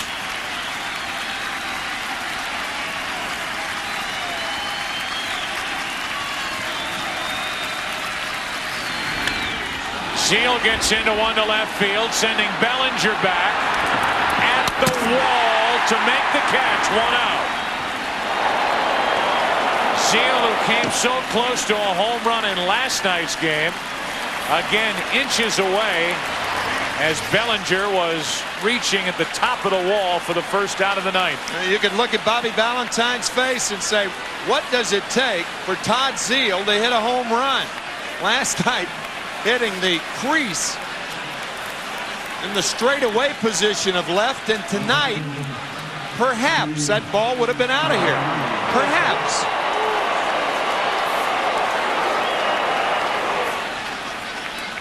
Relief in the Yankee dugout, a smile and frustration in the Mets dugout.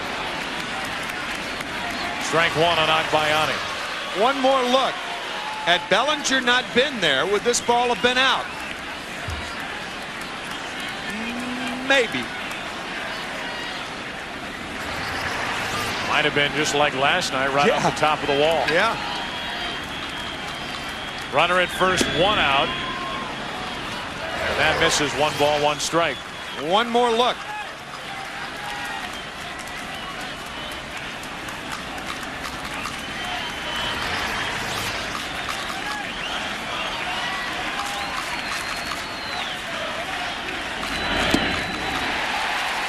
Strike 2 on Agbayani. You go back to last night's game. This was Zeal's shot in the 6th inning off the very top of the wall. Later on that play, Perez was out at the plate, 7-6-2 with a good relay throw from Derek Jeter. Still 1-2 on Agbayani. That's the one thing that was not written about a lot. As a matter of fact, I think I was remiss in not talking about it enough last night. That was a remarkably athletic play by Derek Jeter. And Bobby Valentine saying before the game, one of the better plays he's seen by a great athlete. To the left side and through the left side. Agbayani a base hit. The Mets are hoping for one more base runner. One more. And if they get one more, one swing of the bat could tie it. Lenny Harris, keep in mind, a very good bunter. Scott Brocious, even with the bag at third. Harris, a fast runner also. Obviously, if he does bunt, he would be bunting for a base hit. Mariano Rivera was just warned by the third base umpire, Tim McClellan, to not wet his fingers while on the mound. He can blow into that pitching hand on a cold night, but can't wet him. And now with 2 on, 1 out, Lenny Harris grounds it foul.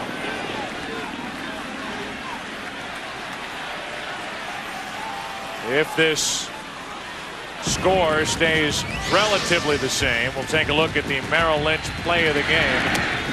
And it's Roger Clemens and his dominating night on the mound.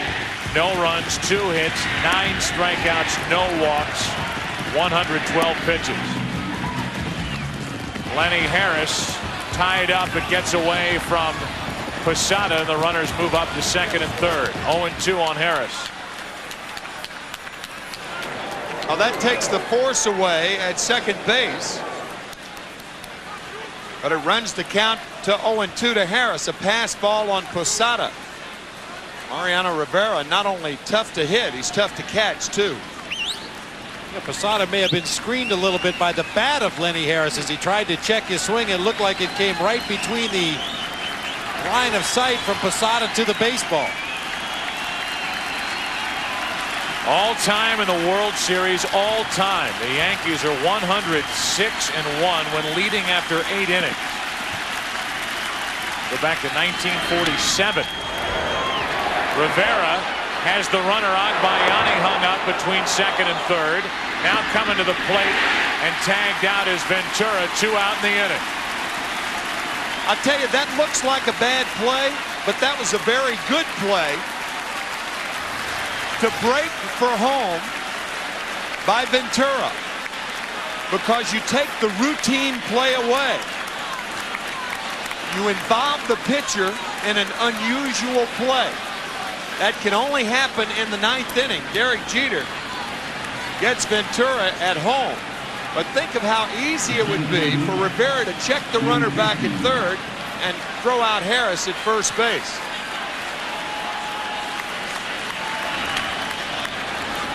You can see the runners. That's not confusion on the part of the Mets. You've got to concede an out, and you're conceding a tougher out by getting the pitcher involved in the play. And in the end, the Mets lose nothing because Lenny Harris now takes second as they pay no attention to him. No stolen base, but it's second and third, 2 out, as it would have been had Rivera taken that ground ball off the bat of Harris and thrown out Lenny at first. The fielder's choice 1-6-2, and it's second and third, 2 out for Jay Payton with a 1-ball, 1-strike count.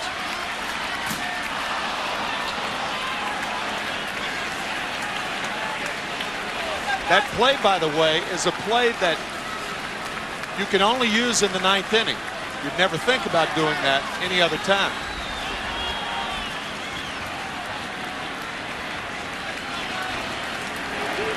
One and one the count on Payton. Mets need one more base runner to have a chance. Second and third, 2 out. That's down the right field line in big trouble. Into the corner, it's gone. 3-run home run, Jay Payton, and it's a 6-5 Yankee lead.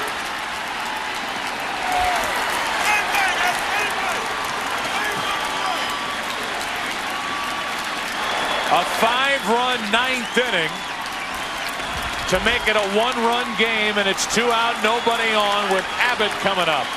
And now the tying run is indeed in the batter's box.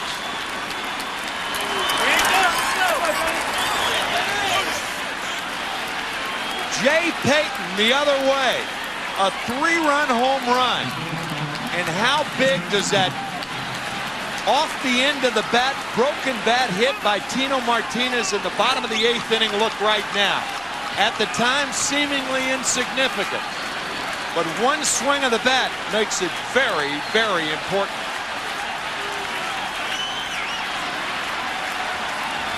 Now 2 out, nobody on. Tying run at the plate, and Kurt Abbott takes a strike.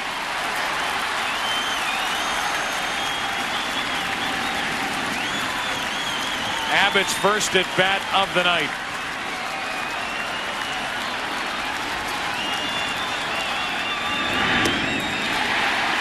Strike 2.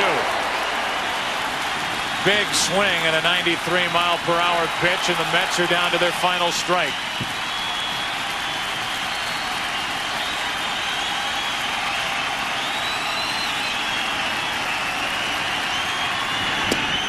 Game over.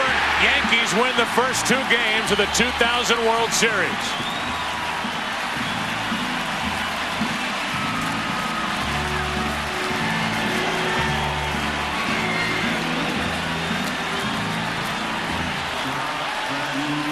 So the Yankees win last night, getting a run in the 9th inning to tie it, winning it in the 12th. And tonight it's the Mets making the late inning noise, at least to try to pick up some sort of momentum heading toward Game 3 back at Shea Stadium.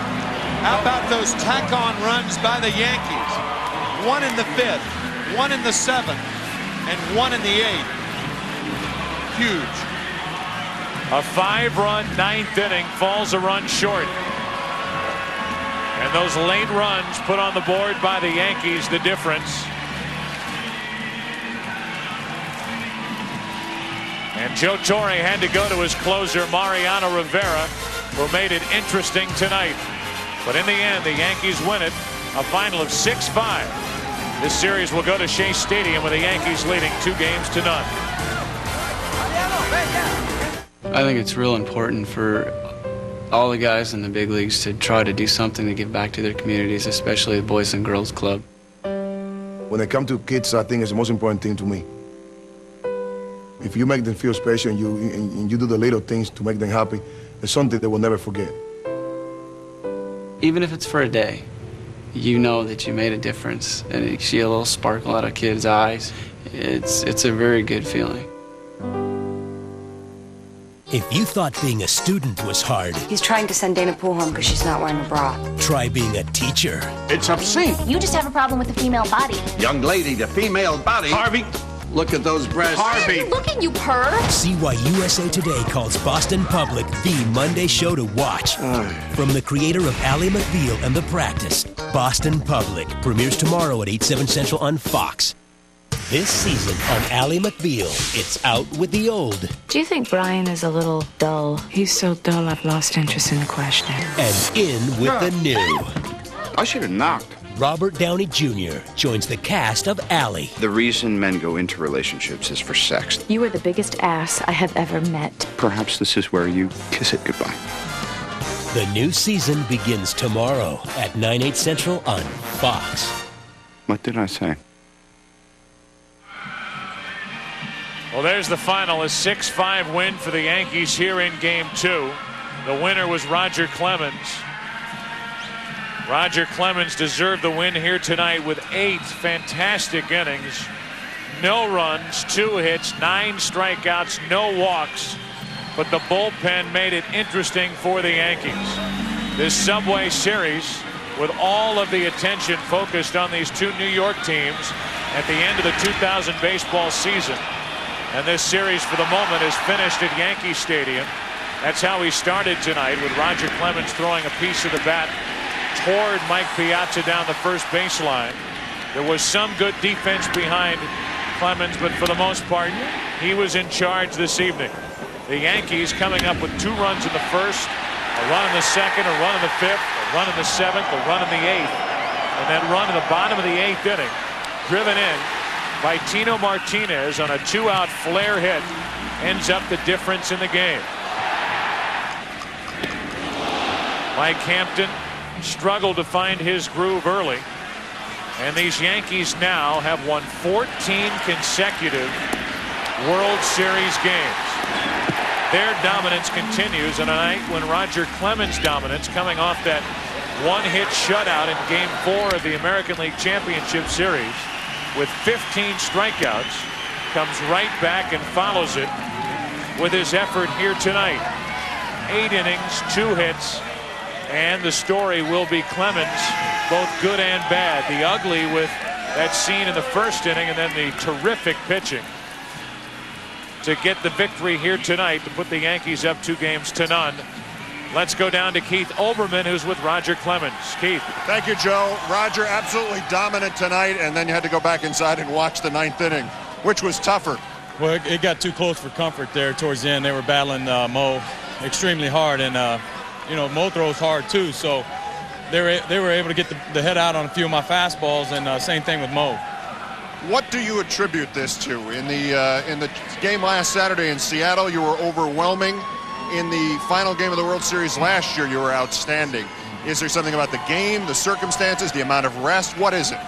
It could be all of that. I had to calm down in the first inning. I think everything leading up for the entire week that I had to listen to, I came off the field after the first inning, and I told a couple of the guys upstairs and just basically went off to a room by myself and said, I've got to get control of my emotions and calm down. But I was, again, I had 3 pitches working. I think in the first inning, the guys upstairs said my split finger was over 90 again, and that might be a little bit too hard. Tell me about the first inning so we know exactly what happened with the broken bat and Mike Piazza.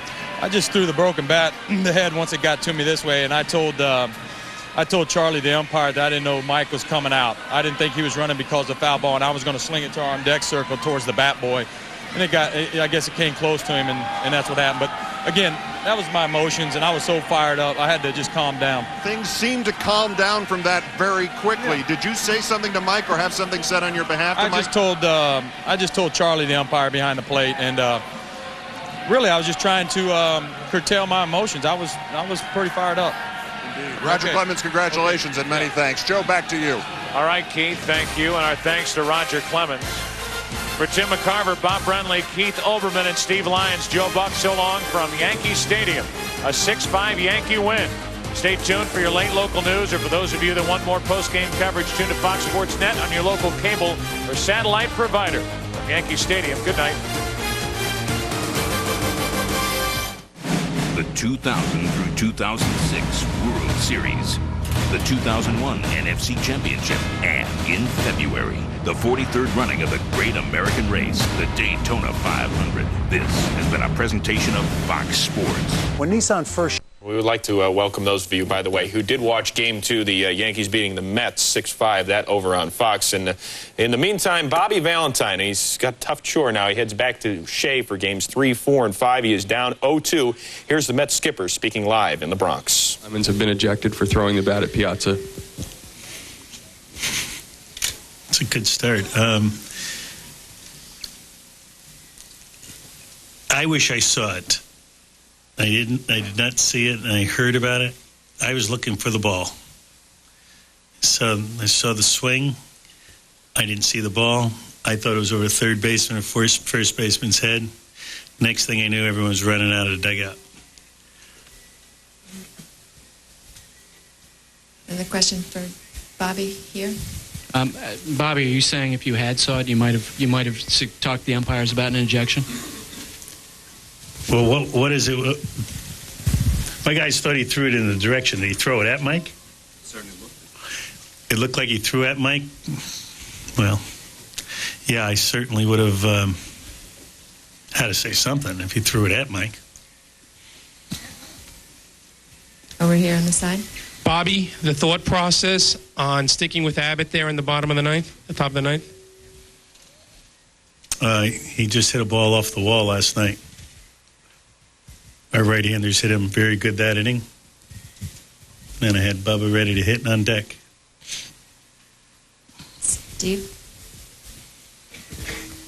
And this is now hypothetical because of your answer, but if you had seen that play and the umpires with the bat and the umpires did nothing about it, could you have called Piazza back from the plate and said, I'm not going to let my man hit unless you do something about that pitcher? Wow. It's a World Series game.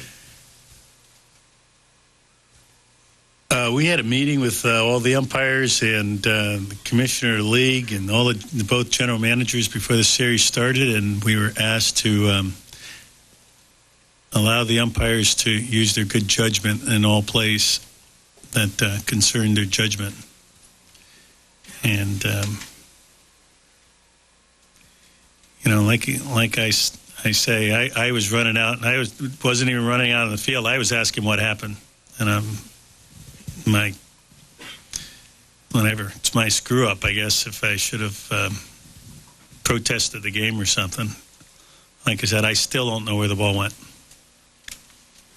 Very disappointed Bobby Valentine, and we would like to thank all of you who just hopped over from Fox, the mothership, over to Fox Sports Net. 6-5, the Yankees a winner, so they are now halfway to their three-peat. Yeah, meanwhile, let's take a look back at Game 2 of the World Series. And Roger Clemens getting the start, ready to roll. Meanwhile, Mike Piazza arriving There's Roger. Let's pick it up on top of the first. And Clemens, right off the bat, Steve Sachs was flowing. I mean, he came out throwing heat. That's right. And first of all, Timo Perez gets in a hole by taking the first pitch, and then here he drops that split-finger fastball on Alfonso. Tremendous pitch. Third batter, Mike Piazza. It's a foul ball. Clemens grabs the piece of broken bat and throws it in Piazza's direction. I'll tell you, Bobby Valentine said he didn't see this. Essentially, if he was throwing it at Mike Piazza, he should have been ejected right there. Do you think he was throwing it at Mike Piazza? Yeah, I think it was a reaction. I think he just tried to throw it in the area, like get this thing out of here. And I think he was caught up in the moment. It looks like he was halfway trying to throw it over there. Whether he's trying to spear him with it, I don't think so. You see the bat went into the ground. Once everyone came out and they looked at each other, they did a dance, and then baseball was restored. There's Clemens, and he finally gets Piazza to ground out to second, and then Clemens actually says, it was my fault, my bad, so maybe he didn't mean any harm. Meanwhile, Mike Hampton in trouble, bottom of the first with 2 on. Tino Martinez singles off Hampton, scoring Dave Justice.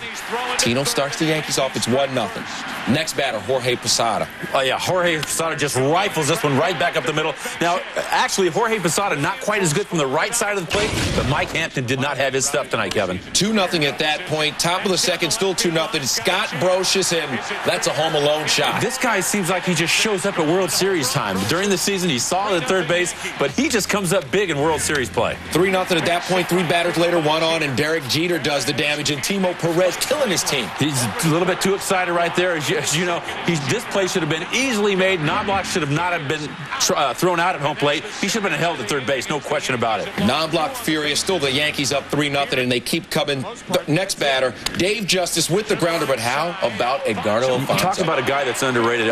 This guy's got a sweet glove, and everybody knows what he does for the bat, but defensively, he's outstanding. Speaking of great defense, top of the 6th, 1 on.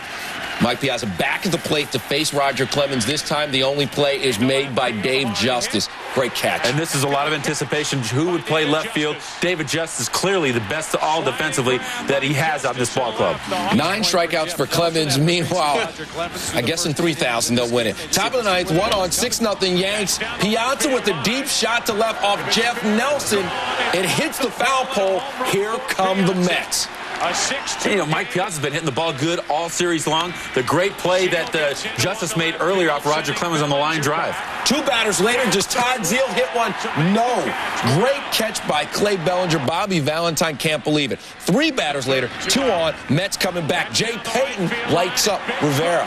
I'll tell you, this is a pitch that pretty much flattened out. This is not a normal Rivera type of a slider. It was a straight fastball. Again, you got to wonder about the cold weather.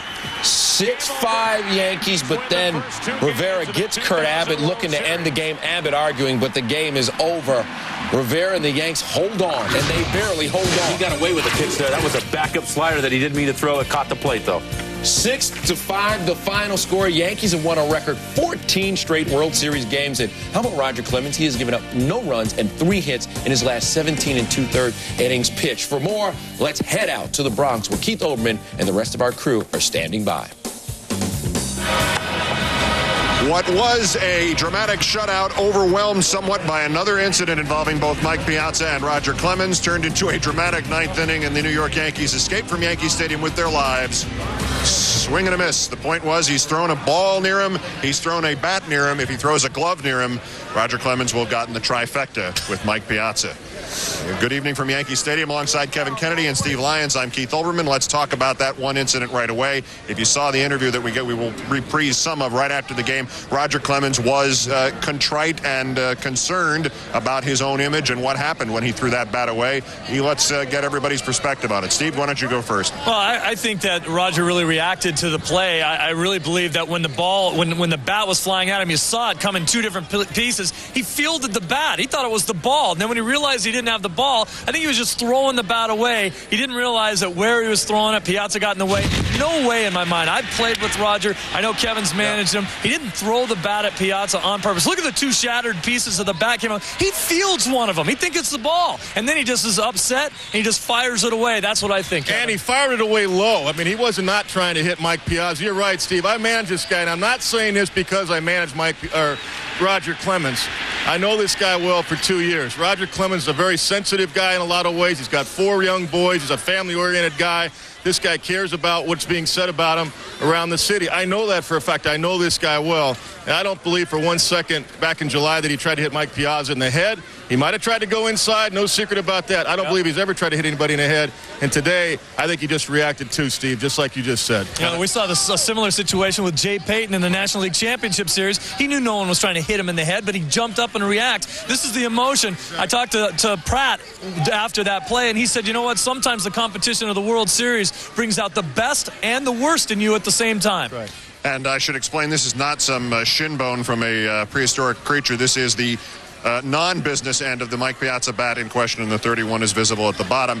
Now, I spoke to Commissioner Bud Selig during the game and asked him if either he or Vice President Frank Robinson of Major League Baseball had asked the umpire, specifically Charlie Relaford, the umpire closest to the scene, whether or not some untoward incident had occurred. And to Selig's and Robinson's satisfaction, no in-game assessment needed to be done. They were going to look at tape later on, but they didn't think anything got out of hand, and the fact that it demilitarized so quickly suggested that, at least on the field, things were under control fairly quickly, which is what Roger Clemens also suggested when I talked to him immediately after the Yankee win. I had to calm down in the first inning. I think everything leading up in the entire week that I had to listen to, I came off the field after the first inning, and I told a couple of the guys upstairs and just basically went off to a room by myself and said, I've got to get control of my emotions and calm down. But I was, again, I had 3 pitches working. I think in the first inning, the guys upstairs said my split finger was over 90 again. And that might be a little bit too hard. Tell me about the first inning so we know exactly what happened with the broken bat and Mike Piazza. I just threw the broken bat in the head once it got to me this way, and I told Charlie, the umpire, that I didn't know Mike was coming out. I didn't think he was running because of foul ball, and I was going to sling it to our on-deck circle towards the bat boy. And I guess it came close to him, and that's what happened. But, again, that was my emotions, and I was so fired up, I had to just calm down. So Roger Clemens, who has been dominant in his last 2 starts, each on 6 days rest. Dominant really doesn't begin to describe it. Reminiscent of what he was like against the Braves in the decisive game of the 1999 World Series, when the Braves might as well have gone home at the point of the conclusion of the anthem. Is it a question? I mean, Roger would not admit it, and I don't think there are many pitchers who will ever admit that, boy, oh boy, it may be time to consider going on a 6-day rest rotation for the rest of his career. But Ted Lyons, no relation, who was a Hall of Famer with the White Sox, pitched once a week in the last 4 years of his career and pitched until he was 46 as a result. Is that Roger Clemens? Is that why he was so dominant? He may have to once in a while, Keith. Roger Clemens is a power pitcher, and for a power pitcher, you have to use your legs. He had outstanding mechanics last Saturday against the Seattle Mariners when he struck out 15 again today. Good balance in the turn. When you have good balance, you're able to locate the ball wherever you want. His fastball hit 99 at times, was anywhere from 96 to 97 most of the time. He set the tone early with a power fastball, outstanding split. Timo Perez, he gets guys right and left with that fastball and split. Not too many sliders today. He knew he had a good fastball, the split against the lefties, but 9 Ks in all. And I'll tell you what, in the 8th inning, his last inning, he was still throwing the ball 95, 96 miles an hour. That's the Roger Clemens that I know. Just when you think he's down and out, the guy comes up with a couple of Cy Young Awards in Toronto, and comes over here, wins a World Championship, and they're on their way to another one right now. 2 big performances so far in the postseason. The other protagonist in the first inning incident, who then contributed a 2-run homer to the Mets' dramatic but ultimately unsuccessful 5-run ninth, was Mike Piazza. He is at the news conference in the bowels of Yankee Stadium as we speak, and let's go to that now live. Heard. And what can you do? I was after that, just concentrate on trying to finish the game. Check. Mike, do you think that was an attempt at all to intimidate you, or did that cross your mind? As I said, I don't think it was attempt. I just was confused. I mean, number one, I was a little disoriented because obviously my bat shattered, and I had really no idea where the ball was. As a matter of fact, even when everybody came out, I talked to the umpire, one of the umpires, and I said, where the hell did the ball go? I mean, I really had no clue. So when I started slowly jogging down the line, because, again, I really was I had no idea where the ball was. And then, again, when he threw the bat, I basically, after that, just walked out to see what his problem was. And I started asking him, and he really had no response. So I was, taken back. It was bizarre. It was bizarre. I asked him what his problem was, basically. I mean, I didn't know what was the problem. I don't know what I had no clue what, again, I was trying to figure out if it was intentional or not, and I was going to ask him, and if it was, then obviously, he really had no response. So I was kind of, and by the time I kept asking him, obviously there was intervention by everybody else.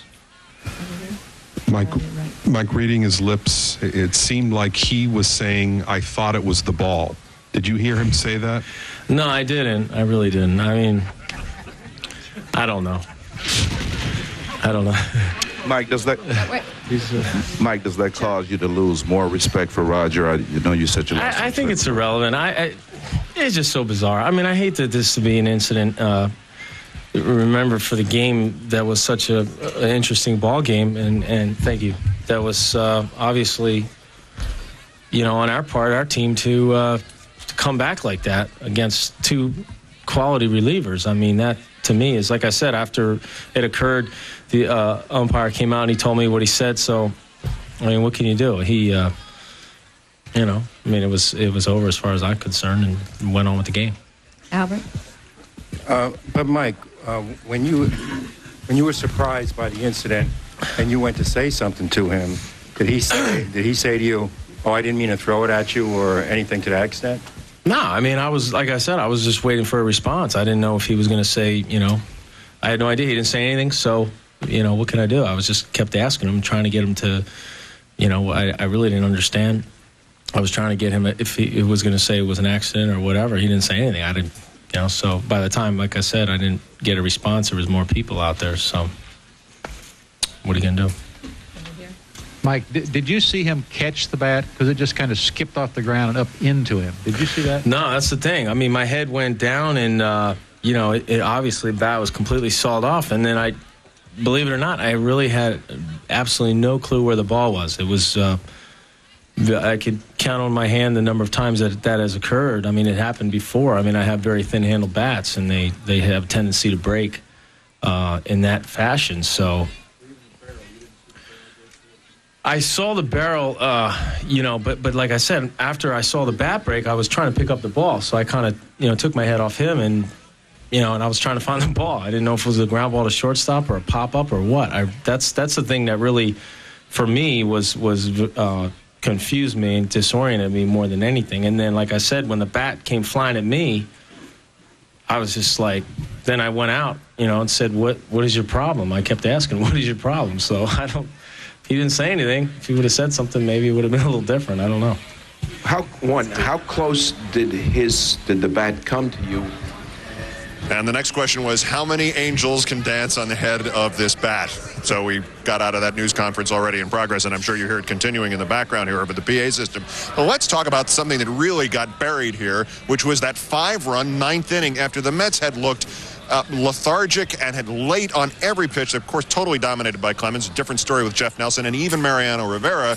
2 big home runs in the ninth inning. And I suppose if there's anything to be taken positively out of this and on the way to Shea Stadium for Bobby Valentine and his team, it's that ninth inning. These guys are not invincible. We came maybe within a break earlier of tying that game in the ninth, Kevin. Yeah. I think so, Keith. What happens in a game like that? You basically know the game's over. I think Torrey did the right thing, getting Roger out of there so he wouldn't really have to face Piazza the ninth. Roger only threw 112 pitches. He could have gone back out for the ninth inning and probably would have shut him out. But you know what? He brings the bullpen in. Nelson just throwing fastballs right there, not the slider, because it's not a situation where he has to throw the slider. Just trying to throw strikes. He gets one on the inside corner to Piazza. Mike gets his hands inside the ball, takes him deep. This is what happened to Nelson before in the postseason. When he doesn't throw his breaking ball to righties, he gets hit. So consequently, you got to bring Mariano Rivera in there. And, of course, a big play, Steve, by Clay Bellinger right there. Yeah, and I don't think that ball goes out of the park if he doesn't catch it. It hits the top of the wall again. And my suggestion to Todd Zeal would be have another steak for lunch. I mean, come on. And then we come up right here with Peyton going the other way. This is what we talked about before this series started, that the bullpen of the Mets is stronger than the bullpen of the Yankees right now. Nelson's proved that he's really struggled in the postseason and up to the postseason.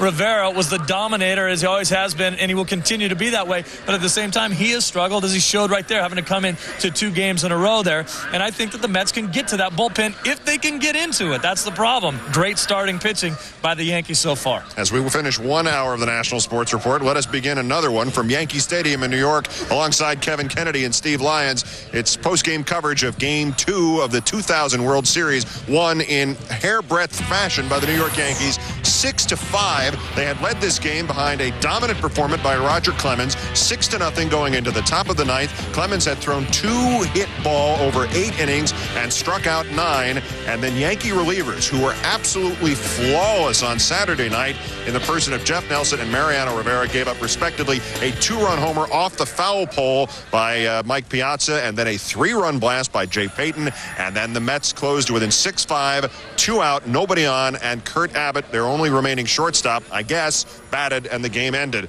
And the Mets now trail in this series to the Yankees 2-0 in what has been absolutely as advertised in terms of drama, if not all at once. We got our 2 one-run games here at Yankee Stadium. Scott Brocious earlier had contributed a huge home run for the Yankees, and afterwards our Ron Darling spoke with him.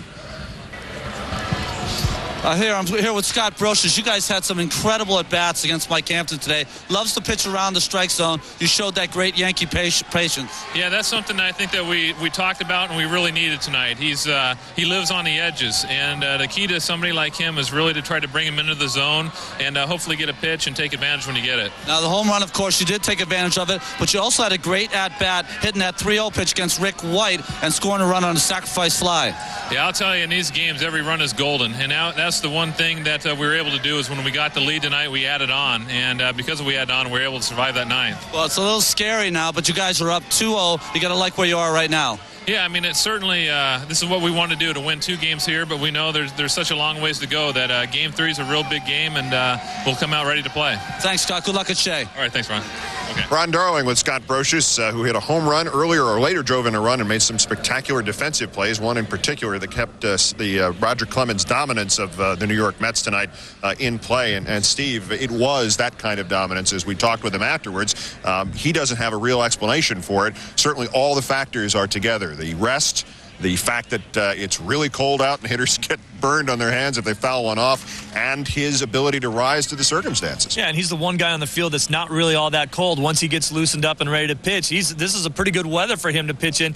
A little bit cold, but not too much for Roger Clemens. He's the guy who's the most active out there. He just has dominant stuff when it gets right to it in the big games. Doesn't have a great record in the postseason, but his ERA isn't all that bad. But he was dominating with the high fastball and then the splitter down in the dirt. Doesn't throw many sliders anymore because that was the pitch that was getting hammered. Look at that ball tailing away, a high fastball, splitter down and away to the lefties. Can't hit those 2 pitches. And when you got the good kind of stuff on his fastball, 96, 98 miles an hour, you can forget about hitting that when it's up in the zone as well. Clemens just blowing guys away. Yeah, and these are 2 big games for Roger. Going back to the game against Seattle where he went 9 innings and shut them down, 15 strikeouts, and you got 17 innings of ball right there for Roger Clemens, 24 strikeouts. He's only given up 3 hits. He's only walked a couple of men. You're talking about dominance. This is Pedro Martinez dominance shown by a 37-year-old man in Roger Clemens. And just when you think he's down and out, the guy comes up big. I think it's a combination of good mechanics. I think his legs are healthy finally. I don't think he's ever been 100% in my own mind in the 2 years that he's been here in New York. I think he is now, and I think he's just got real solid mechanics in his turn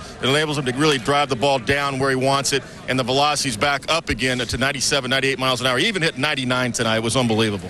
And we should just mention in brief that Roger Clemens was at least calm and concerned afterwards on the incident involving Mike Piazza and the broken bat, and the shard of which from this bat that he threw away in Mike Piazza's general direction, and apparently that's all it was. Although, and it was also, you never did hear an apology there either.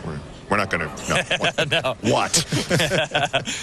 Joe Torre, the manager of the Yankees, who has now led his team to 14 consecutive World Series victories since the 1 loss or the 2 losses against Atlanta in 1996, is at the podium here beneath the bowels of Yankee Stadium, or in the bowels of Yankee Stadium. Here's Joe. We'll join it live. I mean, Mike running, and he just threw the bat in our direction, which I'm not saying he should have done, but I think a lot of it was emotional.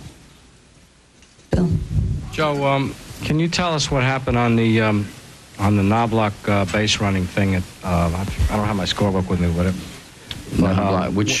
when he was thrown out at the plate, was Willie holding him? I think Willie was bringing him because they were fumbling the ball in right center, and when he did stop him, which you always bring him until right at the last minute, I think Nobby was probably looking down and didn't see him stop him. So in other words. He sort of ran through a stop sign. He did, but again, when Willie had him coming for the longest time, I think he was bent on, he didn't see it, basically. So he did run through a stop sign, but not knowingly. Would that be construed then as a error in judgment on Knobloch's part, or? Well, sure. You should always watch your third base coach till you pass him. Yeah. Joe, can you talk about Paul O'Neill? That you or me? Can you talk about Paul O'Neill, the range of struggling in September and not playing well early in the playoffs, pinch hitting for him, and now the last 4 games has really played well? Well, Paul O'Neill to me is piecing it together. I mean, he's doing whatever he needs to do on a day-to-day basis, because he doesn't, even though he doesn't have the hip pointer problem. There's still some effects from that, because you watch him in the dugout and he's stretching a lot. And so he's right now mixing and matching, and he's doing a good job. It's not always pretty, but it's pretty effective. He's a tough kid. Yeah. Okay. Steve. If you were in the other uniform and the pitcher threw the bat, broken bat, at your player, what would your reaction have been? I've been angry, no question. But I think we have to ask one other question. Why would he throw it at him? That to me is the simple question. Let's not take the fact that what happened, but let's try to analyze it, and why would he throw him out? So he'd get thrown out of the game in the second game of the World Series? Does that make any sense to anybody? Or is that too shitty a story to write? Huh? Somebody answer me. You guys ask me questions. Somebody answer my question. Why would he do it? Because he's angry with him? Yes. That's reason? Because he's angry? So he's angry with him, so he screws 24 other people on his team? People don't get thrown out of World Series. He got thrown out of a World Series game in Oakland one day. But why would he do it? He's angry at Mike Piazza because he hit Mike Piazza in the head. Now, give me an answer to that one, too. Now, wouldn't Mike Piazza be mad at him instead? Now, why would he hit him in the head? Now, figured throw a bat and hit him in the knee. I mean, we completely disable this kid. Still haven't given me an answer. I have no answer. Yeah, that's right. You don't have an answer, because there is no answer. It doesn't make sense. Now, should he have done it? No. Joe. But I think it was very emotional. Just a minute, Ira. Claire's next. Joe, I was just going to ask you about being up 2-0, having El Duque going in Game 3. Sorry, Claire. 2-0, it wasn't as comfortable as it was, an hour ago. The Mets showed you why they won. I mean, they just won't roll over and die. They're tough, but, I'm glad the final result was 2-0. You feel when you're playing at home that you're supposed to win games. We almost squandered it, and I'm glad we didn't, but it sure puts us in a good position, but not a guaranteed position. Joe, you asked the question about why he would throw the bat. And is it possible that Clemens, one of his pieces in his arsenal, is that he's an intimidating pitcher and tries to intimidate the batter? Okay, now, could it possibly be that this is part of an intimidation? Is it plausible? No, it's not. Not throwing a bat. I mean, that's something you don't work on when you throw between starts. No, that's true. But he's working on instinct. He's working on instinct. Instinct? Pick up a bat and throw it at somebody? Yes. Jesus Christmas. See ya. Wait a second. Is it possible you just lost? Good. What? An extraordinary moment as Joe Torre leaves a news conference after his team has gone up 2-0. So everybody can hear him. Here it is again. With all respect, I don't know if I like the idea of you saying that this is some kind of a media creation. That's the feeling I'm getting sitting here. And all I'm trying to ask as an individual, not as someone, we didn't have like a meeting beforehand. I apologize for that. So I'm asking if he just blew his cool. So you're attributing logic to this case. Logic has nothing to do with it. Is it possible the guy just lost his cool? And that's the simple explanation. But let me ask you a question. What made him lose his cool? I'm not a psychologist. But try to do it. I'm not either. But let's try to do this. Let's really investigate. I was at the Oakland game in 1990. I have no explanation for that either. Right. It's emotional. It's emotional. I mean, it's the most important game of everybody's life. And it's emotional. Somehow this is going to turn into a thing where you're saying it's a media creation. Oh, no, I didn't say that. All I'm saying is let's try to rationalize it. You said that about the Piazza. You're damn right. Throwing the replay over. That's right. And what happened tonight is evidence that it was perfectly germane to the issue that they kept showing the replay over and over. Well, did you think that a lot of people got very emotional from seeing the replay over and over? Would that be? Is that rational? Or is that irrational? You're not a psychologist. It was an element to the story that they kept showing. Okay, Dave. Next question, Dave. Joe, I'm not a psychologist either. Thank you. It looked to me like the bat skipped off the ground. He caught it. The end of it could have done what it did to Steve Yeager. Yeah, well. And he could have just been acting in fear, get it away from me. Well, I think it was emotional. I do think when he picked it up and he threw it, because he's pumped up to pitch the game. Did he know Mike Piazza was in the neighborhood? I don't think so. Until after he probably let it go and looked up. Because, when you see the ball foul, the hitter, and if Mike had seen it, he probably wouldn't have run. And it wouldn't have come close to him. But as it turned out, it scared the hell out of me, too. Okay, last question, George. Okay, Mike. Joe. Clearly, Joe. Yeah. Yeah. Clearly, you are angry at the. You are angry. You are clearly angry because you feel that by showing this replay over and over again, it sounds to me like you feel that somehow we all contributed to the emotion that's built into this game and into this moment. Is that because I just want to know what it is about this whole thing that has upset you? Because nobody's adding common sense to this thing. I know how close you feel and your reaction to Mike Piazza getting hit in the head. Now, we want to go back to that one before the bat incident, okay? You're throwing up and in to somebody. And Mike Piazza was surprised that the ball hit him in the head, and we were too. He's trying to move him off the plate. Now, that's the way he pitches. That's the way Bob Gibson pitched. That's the way Early Wynn pitched. First week I come up in the big leagues, I got knocked down 6 times just to see how the kid would handle it. Now, there have been a number of other people who have been hit here the last 2 days, but there have been no accusations. Because you need to pitch inside. Now, nobody wanted to hit anybody in the head. And I'm not going to say least of all Mike Piazza. I mean, nobody. Okay?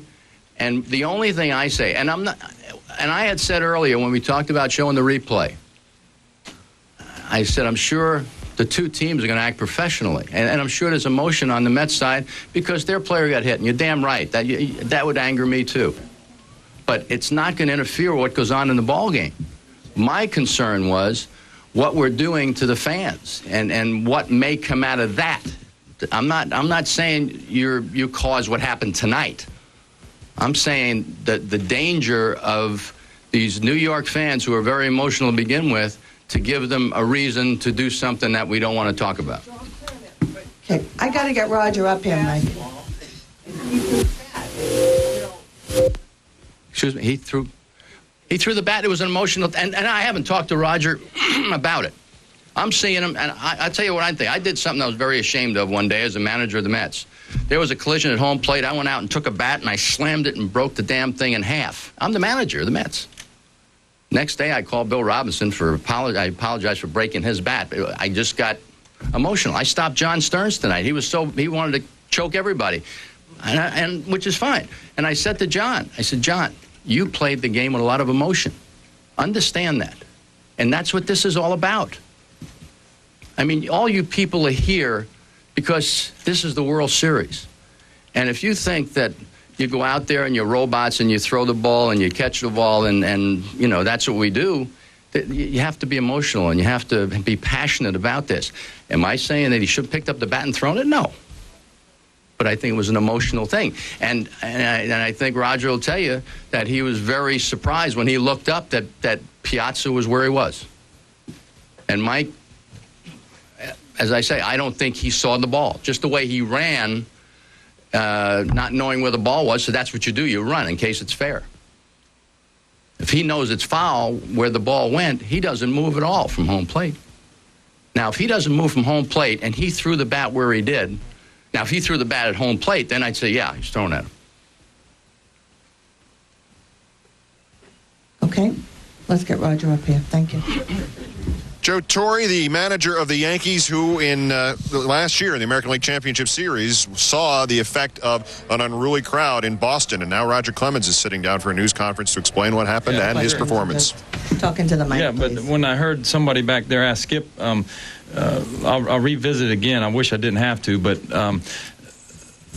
the pitch a while back in interleague to Mike again. I don't know if anybody heard me last time, but I went directly upstairs and made a phone call. I've got 4 or 5 people that saw my emotions and how I felt about hitting Mike, and I went up to make a phone call, and we made the phone call to Mike. So I wish if you didn't hear that, I just said it again so you could. So and I expressed how I felt about that. And I see that the skipper's upset about some things. I was extremely emotional that first inning.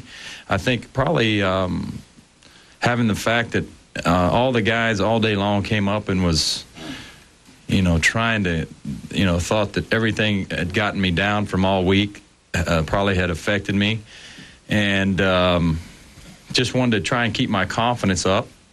But I was like I told the guys out. I did a couple interviews out in front of the dugout after the first inning. I knew I came in and sat in a room by myself, and I knew I had to get control of my emotions extremely quick to be able to continue to perform and finish that game.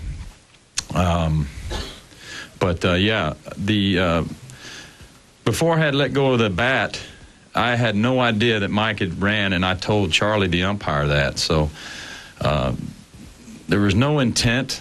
Fired up and emotional, and grabbed the bat to sling it towards our on-deck circle where our bat boys were at, and had no idea that Mike was running on the foul ball. So there was no intent there, and that really wasn't the substance of the game. I mean, as you can see late in the game, I'm glad we got the runs we did. The guys put a great push on there late.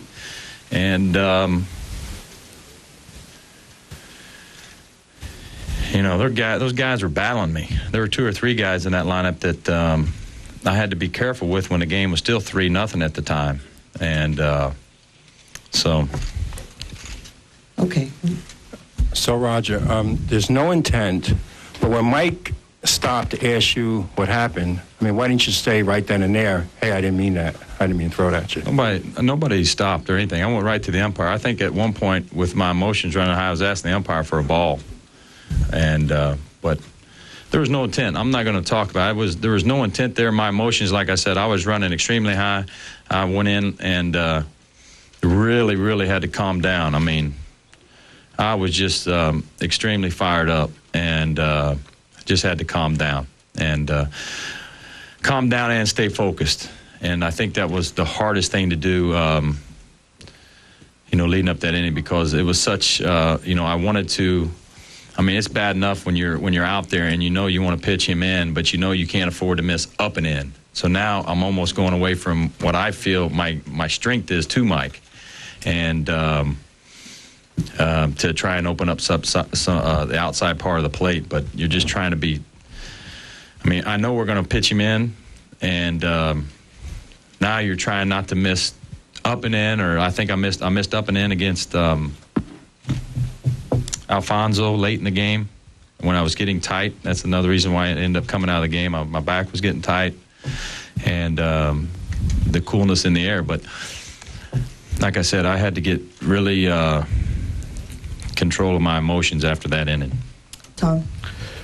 Roger, some of the Mets said that right in front of you, that they thought it did look like that there was intent.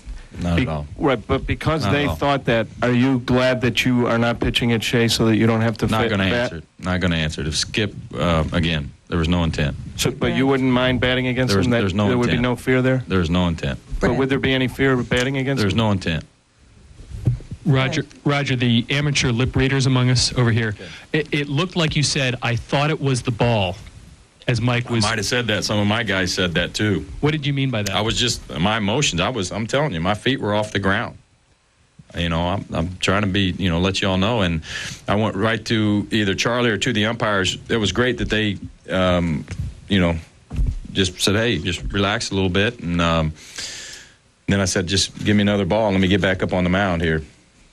Mike? Could you explain or clarify a little bit or elucidate maybe on the source of those emotions and why you were so sky high? Is it because I don't think it's real hard to figure it out. Is it because of what you've been reading and hearing? I haven't been reading it, but obviously I've been hearing it, and I think that where everybody in the clubhouse leading up to today was continually trying to keep me pumped up. They thought I might have been a little bit down, and I was trying not to let it get me down. So. I'll be honest with you, if I didn't have the stuff I did tonight, it'd have been hard work. I mean, I was fortunate that I had similar stuff that I had in Seattle.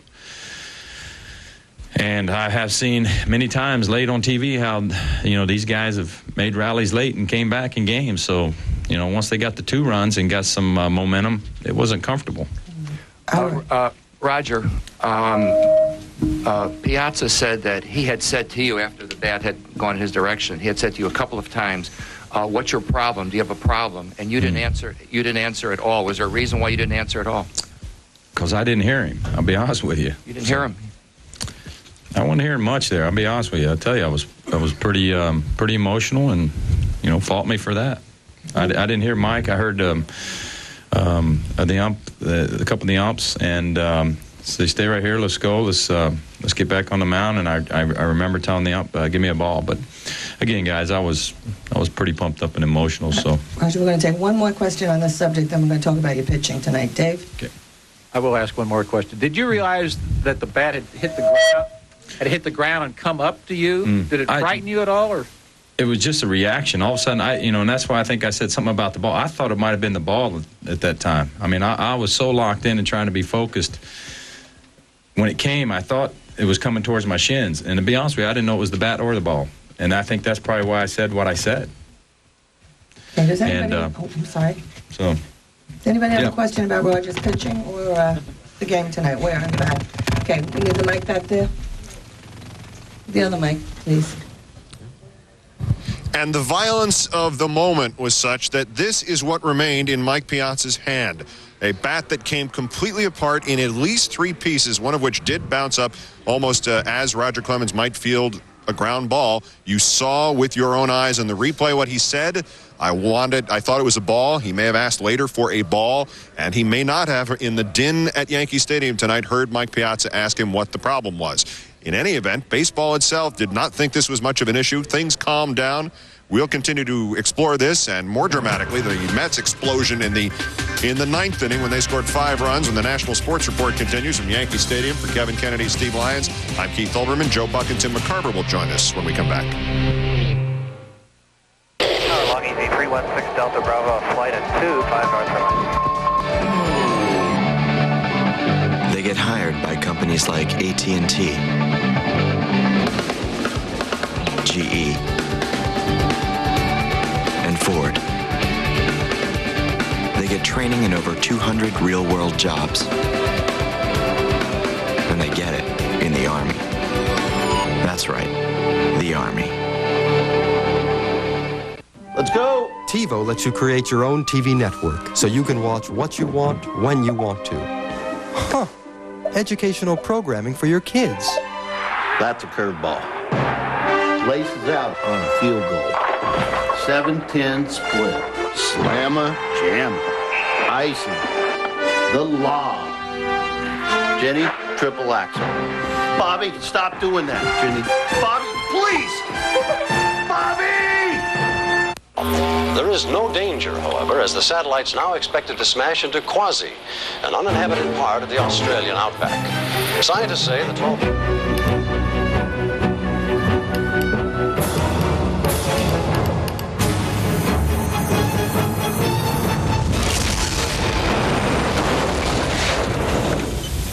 Do you, Yahoo?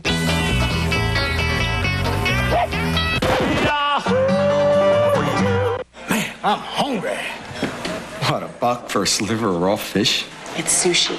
Sushi? Where I'm from, we call that stuff bait. What else can you get for just $1? Well, I can get a 20-minute phone call for only 99 cents. Quit kidding around. No, it's true. Dial 10-10-220. It's just 99 cents for all calls up to 20 minutes. And just 7 cents a minute after that. And get this, there's no monthly fee. 10-10-220 really is a great deal. We know. Hey, Dial 10-10-220. There we go. And we continue from Yankee Stadium in New York. New York Yankees 6, New York Mets 5. It didn't seem like such a big thing at the time after the field cleared. It was briefly the Yankees and Mets tussled, but they resolved the issue of the splintered bat, and we will talk about that more. Kevin Kennedy, Steve Lyons, and myself in a moment. Joe Buck and Tim McCarver called that action as it occurred and reflected on it during several points in the broadcast of the game itself on Fox, and we got their thoughts right after the game. Here's Joe Buck. All right, well, the final, again, 6-5, and back in the broadcast booth, Joe Buck and Tim McCarver with you. You never know how many runs you're going to need. The Mets made a little noise in the 9th inning. I saw you squirm when I was saying the Mets trying to get something going before Game 3. I know you're not a big fan of momentum carrying from one game to another, but at least they got off the deck and did something. Oh, I think definitely tonight. I mean, if they get shut out by Roger Clemens and Jeff Nelson and others in the bullpen, I don't think they have any momentum whatsoever going into Game 3. However, scoring 5 runs in the bottom of the 9th, not only against Nelson, but a key 3-run home run against Jay Payton. I think going back into that Shea Stadium, the way it's rocking and rolling right now, I think is going to be a very, very important 5 runs. The story will be about Roger Clemens. 8 terrific innings on the mound. No runs, 2 hits allowed. He struck out 9, he walked none. But that incident in the first inning was frightening when it happened. It marred the whole game, and there's something incomplete about this picture. We said during the game that we thought Roger Clemens should apologize and be very forthright about it after the game. I still feel that way. And even though he did talk to Keith Olbermann, he didn't apologize. And there's something wrong with that. The picture is incomplete as we speak right now. The Yankees up 2-0. That'll do it from the booth. Tune us in on Tuesday night, Game 3 at Shea Stadium. And, Joe, the Mets hope that the picture is incomplete, to use Tim's phrase about this series, and that it's not over or nearly such, and that we will return to Yankee Stadium next Saturday night for a 6th game. But let's get back both to the news conference, and if you heard the profanity from Joe Torre, we apologize, and we know Joe well enough to know that he would apologize to you personally if you were offended. But let's talk about this prospect again, about how if a pitcher sees a bat splinter into 3 different pieces, and the ball is hit, even though it's not hit at him, but one of the pieces of the bat comes up, and as again this relic suggests, this is the largest piece left. That is a moment of absolute chaos and against all the training that a pitcher would have, Steve. Yeah, actually, 3 points on this. Number one, I just love Joe Torre's reaction there. The way he protects his players is unbelievable. Went to bat for Roger Clemens in that press conference. Number 2, I find it really ridiculous that the press has such a hard time believing that Roger thought that piece of the bat was a ball. Now, I've been in situations, I've been around the game 30 years. Roger reacted to what he thought was the ball, and he caught it, and then when he realized that it wasn't the ball, he fired it away. And the third thing is that I think he should apologize. I think that's the one. I do agree with Tim McCarver. Look at the pieces of the bat coming at Roger. He goes and fields a bat. Nobody does that unless he thought it was the ball, and then he was throwing it away. Look at it. It says right here, I thought it was the ball. Clearly did. Yeah. And that third thing, Roger would do himself very well to say, I'm not apologizing for what happened. I'm apologizing for the result of it. I did not mean to do that. I'm sorry that the bat went towards Mike Piazza. I wasn't throwing it at him. He'd do himself a great service if he came out and said that. Yeah, Steve, the other thing is you're not going to field a bat. You're going to field a ball. If you know it's a bat coming at you, you get out of the way with the flying bat. Many years ago, Steve Yeager got a bat stuck in his neck, and thus came the catcher guard right here many years later. That's the thing that hit me right there. And the second thing that hit me was Roger immediately, when Piazza said, hey, what's the matter? What's the problem? You saw him mouth right away, and he didn't have time to think about that. That wasn't premeditated. He said, I thought it was the ball. And let me tell you something else. When you throw a fastball 97 miles an hour at a hitter, it comes back over 100 miles an hour. We've seen a lot of pitchers this year get hit. The Boston pitcher, Bryce Flory, he got hit. And you know what? And so pitchers are, if they see something come at them, they're going to try to protect themselves or catch it.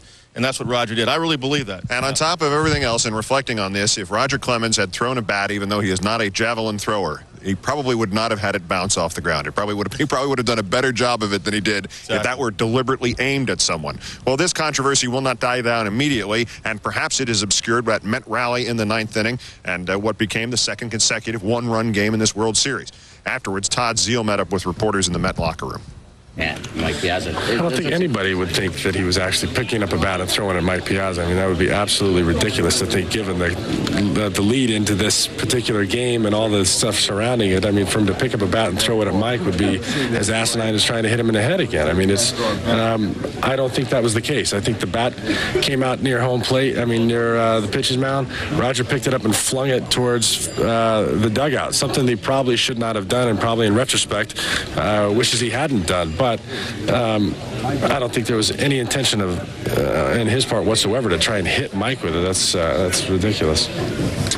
All right, let's put that away then for the time being, at least, although I suspect it may reappear in the Monday New York papers. Kevin Kennedy, let's talk about what we else saw in this game, and specifically the point that you were making in our discussions here, that Mike Hampton was brilliantly successful against the left-handers of the St. Louis Cardinals and was anything but brilliantly successful here in Game 2 against the left-handers of the New York Yankees. Well, the two key lefties for the Mets, Keith, obviously Leiter and Hampton, they beat the Cardinals handily because the Cardinals don't hit left-handed pitching, especially without Mark McGwire. The Yankees, they're number 2 in the American League versus lefty pitching. They hit over 290, and we've seen that so far in this series. Against those two starters, Leiter last night, the lefties went 3 for 9. Tonight, 4 for 8. Paul O'Neill got hot. Tino went the other way. It's because the Yankees play little ball. They don't try to go big for the long ball. They play a lot of situational type hitting. They move runners. They stay on the cutter. They go the other way. If the ball's down the way, that's where they're going to hit it, and that's what they did tonight. So I don't think the lefties are a factor at all against the New York Yankees. Steve, where are we in this series? It's 2-0. It was a 6-0 shutout into the 9th inning. The Mets suddenly scored 5 runs, and we had 2 one-run games of completely different natures after the Mets gave away a game in Game 1. What's Game 3 like, and how many more do we have to play? Well, the Mets have to really turn things around. I'm not a guy that really believes in momentum from game to game in baseball either, but it gives them a lot more confidence. The Mets came out for this game. I don't think anybody really gave them a chance to win this game, given the way they lost the night before, because they're just so down. But at least knowing that they scored some runs in the 9th inning will give them some confidence for Game 3. But right now, you're looking at a Yankee team that is not making any mistakes and capitalizing on the mistakes that the Mets make. Yeah, and it's going to be big for Rick Reed. Now, Rick Reed's a control pitcher. He can do it. He's done it before. But it will be his first World Series appearance. And momentum goes as far as your starting pitcher goes. That's where the momentum starts. Tonight, Roger Clemens got the momentum, not because of the Piazza incident, because he was throwing the ball 97, 98 miles an hour and on fire with the split. That's where the momentum started. Consequently, the lineup, the offense got going. So for the Mets, they've got to get good starting pitching, put some zeros up there to try to get the momentum their way. I will leave here worried less about Mike Piazza and the bat and all that, and more about Kurt Abbott coming up in the 9th inning with a 6-5 game and some momentum going the Mets' way. And maybe there was somebody else, or maybe the numbers were terrific of Kurt Abbott facing Mariano Rivera. Who knows what they were. But we'll discuss that and other things as our continuing programming from Yankee Stadium. For Kevin Kennedy, for Steve Lyons, I'm Keith Olbermann. Mets in 3,000. That got a big laugh in the Yankee dugout, we can tell you that. Yanks 6, Mets 5. Let's go back to the Fox Network Center in Los Angeles.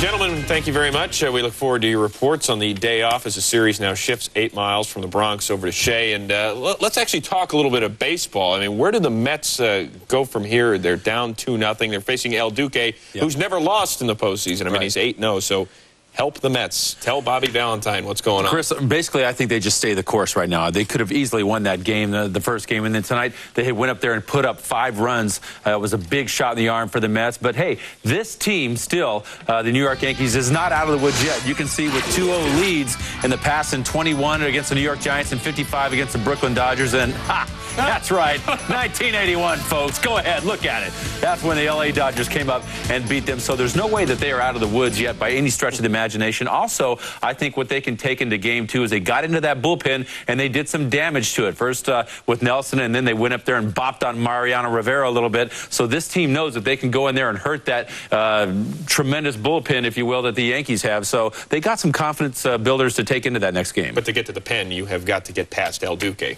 That's right. As you know, he hasn't lost anything in postseason. Extremely tough. He's really the go-to guy, I think, besides Roger on this team. That bullpen, again, they get in that pen and mangle it up a little bit. It's a good help for him. All right, 46 teams have previously taken a 2-0 lead. 35 have gone on to win the World Series. So the Stats number's guy, not exactly in the Mets' favors. Meanwhile, what about the day in the NFL? We're going to take care of all your NFL needs, highlights, and scores in just a moment. We'll be back in a second. You're watching the National Sports Report. You've been watching a special World Series presentation of the National Sports Report.